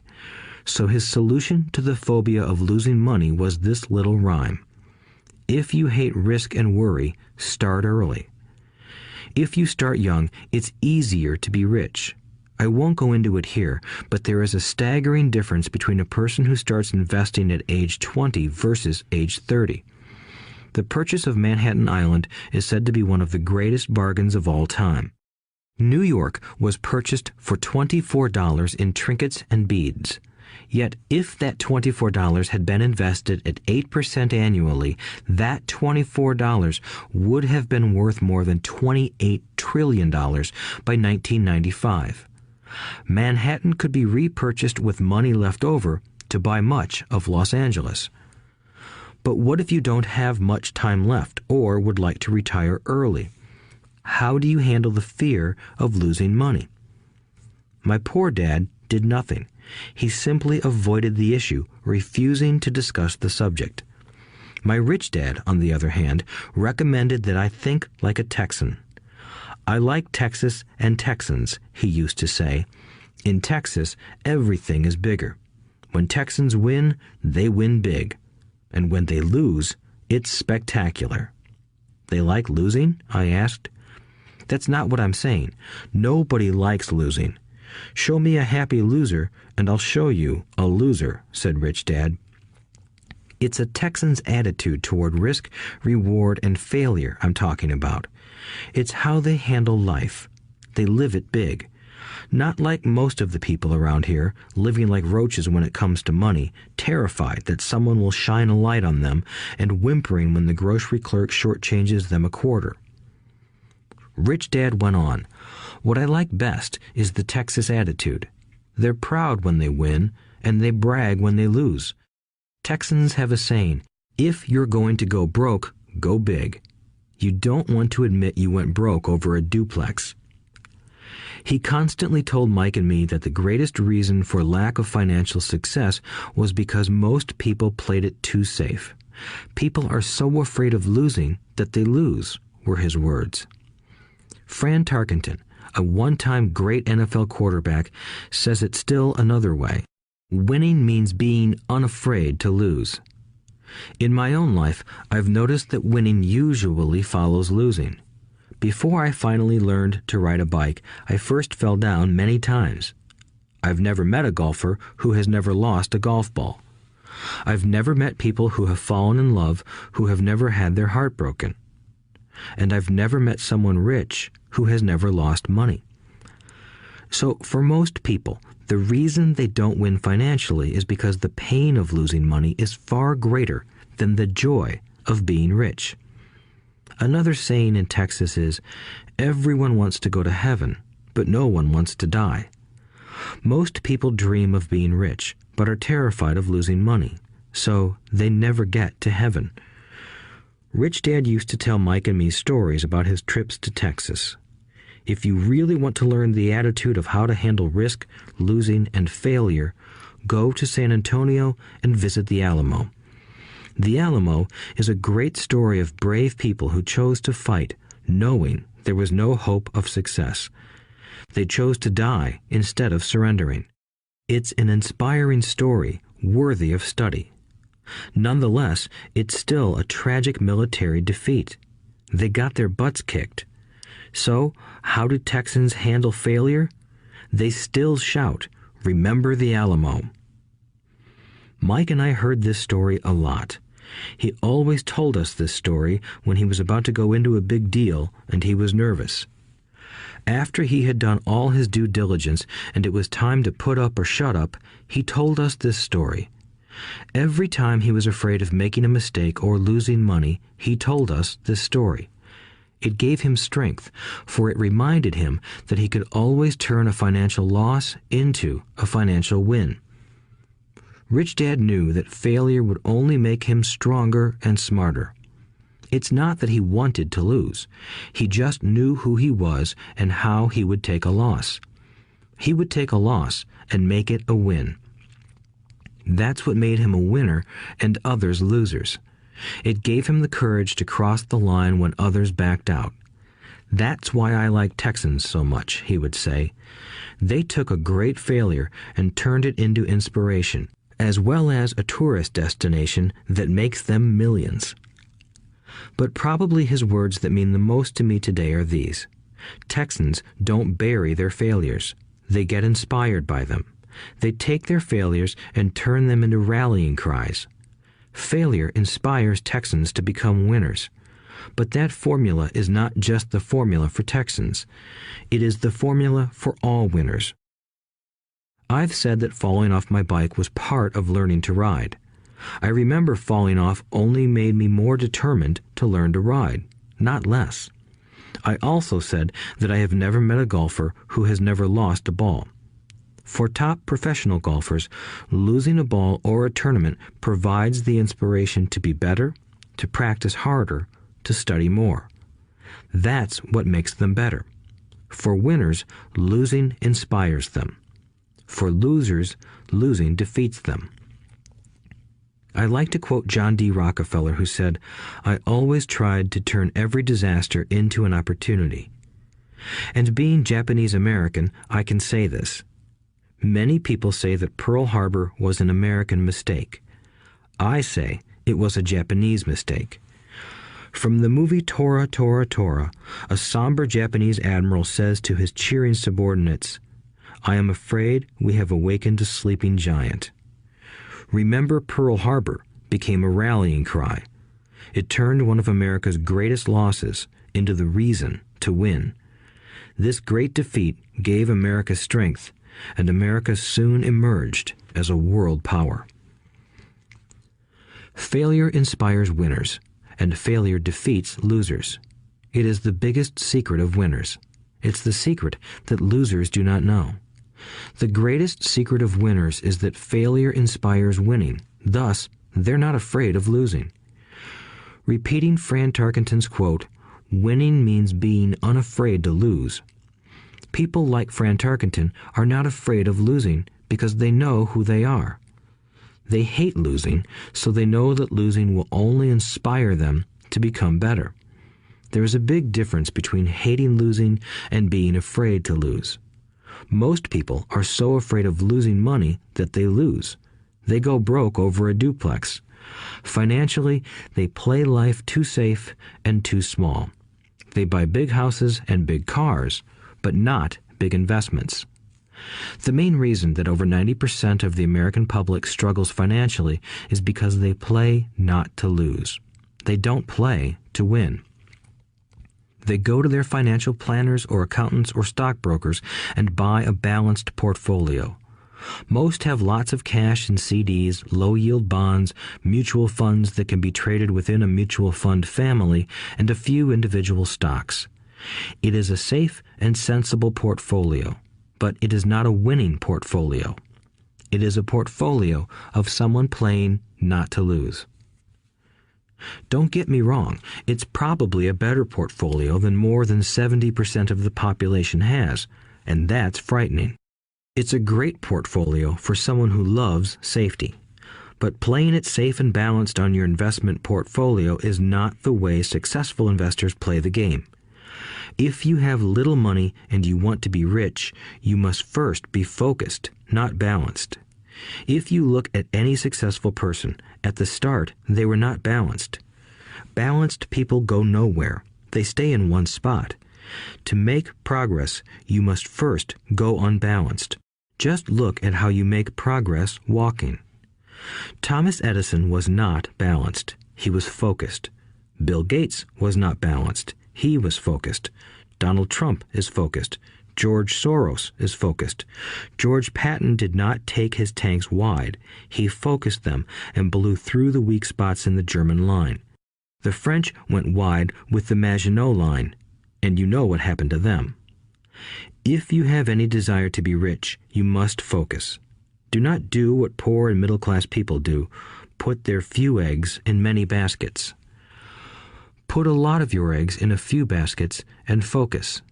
Follow one course until successful. If you hate losing, play it safe.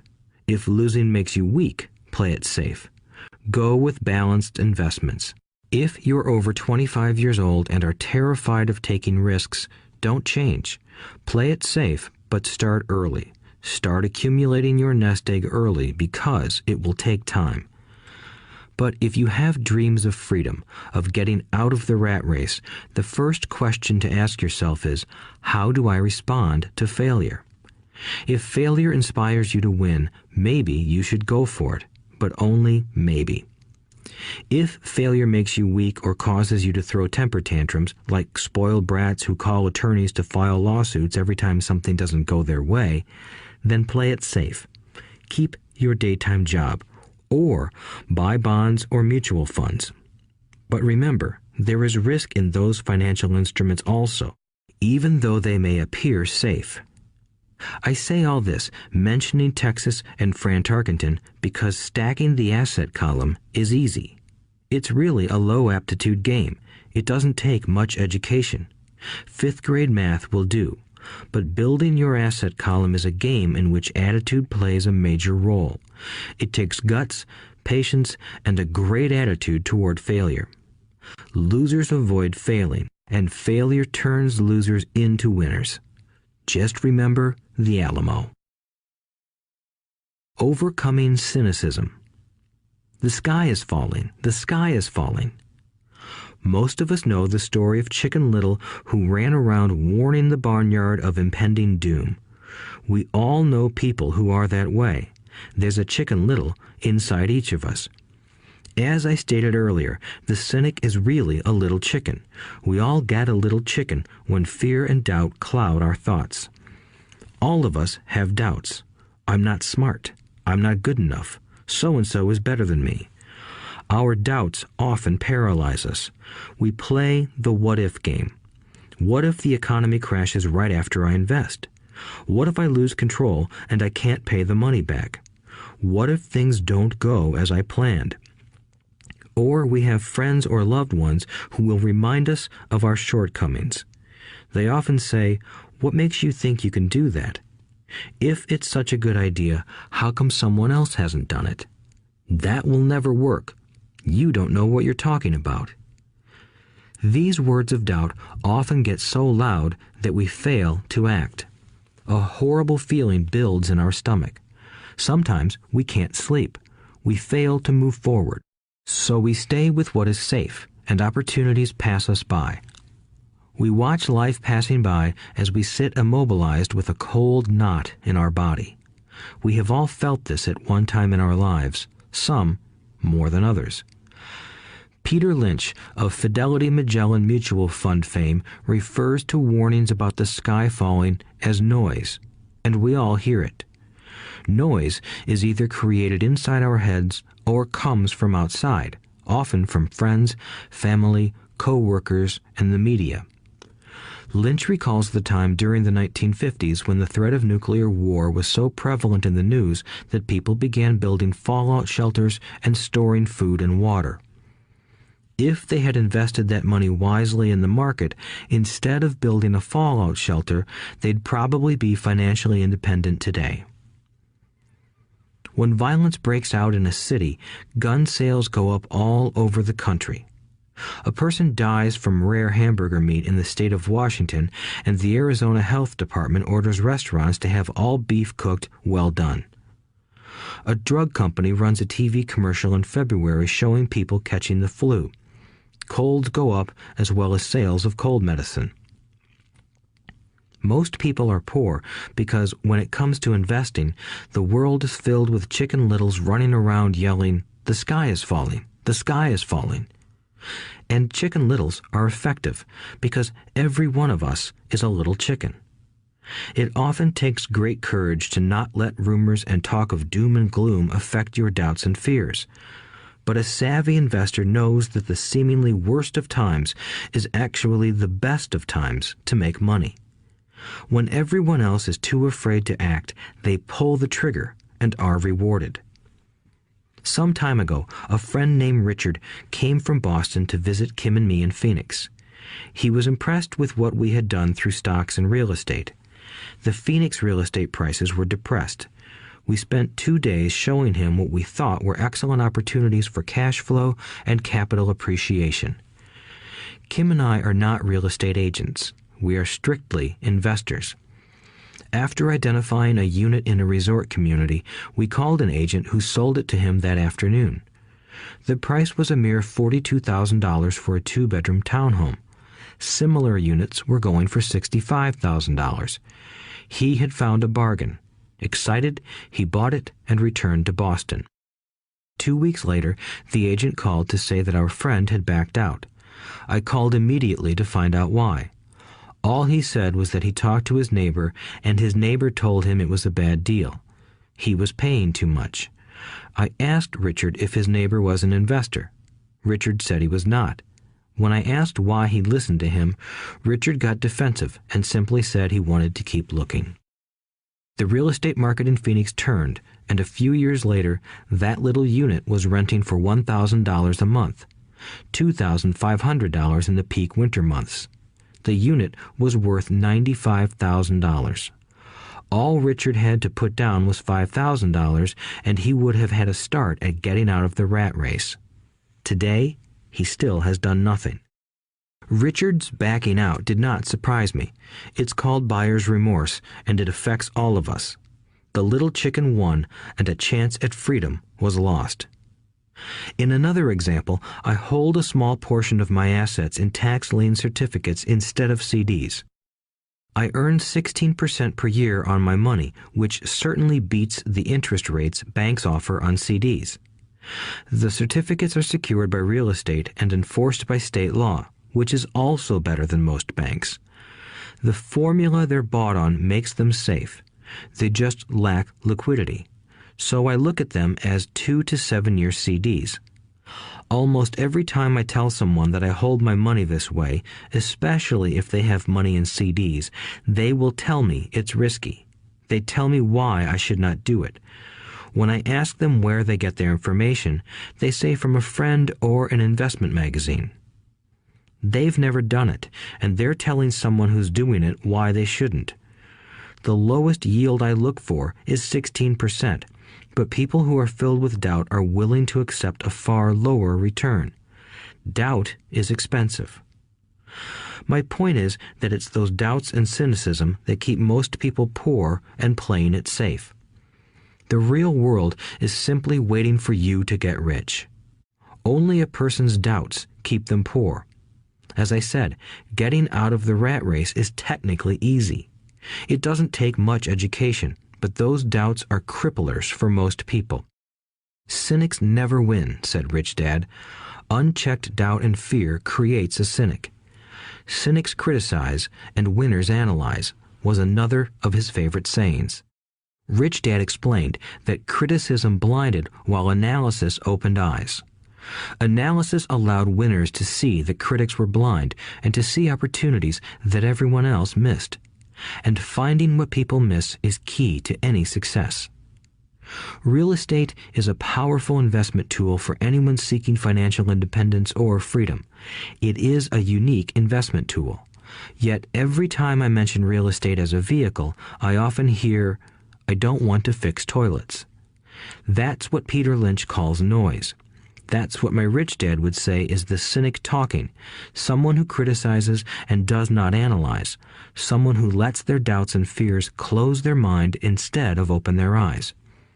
So when someone says, "I don't want to fix toilets," I want to fire back, "What makes you think I want to?" They're saying a toilet is more important than what they want. I talk about freedom from the rat race, and they focus on toilets. That is the thought pattern that keeps most people poor. They criticize instead of analyze.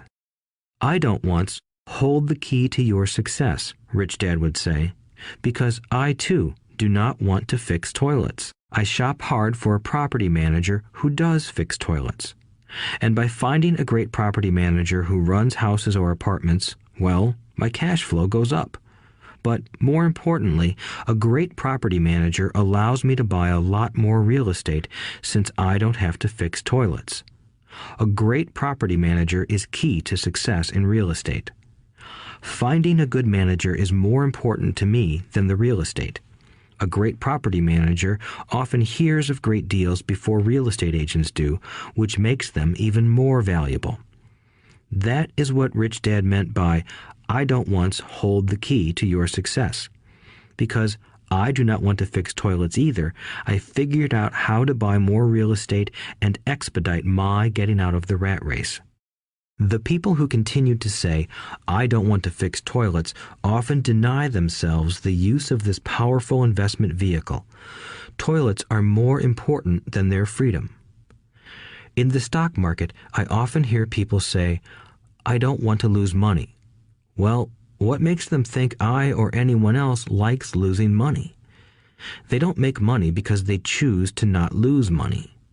Instead of analyzing, they close their minds to another powerful investment vehicle, the stock market.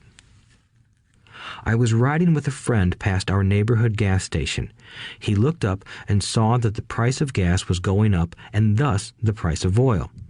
My friend is a worrywart, or a Chicken Little. To him, the sky is always going to fall, and it usually does, on him.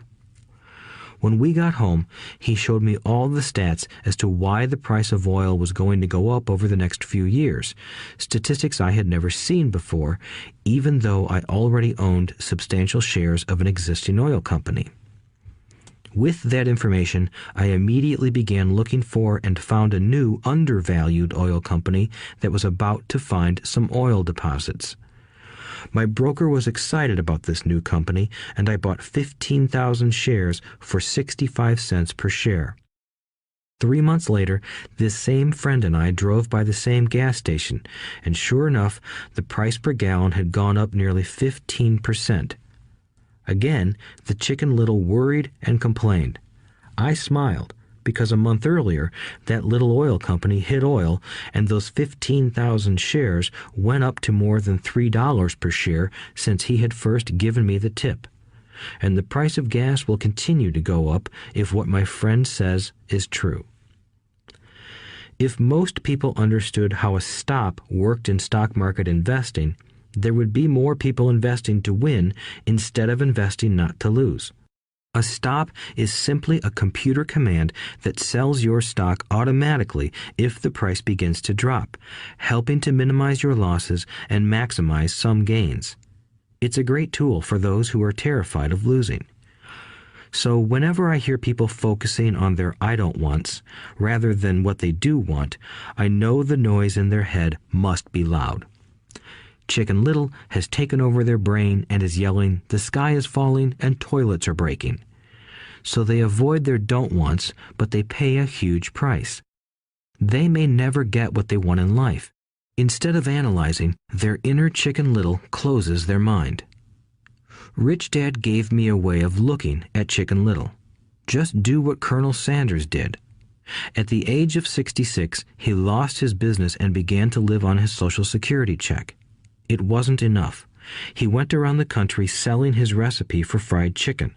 He was turned down 1,009 times before someone said yes, and he went on to become a multimillionaire at an age when most people are quitting. He was a brave and tenacious man, Rich Dad said of Harlan Sanders. So when you're in doubt and feeling a little afraid, just do what Colonel Sanders did to his little chicken. He fried it. Overcoming laziness. Busy people are often the most lazy. We have all heard stories of a businessman who works hard to earn money. He works hard to be a good provider for his wife and children. He spends long hours at the office and brings work home on weekends. One day he comes home to an empty house. His wife has left with the kids.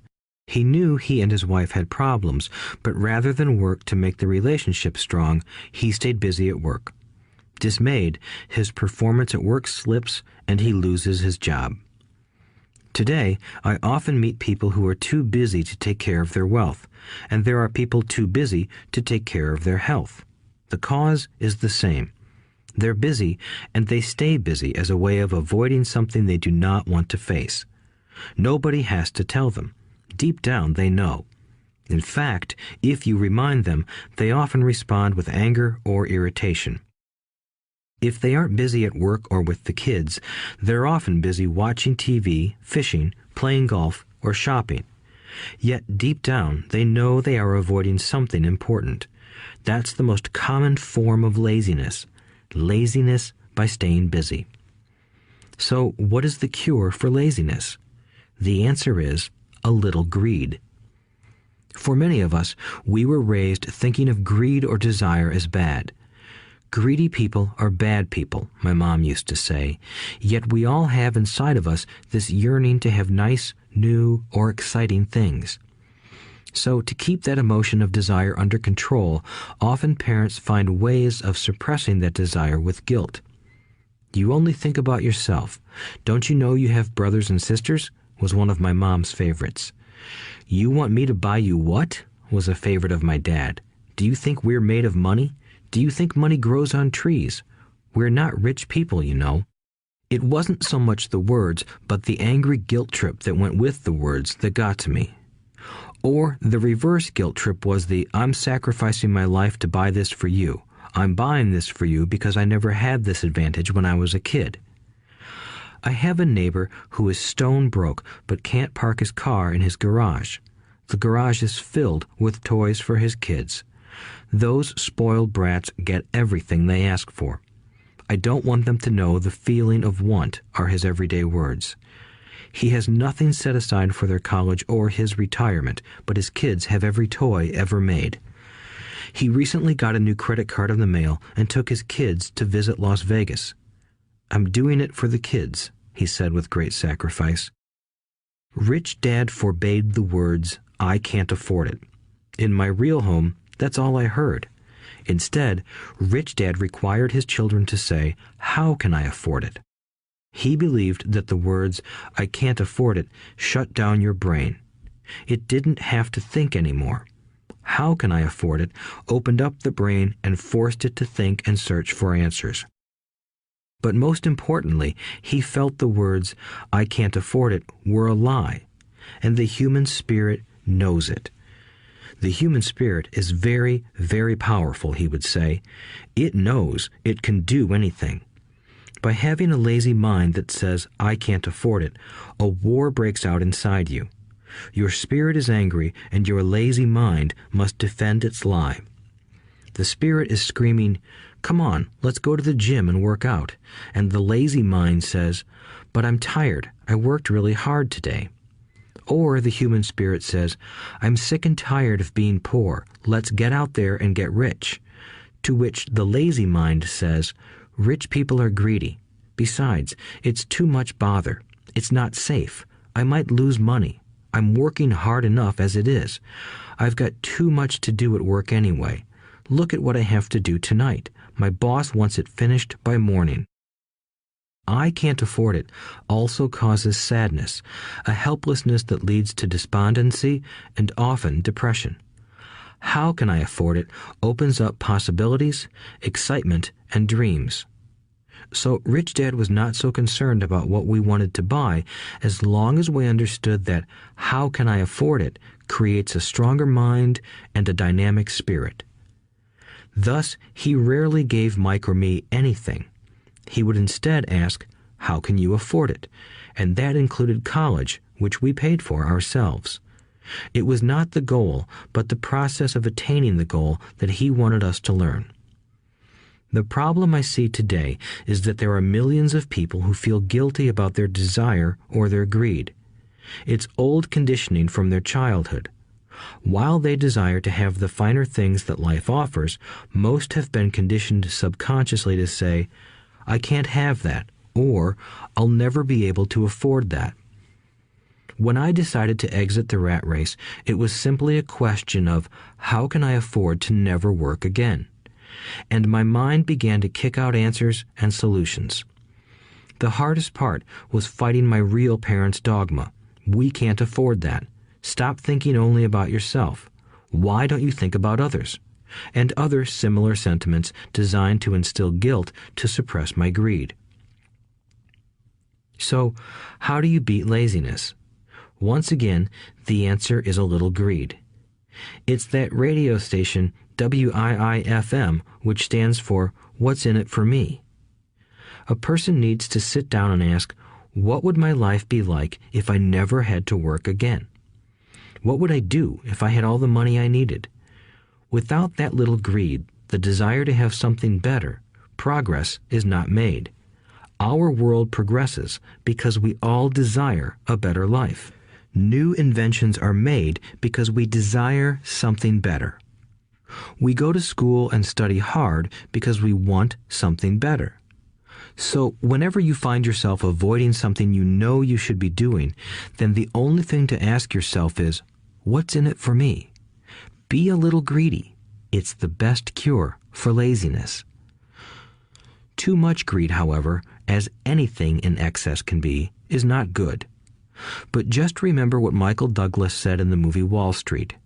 Greed is good. Rich Dad said it differently.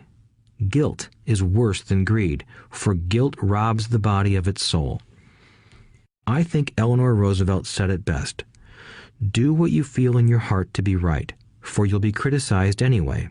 You'll be damned if you do, and damned if you don't. Overcoming bad habits. Our lives are a reflection of our habits more than our education. After seeing the movie Conan the Barbarian, starring Arnold Schwarzenegger, a friend said, "I'd love to have a body like Schwarzenegger." Most of the guys nodded in agreement. "I even heard he was really puny and skinny at one time," another friend added. "Yeah, I heard that too," another one said. "I heard he has a habit of working out almost every day in the gym." "Yeah, I'll bet he has to." "Nah," said the group's cynic. "I'll bet he was born that way. Besides, let's stop talking about Arnold and get some beers." This is an example of habits controlling behavior. I remember asking my rich dad about the habits of the rich. Instead of answering me outright, he wanted me to learn through example, as usual. "When does your dad pay his bills?" Rich Dad asked. "The first of the month," I said. "Does he have anything left over?" he asked. "Very little," I said. "That's the main reason he struggles," said Rich Dad. "He has bad habits. Your dad pays everyone else first. He pays himself last, but only if he has anything left over." "Which he usually doesn't," I said. "But he has to pay his bills, doesn't he? You're saying he shouldn't pay his bills?" "Of course not," said Rich Dad. "I firmly believe in paying my bills on time. I just pay myself first, before I pay even the government." "But what happens if you don't have enough money?" I asked. "What do you do then?" "The same," said Rich Dad. "I still pay myself first, even if I'm short of money. My asset column is far more important to me than the government." "But," I said, "don't they come after you?" "Yes, if you don't pay," said Rich Dad. "Look, I did not say not to pay. I just said I pay myself first, even if I'm short of money." "But," I replied, "how do you do that?" "It's not how. The question is why," Rich Dad said. "Okay, why?"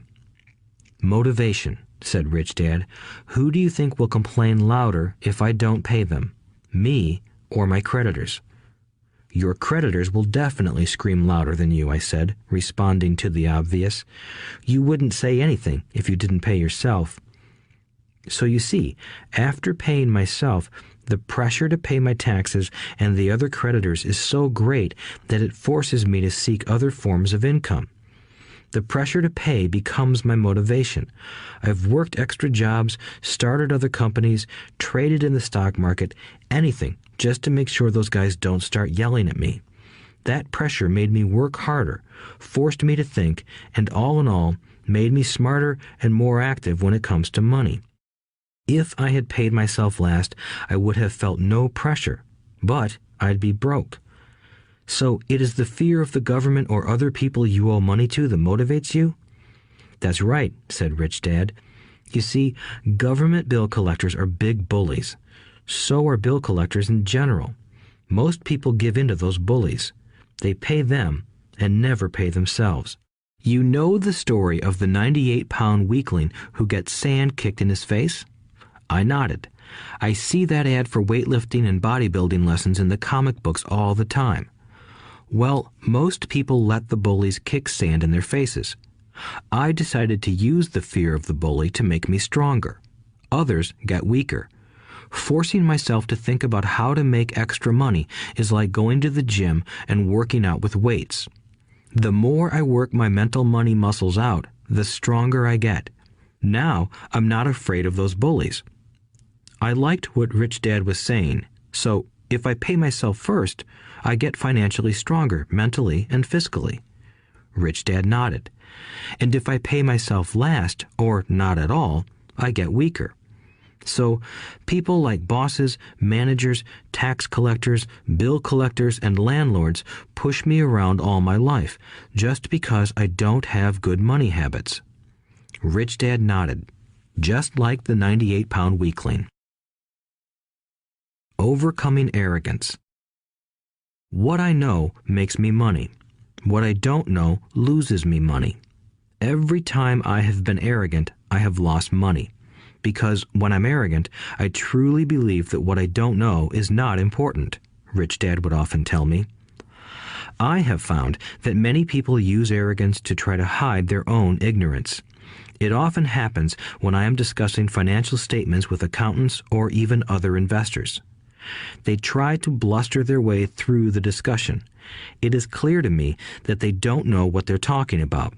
They're not lying, but they are not telling the truth. There are many people in the world of money, finances, and investments who have absolutely no idea what they're talking about. Most people in the money industry are just spouting off sales pitches like used car salesmen. When you know you are ignorant in a subject, start educating yourself by finding an expert in the field or a book on the subject. Chapter 8. Getting Started. There is gold everywhere.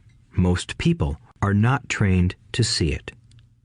I wish I could say acquiring wealth was easy for me, but it wasn't. So in response to the question, how do I start, I offer the thought process I go through on a day-to-day basis. It really is easy to find great deals. I promise you that. It's just like riding a bike. After a little wobbling, it's a piece of cake. But when it comes to money, it takes determination to get through the wobbling.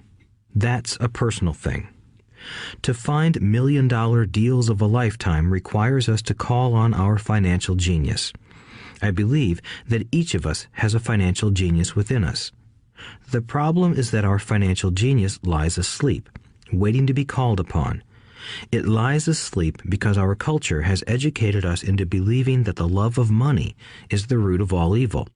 It has encouraged us to learn a profession so we can work for money, but failed to teach us how to have money work for us. It taught us not to worry about our financial future because our company or the government would take care of us when our working days are over.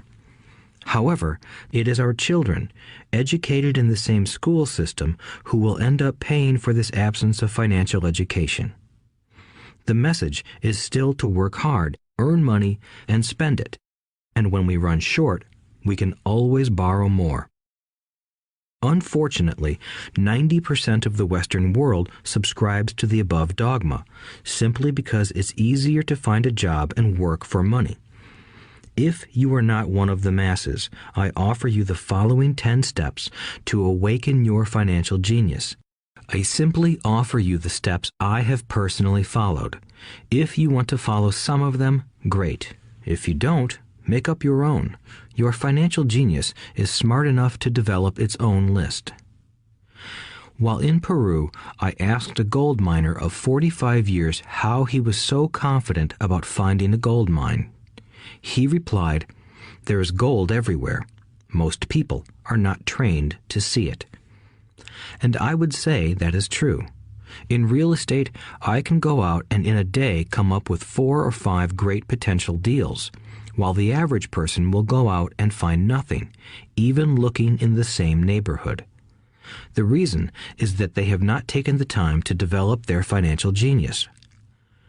I offer you the following 10 steps as a process to develop your God-given powers, powers over which only you have control. 1. Find a reason greater than reality, the power of spirit. If you ask most people if they would like to be rich or financially free, they would say yes. But then reality sets in. The road seems too long with too many hills to climb. It's easier to just work for money and hand the excess over to your broker. I once met a young woman who had dreams of swimming for the U.S. Olympic team. The reality was that she had to get up every morning at 4 o'clock to swim for 3 hours before going to school. She did not party with her friends on Saturday night. She had to study and keep her grades up, just like everyone else.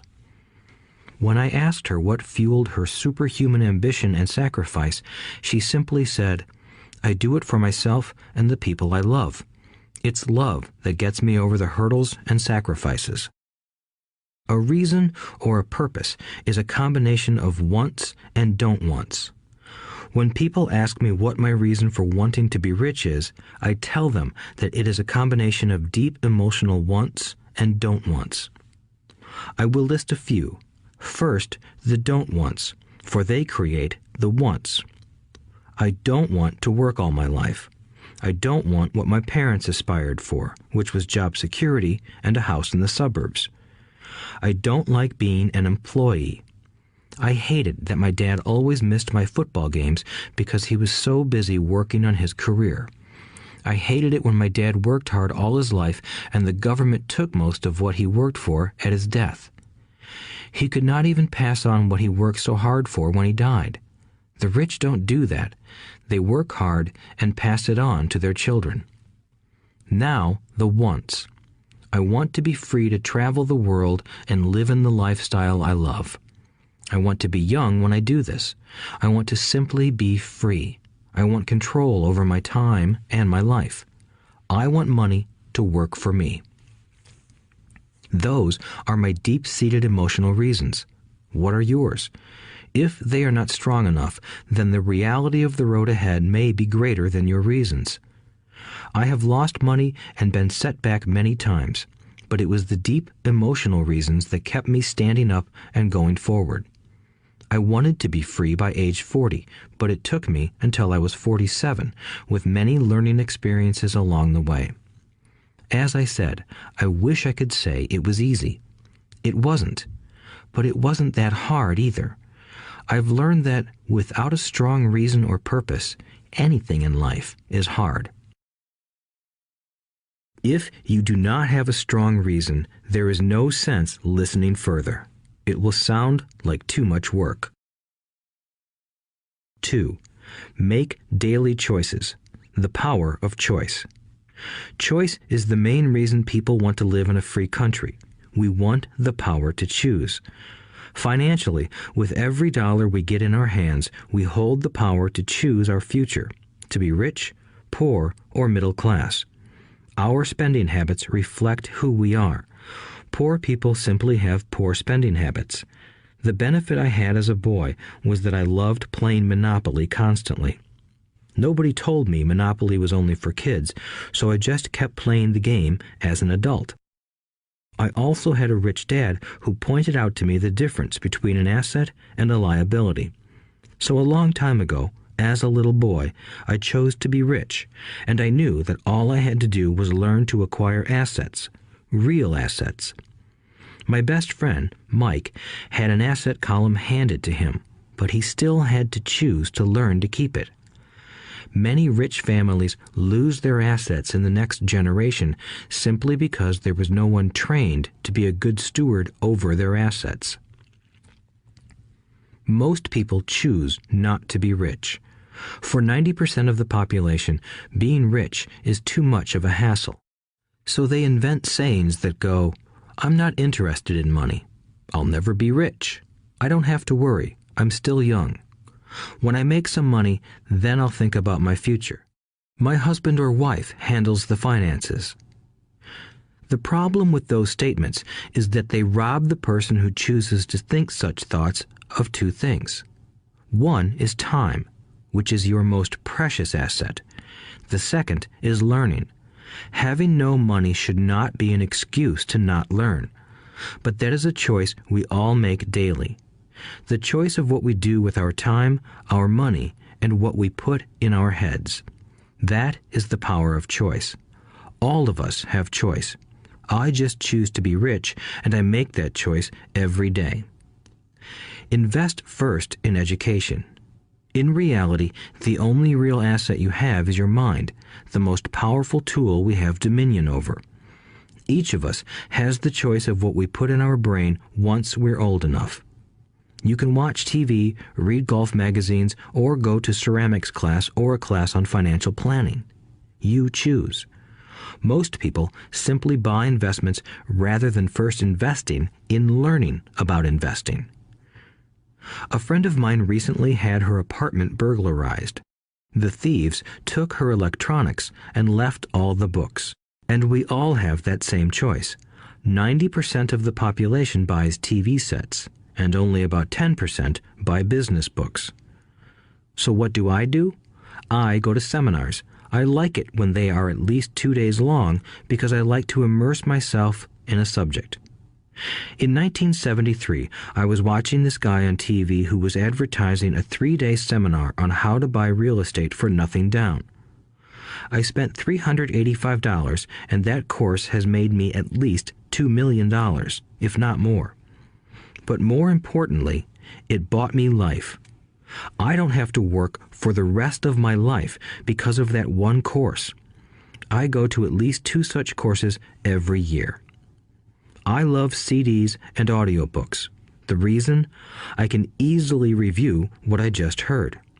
I was listening to an investor say something I completely disagreed with.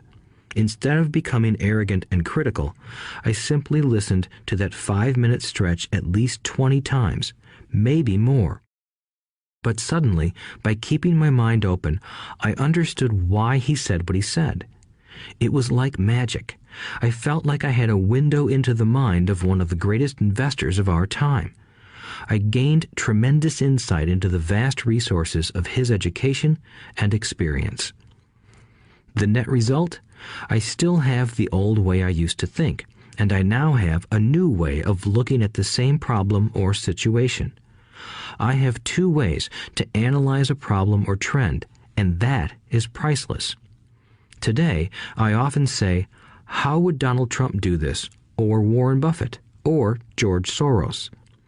The only way I can access their vast mental power is to be humble enough to read or listen to what they have to say.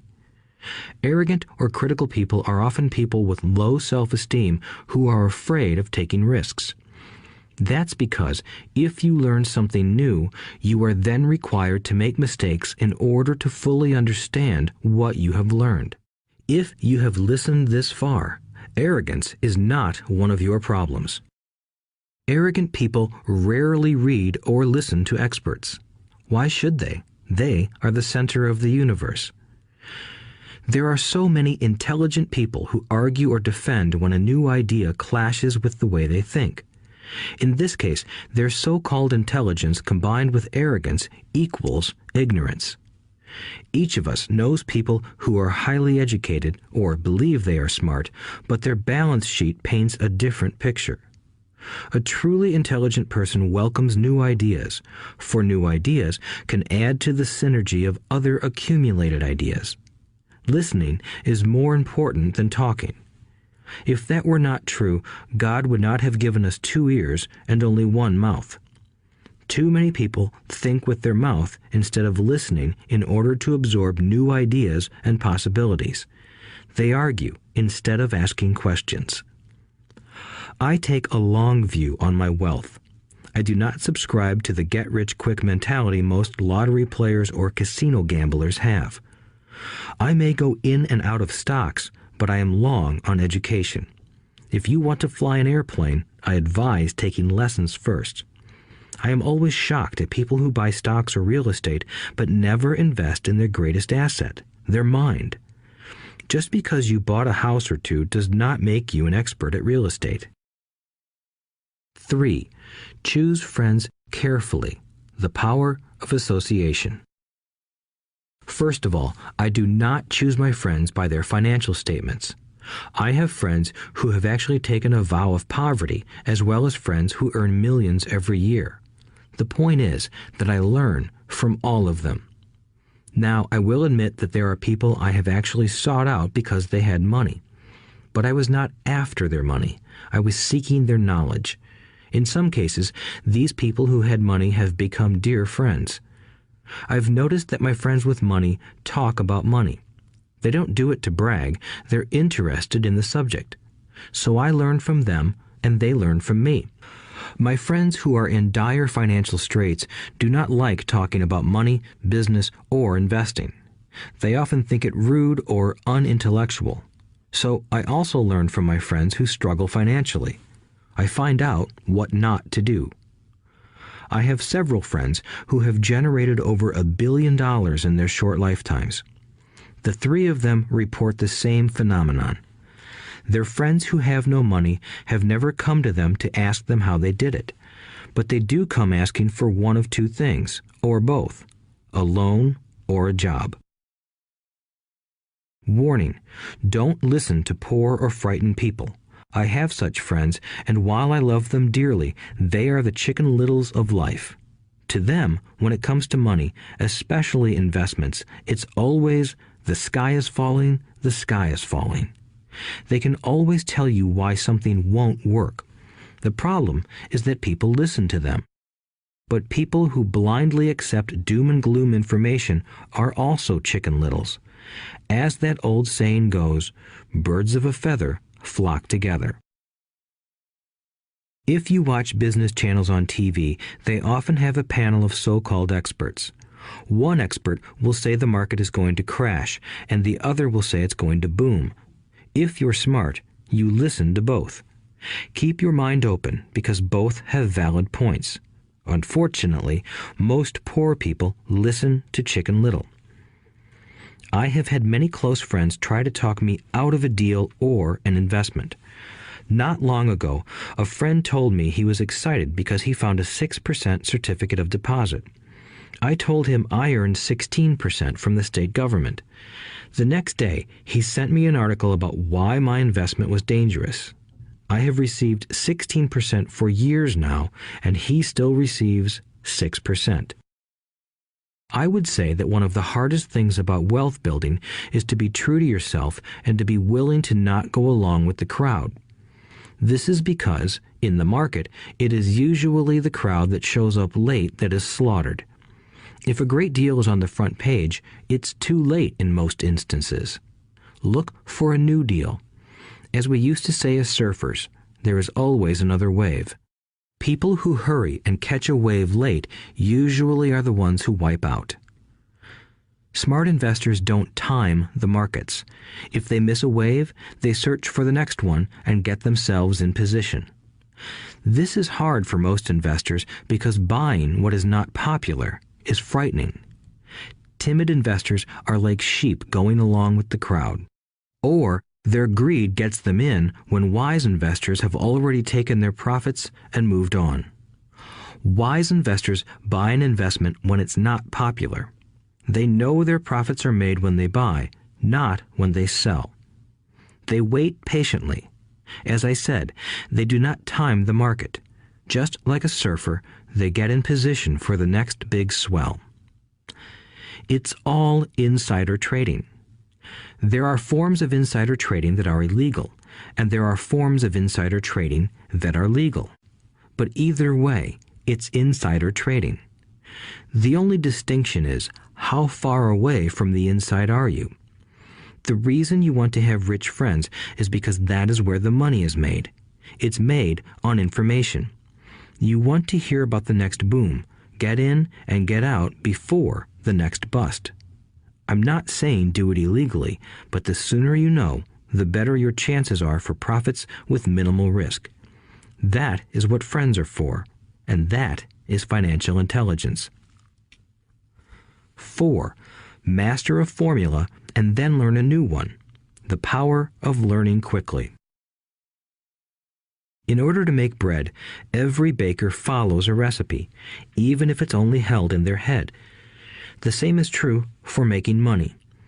Most of us have heard the saying, "You are what you eat." I have a different slant. I say, "You become what you study." In other words, be careful what you learn, because your mind is so powerful that you become what you put in your head. For example, if you study cooking, you then tend to cook. If you don't want to be a cook anymore, then you need to study something else. When it comes to money, the masses generally have one basic formula they learned in school, and it's this: work for money. The predominant formula I see in the world is that every day millions of people get up, go to work, earn money, pay bills, balance checkbooks, buy some mutual funds, and go back to work. That is the basic formula, or recipe. If you're tired of what you're doing, or you're not making enough, it's simply a case of changing the formula via which you make money. Years ago, when I was 26, I took a weekend class called How to Buy Real Estate Foreclosures. I learned a formula. The next trick was to have the discipline to actually put into action what I had learned. That is where most people stop. For 3 years, while working for Xerox, I spent my spare time learning to master the art of buying foreclosures. I've made several $1 million using that formula. So after I mastered that formula, I went in search of other formulas. For many of the classes, I did not directly use the information I learned, but I always learned something new. I have attended classes designed for derivative traders, commodity option traders, and chaologists. I was way out of my league, being in a room full of people with doctorates in nuclear physics and space science. Yet, I learned a lot that made my stock and real estate investing more meaningful and lucrative. Most junior colleges and community colleges have classes on financial planning and buying traditional investments. They are good places to start, but I always search for a faster formula. That is why, on a fairly regular basis, I make more in a day than many people will make in their lifetime. Another side note, in today's fast-changing world, it's not so much what you know anymore that counts, because often what you know is old. It is how fast you learn. That skill is priceless. It's priceless in finding faster formulas, recipes, if you will, for making dough. Working hard for money is an old formula born in the day of cavemen. 5. Pay yourself first. The power of self-discipline. If you cannot get control of yourself, do not try to get rich.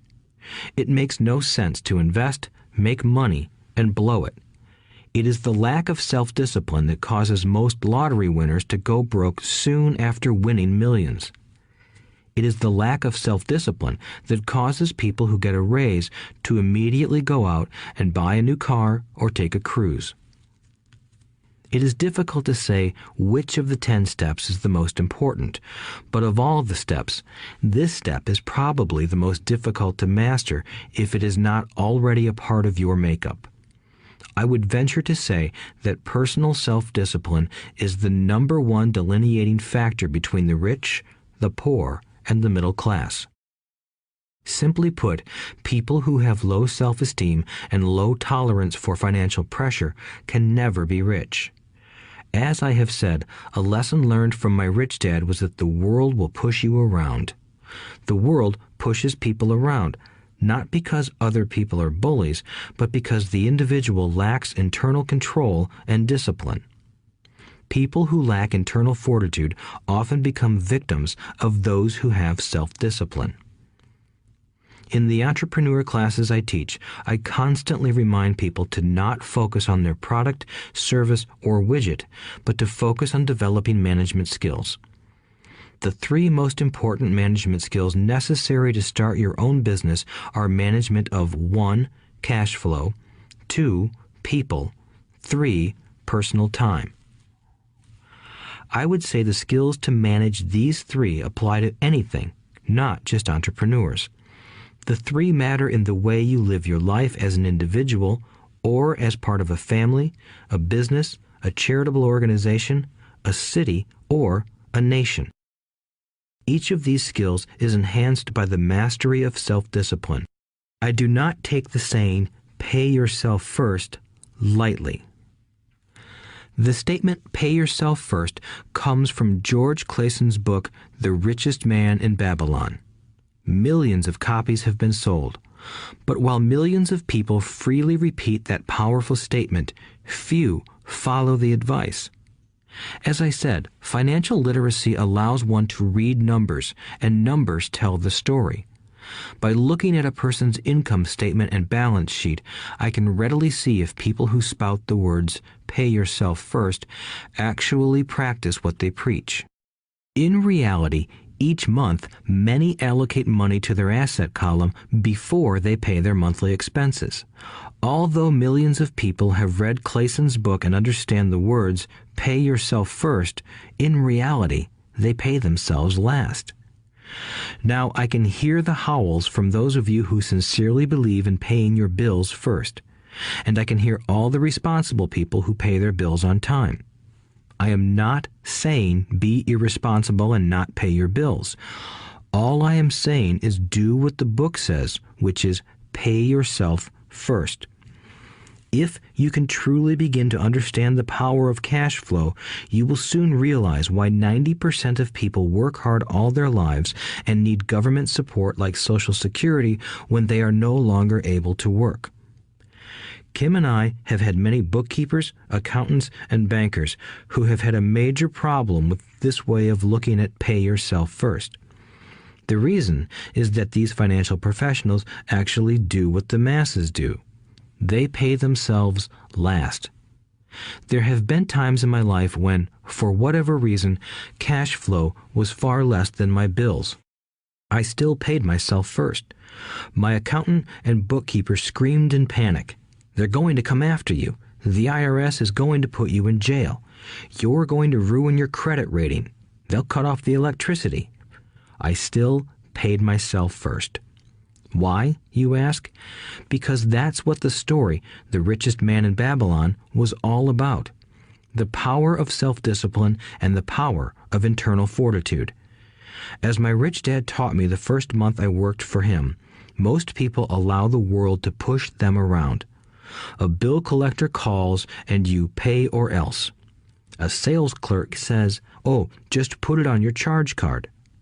Your real estate agent tells you, "Go ahead. The government allows you a tax deduction on your home." That is what the book is really about. Having the guts to go against the tide and get rich. You may not be weak, but when it comes to money, many people get wimpy. I am not saying be irresponsible. The reason I don't have high credit card debt and doodad debt is because I pay myself first. The reason I minimize my income is because I don't want to pay it to the government. That is why my income comes from my asset column through a Nevada corporation. If I work for money, the government takes it. Although I pay my bills last, I am financially astute enough to not get into a tough financial situation. I don't like consumer debt. I actually have liabilities that are higher than 99% of the population, but I don't pay for them. Other people pay for my liabilities. They're called tenants. So rule number 1 in paying yourself first is don't get into debt in the first place. Although I pay my bills last, I set it up to have only small, unimportant bills that are due. When I occasionally come up short, I still pay myself first. I let the creditors and even the government scream. I like it when they get tough. Why? Because those guys do me a favor. They inspire me to go out and create more money. So I pay myself first, invest the money, and let the creditors yell. I generally pay them right away anyway. Kim and I have excellent credit. We just don't cave into pressure and spend our savings or liquidate stocks to pay for consumer debt. That is not too financially intelligent. To successfully pay yourself first, keep the following in mind. 1. Don't get into large debt positions that you have to pay for. Keep your expenses low. Build up assets first. Then buy the big house or nice car. Being stuck in the rat race is not intelligent. 2. When you come up short, let the pressure build and don't dip into your savings or investments. Use the pressure to inspire your financial genius to come up with new ways of making more money and then pay your bills. You will have increased your ability to make more money as well as your financial intelligence.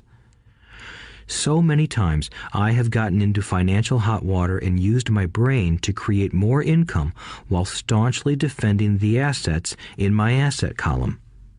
My bookkeeper has screamed and dived for cover, but I was like a good soldier defending the fort. Fort assets. Poor people have poor habits.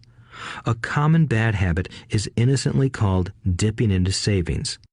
The rich know that savings are only used to create more money, not to pay bills. I know that sounds tough, but as I said, if you're not tough inside, the world will always push you around anyway. If you do not like financial pressure, then find a formula that works for you.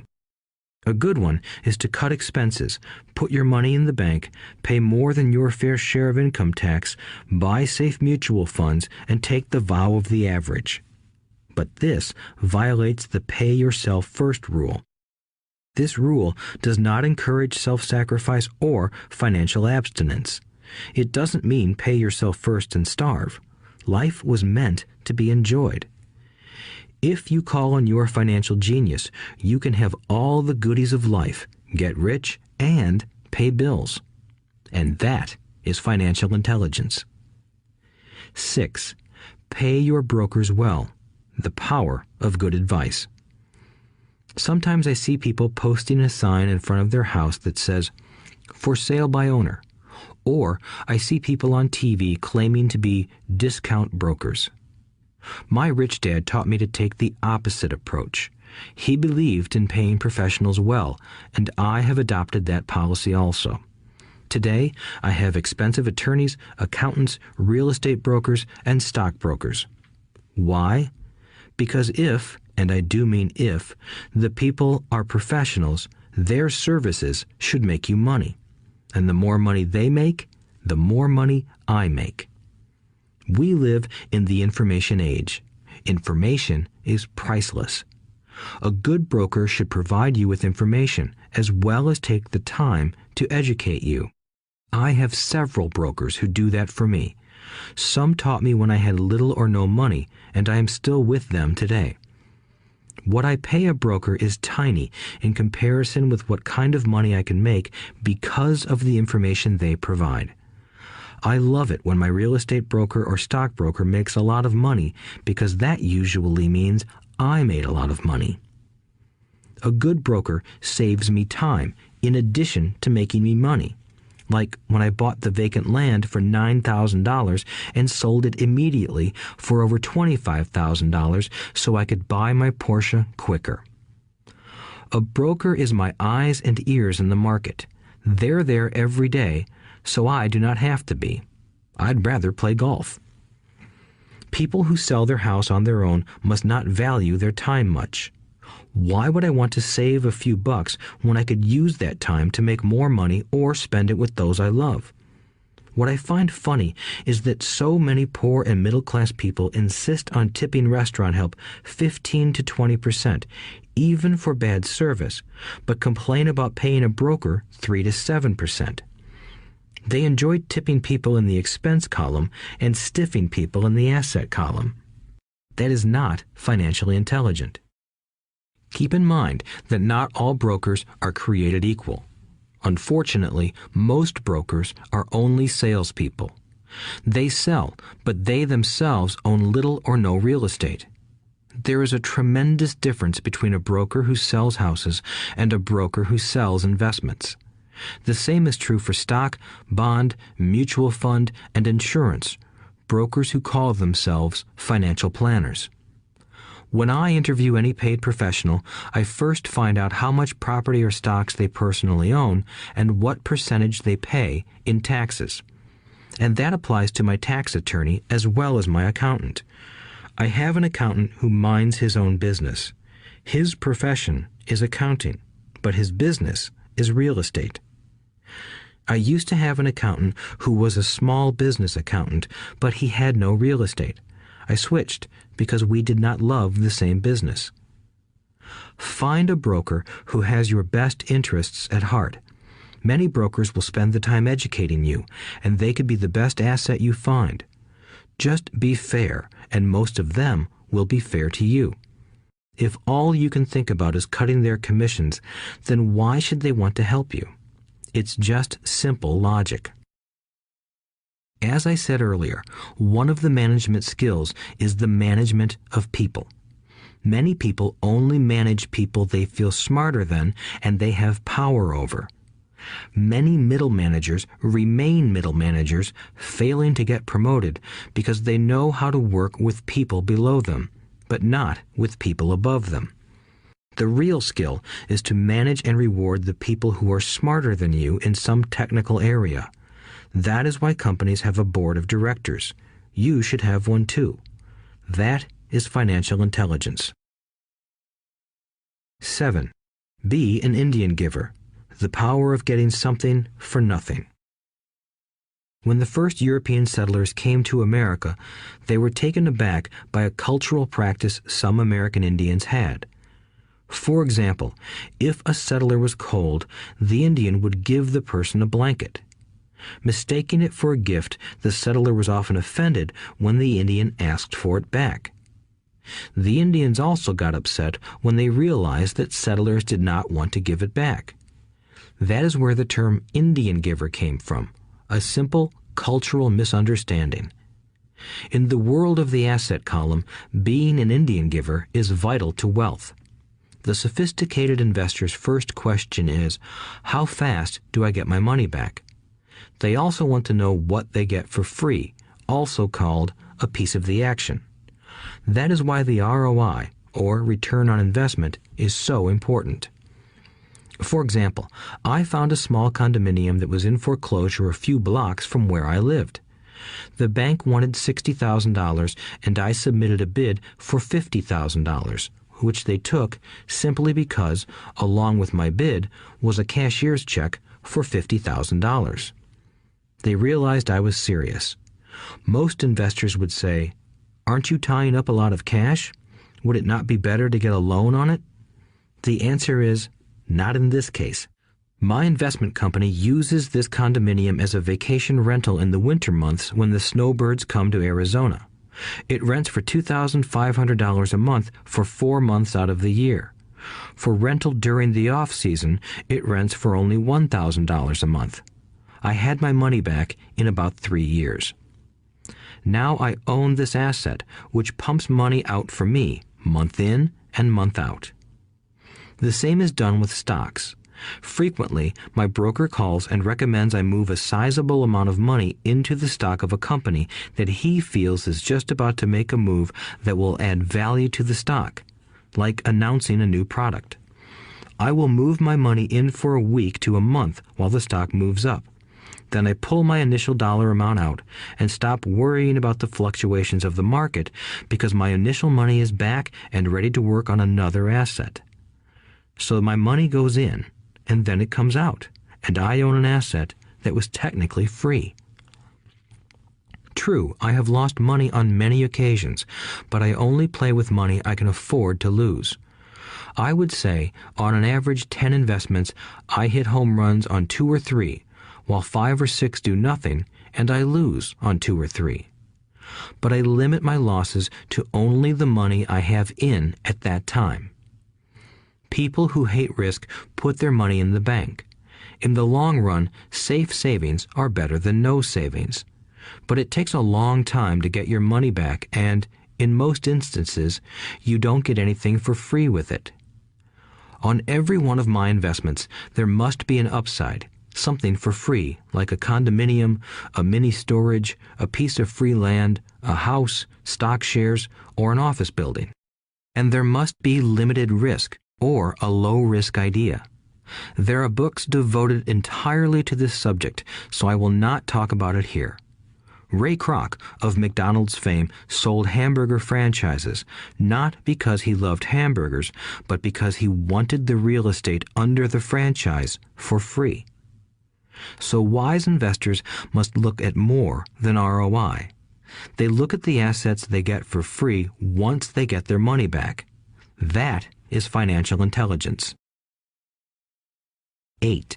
Use assets to buy luxuries. The power of focus. A friend's child has been developing a nasty habit of burning a hole in his pocket. Just 16, he wanted his own car. The excuse? All his friends' parents gave their kids cars. The child wanted to go into his savings and use it for a down payment.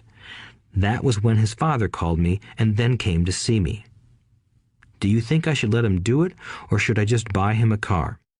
I answered, it might relieve the pressure in the short term, but what have you taught him in the long term? Can you use this desire to own a car and inspire your son to learn something? Suddenly, the lights went on and he hurried home. 2 months later, I ran into my friend again. Does your son have his new car? I asked.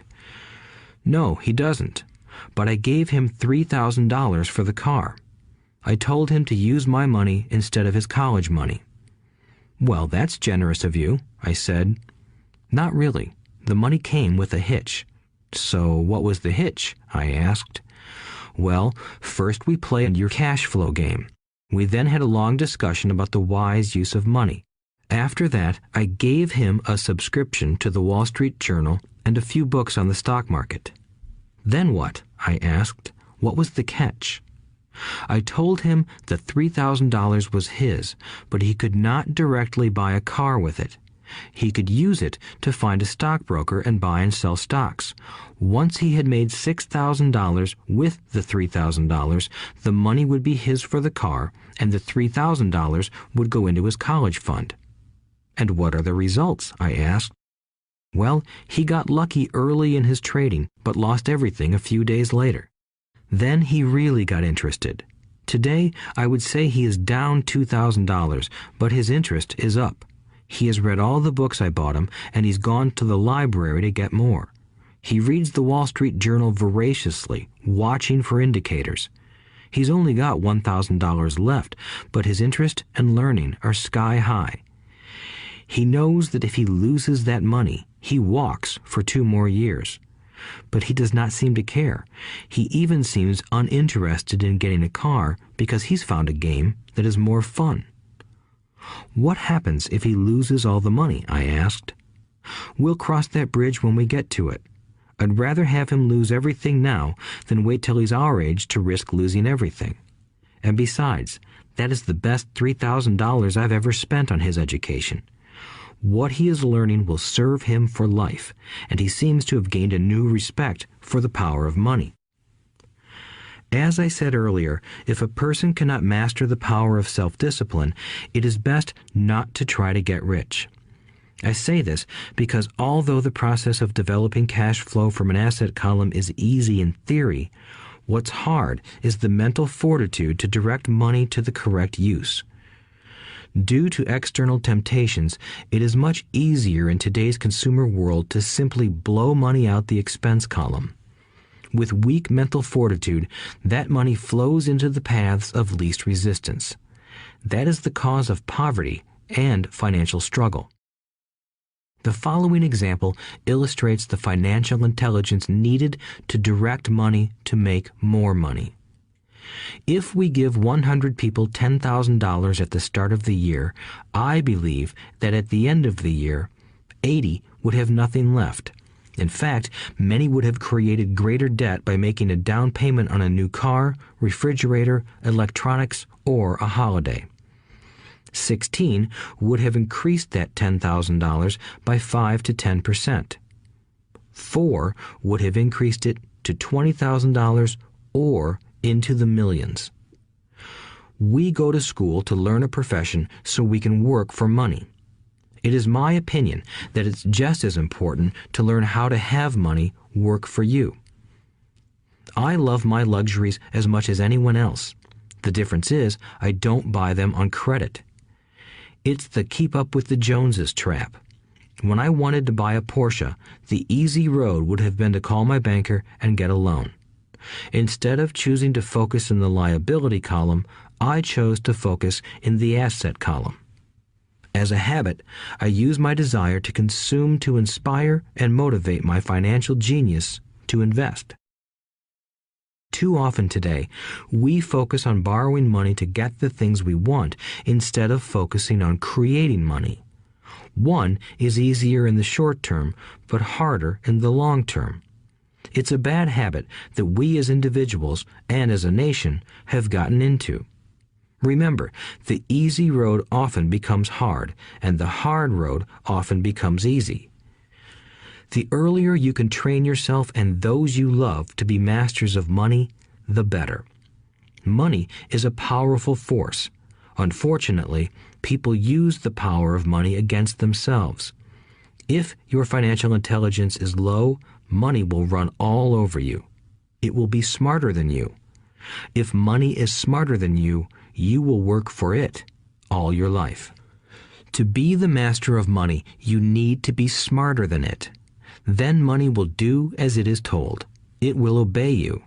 Instead of being a slave to it, you will be the master of it. That is financial intelligence. 9. Choose heroes. The power of myth.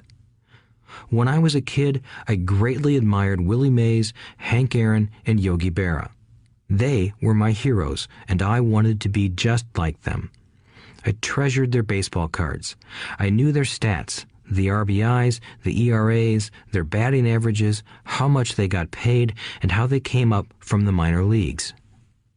As a 9-year-old kid, when I stepped up to bat or played first base or catcher, I wasn't me. I pretended I was a famous baseball player. It's one of the most powerful ways we learn, and we often lose that as adults. We lose our heroes.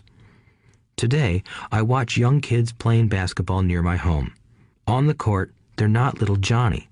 They're pretending to be their favorite basketball hero. Copying or emulating heroes is true power learning. I have new heroes as I grow older. I have golf heroes, and I copy their swings and do my best to read everything I can about them. I also have heroes such as Donald Trump, Warren Buffett, Peter Lynch, George Soros, and Jim Rogers. I know their stats just like I knew the ERAs and RBIs of my childhood baseball heroes. I follow what Warren Buffett invests in, and I read anything I can about his point of view on the market and how he chooses stocks. And I read about Donald Trump, trying to find out how he negotiates and puts deals together. Just as I was not me when I was up to bat, when I'm in the market or I'm negotiating a deal, I am subconsciously acting with the bravado of Trump. Or, when analyzing a trend, I look at it as though Warren Buffett were doing it. By having heroes, we tap into a tremendous source of raw genius. But heroes do more than simply inspire us. Heroes make things look easy. Making it look easy convinces us to want to be just like them. If they can do it, so can I. When it comes to investing, too many people make it sound hard. Instead, find heroes who make it look easy. 10. Teach and you shall receive. The power of giving. Both of my dads were teachers. My rich dad taught me a lesson I have carried all my life, the necessity of being charitable or giving. My educated dad gave a lot of his time and knowledge, but almost never gave away money. He usually said that he would give when he had some extra money, but of course, there was rarely any extra. My rich dad gave money as well as education. He believed firmly in tithing. If you want something, you first need to give, he would always say. When he was short of money, he gave money to his church or to his favorite charity. If I could leave one single idea with you, it is that idea. Whenever you feel short or in need of something, give what you want first, and it will come back in buckets. That is true for money, a smile, love, or friendship. I know it is often the last thing a person may want to do, but it has always worked for me. I trust that the principle of reciprocity is true, and I give what I want. I want money, so I give money, and it comes back in multiples. I want sales, so I help someone else sell something, and sales come to me. I want contacts, and I help someone else get contacts. Like magic, contacts come to me. I heard a saying years ago that went, God does not need to receive, but humans need to give. My rich dad would often say, poor people are more greedy than rich people. He would explain that if a person was rich, that person was providing something that other people wanted. In my life, whenever I have felt needy or short of money or short of help, I simply went out or found in my heart what I wanted and decided to give it first. And when I gave, it always came back. It reminds me of the story of the guy sitting with firewood in his arms on a cold, freezing night. He is yelling at the pot-bellied stove, "When you give me some heat, then I'll put some wood in you." And when it comes to money, love, happiness, sales, and contacts, all one needs to remember is to give first. Often, just the process of thinking of what I want and how I could give that to someone else breaks free a torrent of bounty. Whenever I feel that people aren't smiling at me, I simply begin smiling and saying hello. Like magic, the next thing I know, I'm surrounded by smiling people. It is true that your world is only a mirror of you. So that's why I say, teach and you shall receive. I have found that the more I teach those who want to learn, the more I learn. If you want to learn about money, teach it to someone else. A torrent of new ideas and finer distinctions will come in. There are times when I have given and nothing has come back, or what I have received is not what I wanted.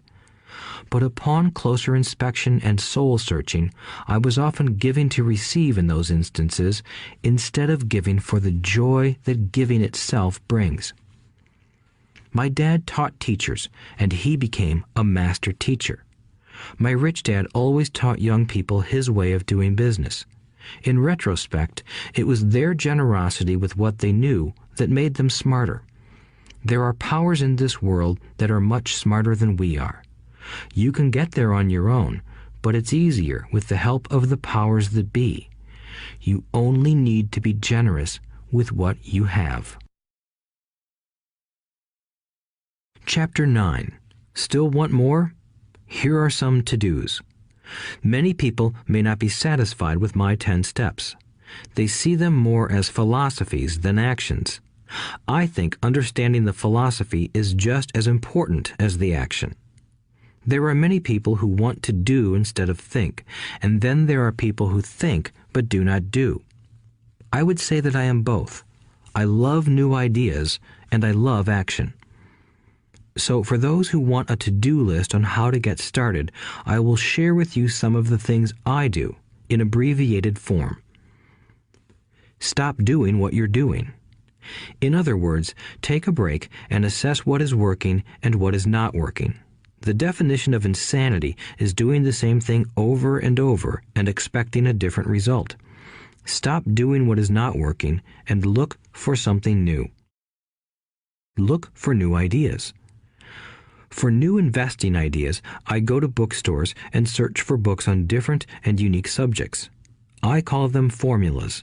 I buy how-to books on formulas I know nothing about.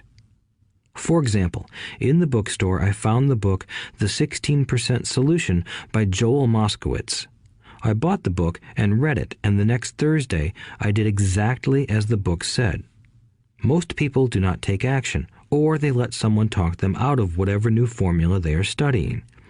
My neighbor told me why 16% would not work. I did not listen to him because he's never done it.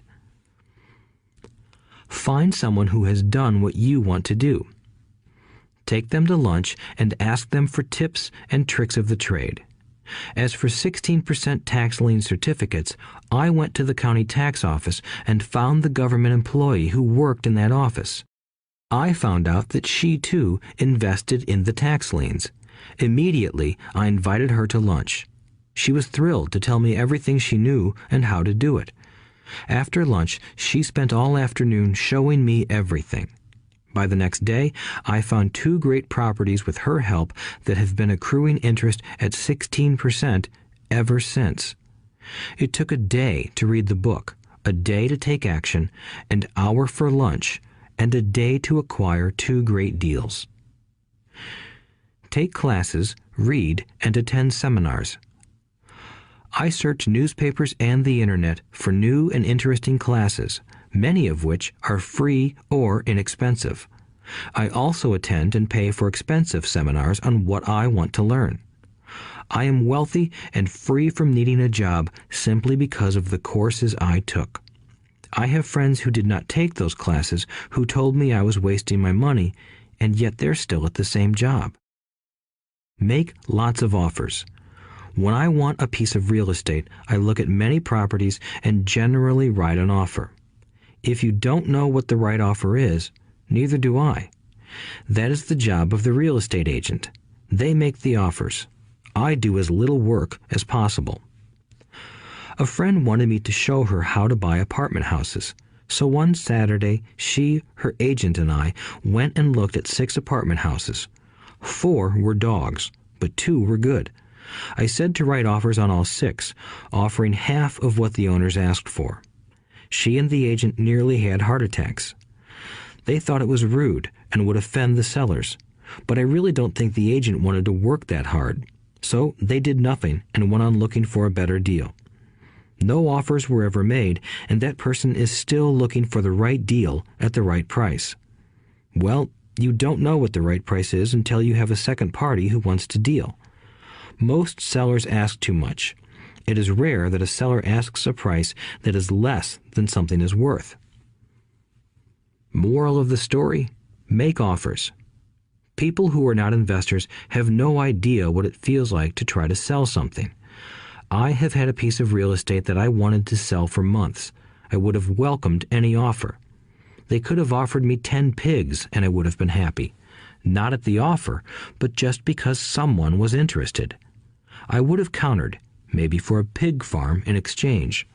But that's how the game works. The game of buying and selling is fun. Keep that in mind. It's fun and only a game. Make offers. Someone might say yes. I always make offers with escape clauses. In real estate, I make an offer with language that details subject to contingencies, such as the approval of a business partner. Never specify who the business partner is. Most people don't know that my partner is my cat. If they accept the offer and I don't want the deal, I call home and speak to my cat. I make this ridiculous statement to illustrate how absurdly easy and simple the game is. So many people make things too difficult and take it too seriously.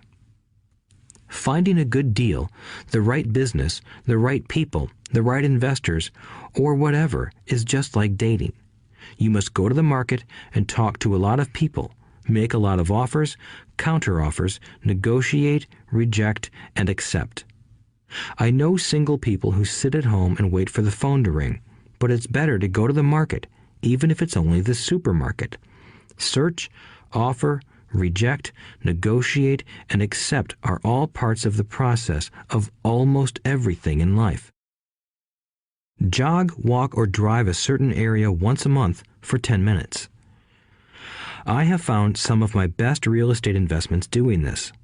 I will jog a certain neighborhood for a year and look for change. For there to be profit in a deal, there must be 2 elements, a bargain and change. There are lots of bargains, but it's change that turns a bargain into a profitable opportunity. So when I jog a neighborhood I might like to invest in. It is the repetition that causes me to notice slight differences. I notice real estate signs that are up for a long time. That means the seller might be more agreeable to deal. I watch for moving trucks going in or out. I stop and talk to the drivers. I talk to the postal carriers. It's amazing how much information they acquire about an area. I find a bad area, especially an area that the news has scared everyone away from. I drive it for sometimes a year, waiting for signs of something changing for the better. I talk to retailers, especially new ones, and find out why they're moving in.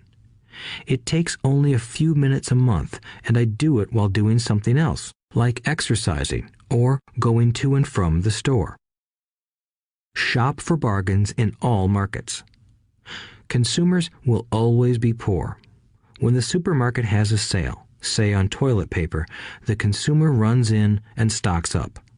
But when the housing or stock market has a sale, most often called a crash or correction, the same consumer often runs away from it. When the supermarket raises its prices, the consumer shops somewhere else. But when housing or the stock market raises their prices, the same consumer often rushes in and starts buying. Always remember, profits are made in the buying, not in the selling. Look in the right places. A neighbor bought a condominium for $100,000. I bought the identical condo next door for $50,000. He told me he's waiting for the price to go up. I told him that profit is made when you buy, not when you sell. He shopped with a real estate broker who owns no property of her own. I shopped at the foreclosure auction. I paid $500 for a class on how to do this. My neighbor thought that the $500 for a real estate investment class was too expensive. He said he could not afford the money or the time. So he waits for the prices to go up. Look for people who want to buy first, then look for someone who wants to sell. A friend was looking for a certain piece of land. He had the money, but did not have the time. I found a large piece of land, larger than what my friend wanted to buy, tied it up with an option, called my friend, and he said he wanted a piece of it. So I sold the piece to him and then bought the land. I kept the remaining land as mine for free. Moral of the story: buy the pie and cut it in pieces. Most people look for what they can afford, so they look too small. They buy only a piece of the pie, so they end up paying more for less. Small thinkers don't get the big breaks. If you want to get richer, think big. Think big. Retailers love giving volume discounts simply because most business people love big spenders. So even if you're small, you can always think big. When my company was in the market for computers, I called several friends and asked them if they were ready to buy also. We then went to different dealers and negotiated a great deal because we wanted to buy so many. I have done the same with stocks. Small people remain small because they think small, act alone, or don't act at all. Learn from history. All the big companies on the stock exchange started out as small companies. Colonel Sanders did not get rich until after he lost everything in his 60s. Bill Gates was one of the richest men in the world before he was 30. Action always beats inaction. These are just a few of the things I have done and continue to do to recognize opportunities. The important words are have done and do. As repeated many times throughout this audiobook, you must take action before you can receive the financial rewards. Act now. Final thoughts. I would like to share some final thoughts with you. The main reason I wrote this book, and the reason it has remained a bestseller since 2000, was to share insights into how increased financial intelligence can be used to solve many of life's common problems. Without financial training, we all too often use the standard formulas to get through life. Work hard, save, borrow, and pay excessive taxes. Today, more than ever, we need better information. I use the following story as an example of a financial problem that confronts many young families today. How do you afford a good education for your children and provide for your own retirement? It requires using financial intelligence instead of hard work. A friend of mine was griping one day about how hard it was to save money for his 4 children's college educations. He was putting $300 away in a college fund each month and had so far accumulated only about $12,000. He had about 12 more years to save for college since his oldest child was then 6 years old. At the time, the real estate market in Phoenix was terrible. People were giving houses away. I suggested to my friend that he buy a house with some of the money in his college fund. The idea intrigued him, and we began to discuss the possibility. His primary concern was that he did not have credit with the bank to buy another house since he was so overextended. I assured him that there were other ways to finance a property rather than through the bank. We looked for a house for 2 weeks, a house that would fit all our criteria. There were plenty to choose from, so shopping was fun. Finally, we found a 3-bedroom, 2-bath home in a prime neighborhood. The owner had been downsized and needed to sell that day because he and his family were moving to California where another job waited. The owner wanted $102,000, but we offered only $79,000. He took it immediately and agreed to carry back the loan with a 10% down payment. All my friend had to come up with was $7,900. As soon as the owner moved, my friend put the house up for rent. After all expenses were paid, including the mortgage, he put $125 in his pocket each month. His plan was to keep the house for 12 years and let the mortgage get paid down faster by applying the extra $125 to the principal each month. We figured that in 12 years, a large portion of the mortgage would be paid off and he could possibly be clearing $800 a month by the time his first child went to college. He could also sell the house if it had appreciated in value. 3 years later, the real estate market greatly improved in Phoenix, and he was offered $156,000 for the same house by the tenant who lived in it. Again, he asked me what I thought. I advised that he sell it, using a 1031 tax-deferred exchange. Suddenly, he had nearly $80,000 to operate with. I called another friend in Austin, Texas, who then moved this tax-deferred capital gain into a mini storage facility. Within 3 months, he began receiving checks for a little less than $1,000 a month, which he then poured back into the college fund. A couple of years later, the mini warehouse sold, and he received a check for nearly $330,000 as proceeds from the sale. He rolled those funds into a new project that would now generate over $3,000 a month in income, again going into the college fund. He is now very confident that his goal will be met easily. It only took $7,900 to start and a little financial intelligence. His children will be able to afford the education they want, and he will then use the underlying asset, wrapped in his legal entity, to pay for his retirement. As a result of this successful investment strategy, he will be able to retire early. Thank you for listening to this audiobook. I hope it has provided some insights into utilizing the power of money to work for you. Today, we need greater financial intelligence to simply survive. The idea that it takes money to make money is the thinking of financially unsophisticated people. It does not mean that they're not intelligent. They have simply not learned the science of money making money. Money is only an idea. If you want more money, simply change your thinking. Every self-made person started small with an idea and then turned it into something big.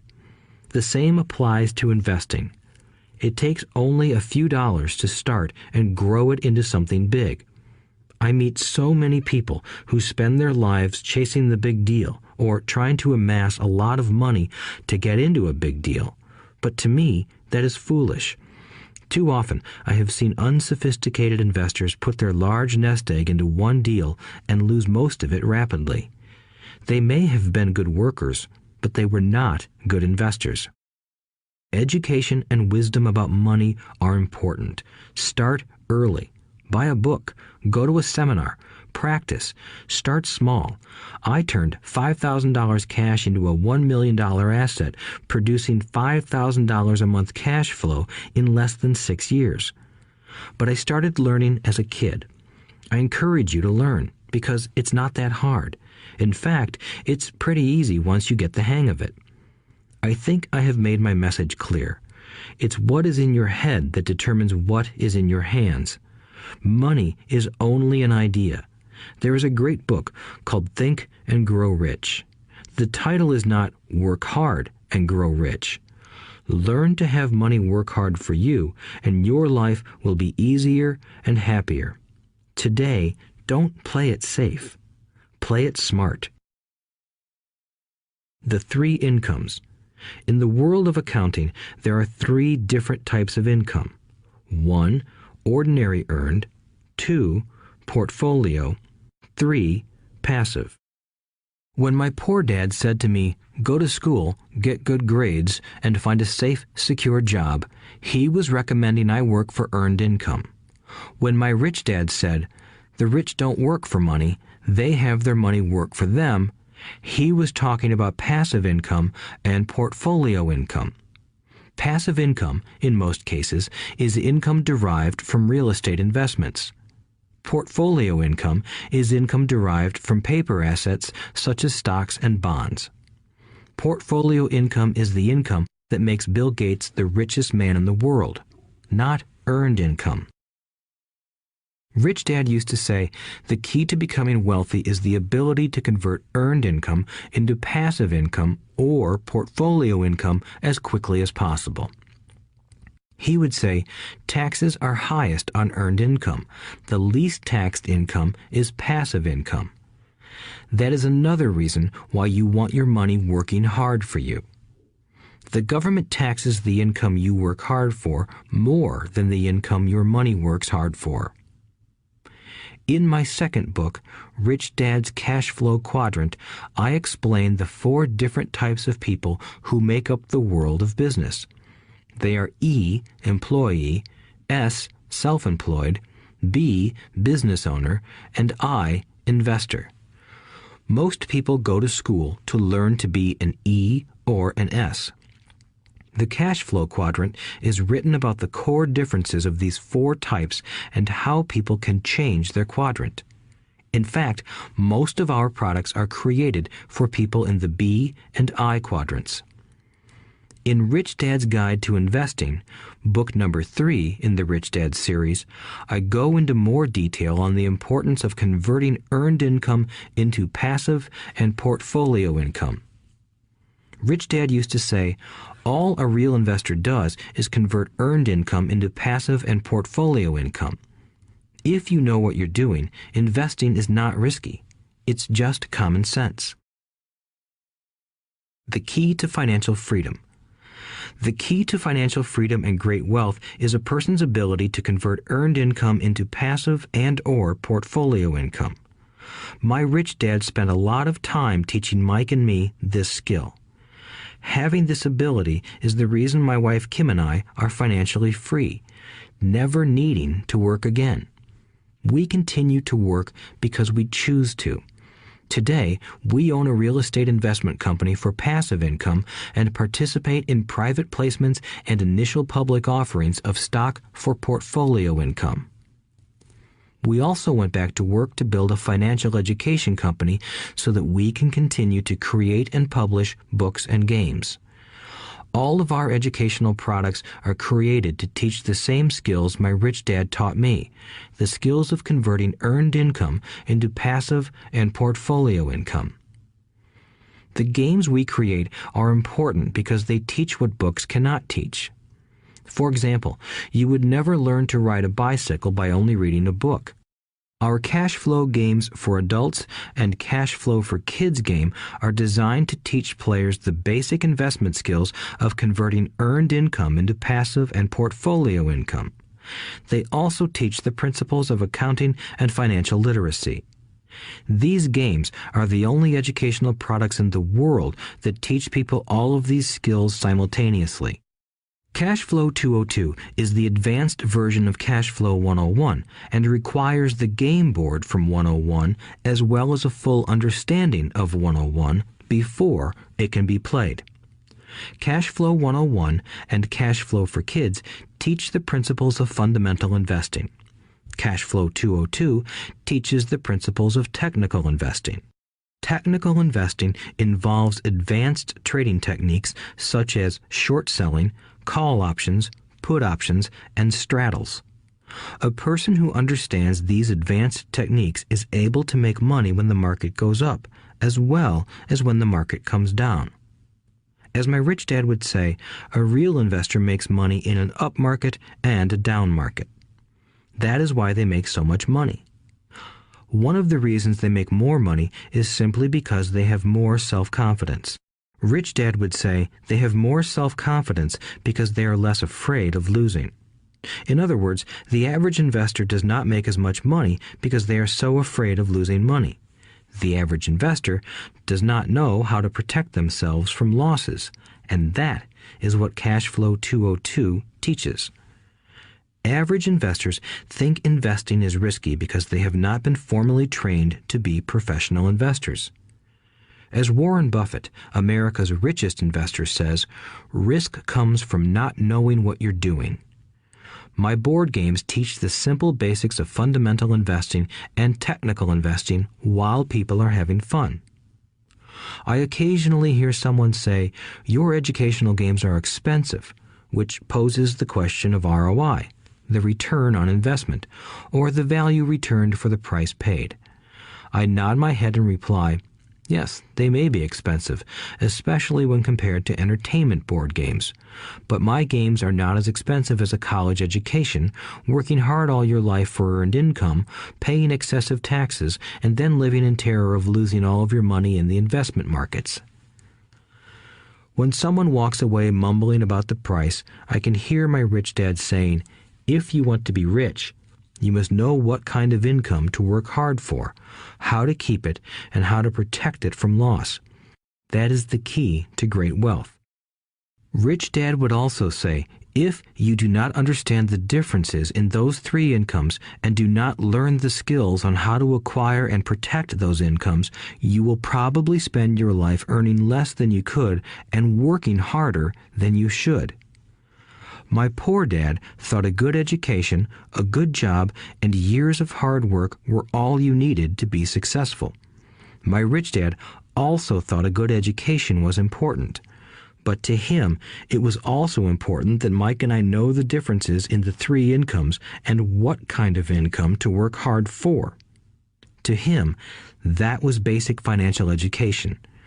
Knowing the differences in the three incomes and learning the investment skills of how to acquire the different incomes is basic education for anyone who strives to acquire great wealth and achieve financial freedom, a special kind of freedom that only a few will ever know. As Rich Dad states in lesson number 1, the rich do not work for money. They know how to have money work hard for them. Rich Dad said, earned income is money you work for, and passive and portfolio income is money working for you. Knowing that little difference has been significant in my life. Or, as Robert Frost ends his poem, and that has made all the difference. Take action. All of you were given two great gifts, your mind and your time. It is up to you to do what you please with both. With each dollar bill that enters your hand, you and only you have the power to determine your destiny. Spend it foolishly, and you choose to be poor. Spend it on liabilities, and you join the middle class. Invest it in your mind and learn how to acquire assets, and you will be choosing wealth as your goal and your future. The choice is yours, and only yours. Every day, with every dollar, you decide to be rich, poor, or middle class. Choose to share this knowledge with your children, and you choose to prepare them for the world that awaits. No one else will. You and your children's future will be determined by choices you make today, not tomorrow. I wish you great wealth and much happiness with this fabulous gift called life. Robert Kiyosaki.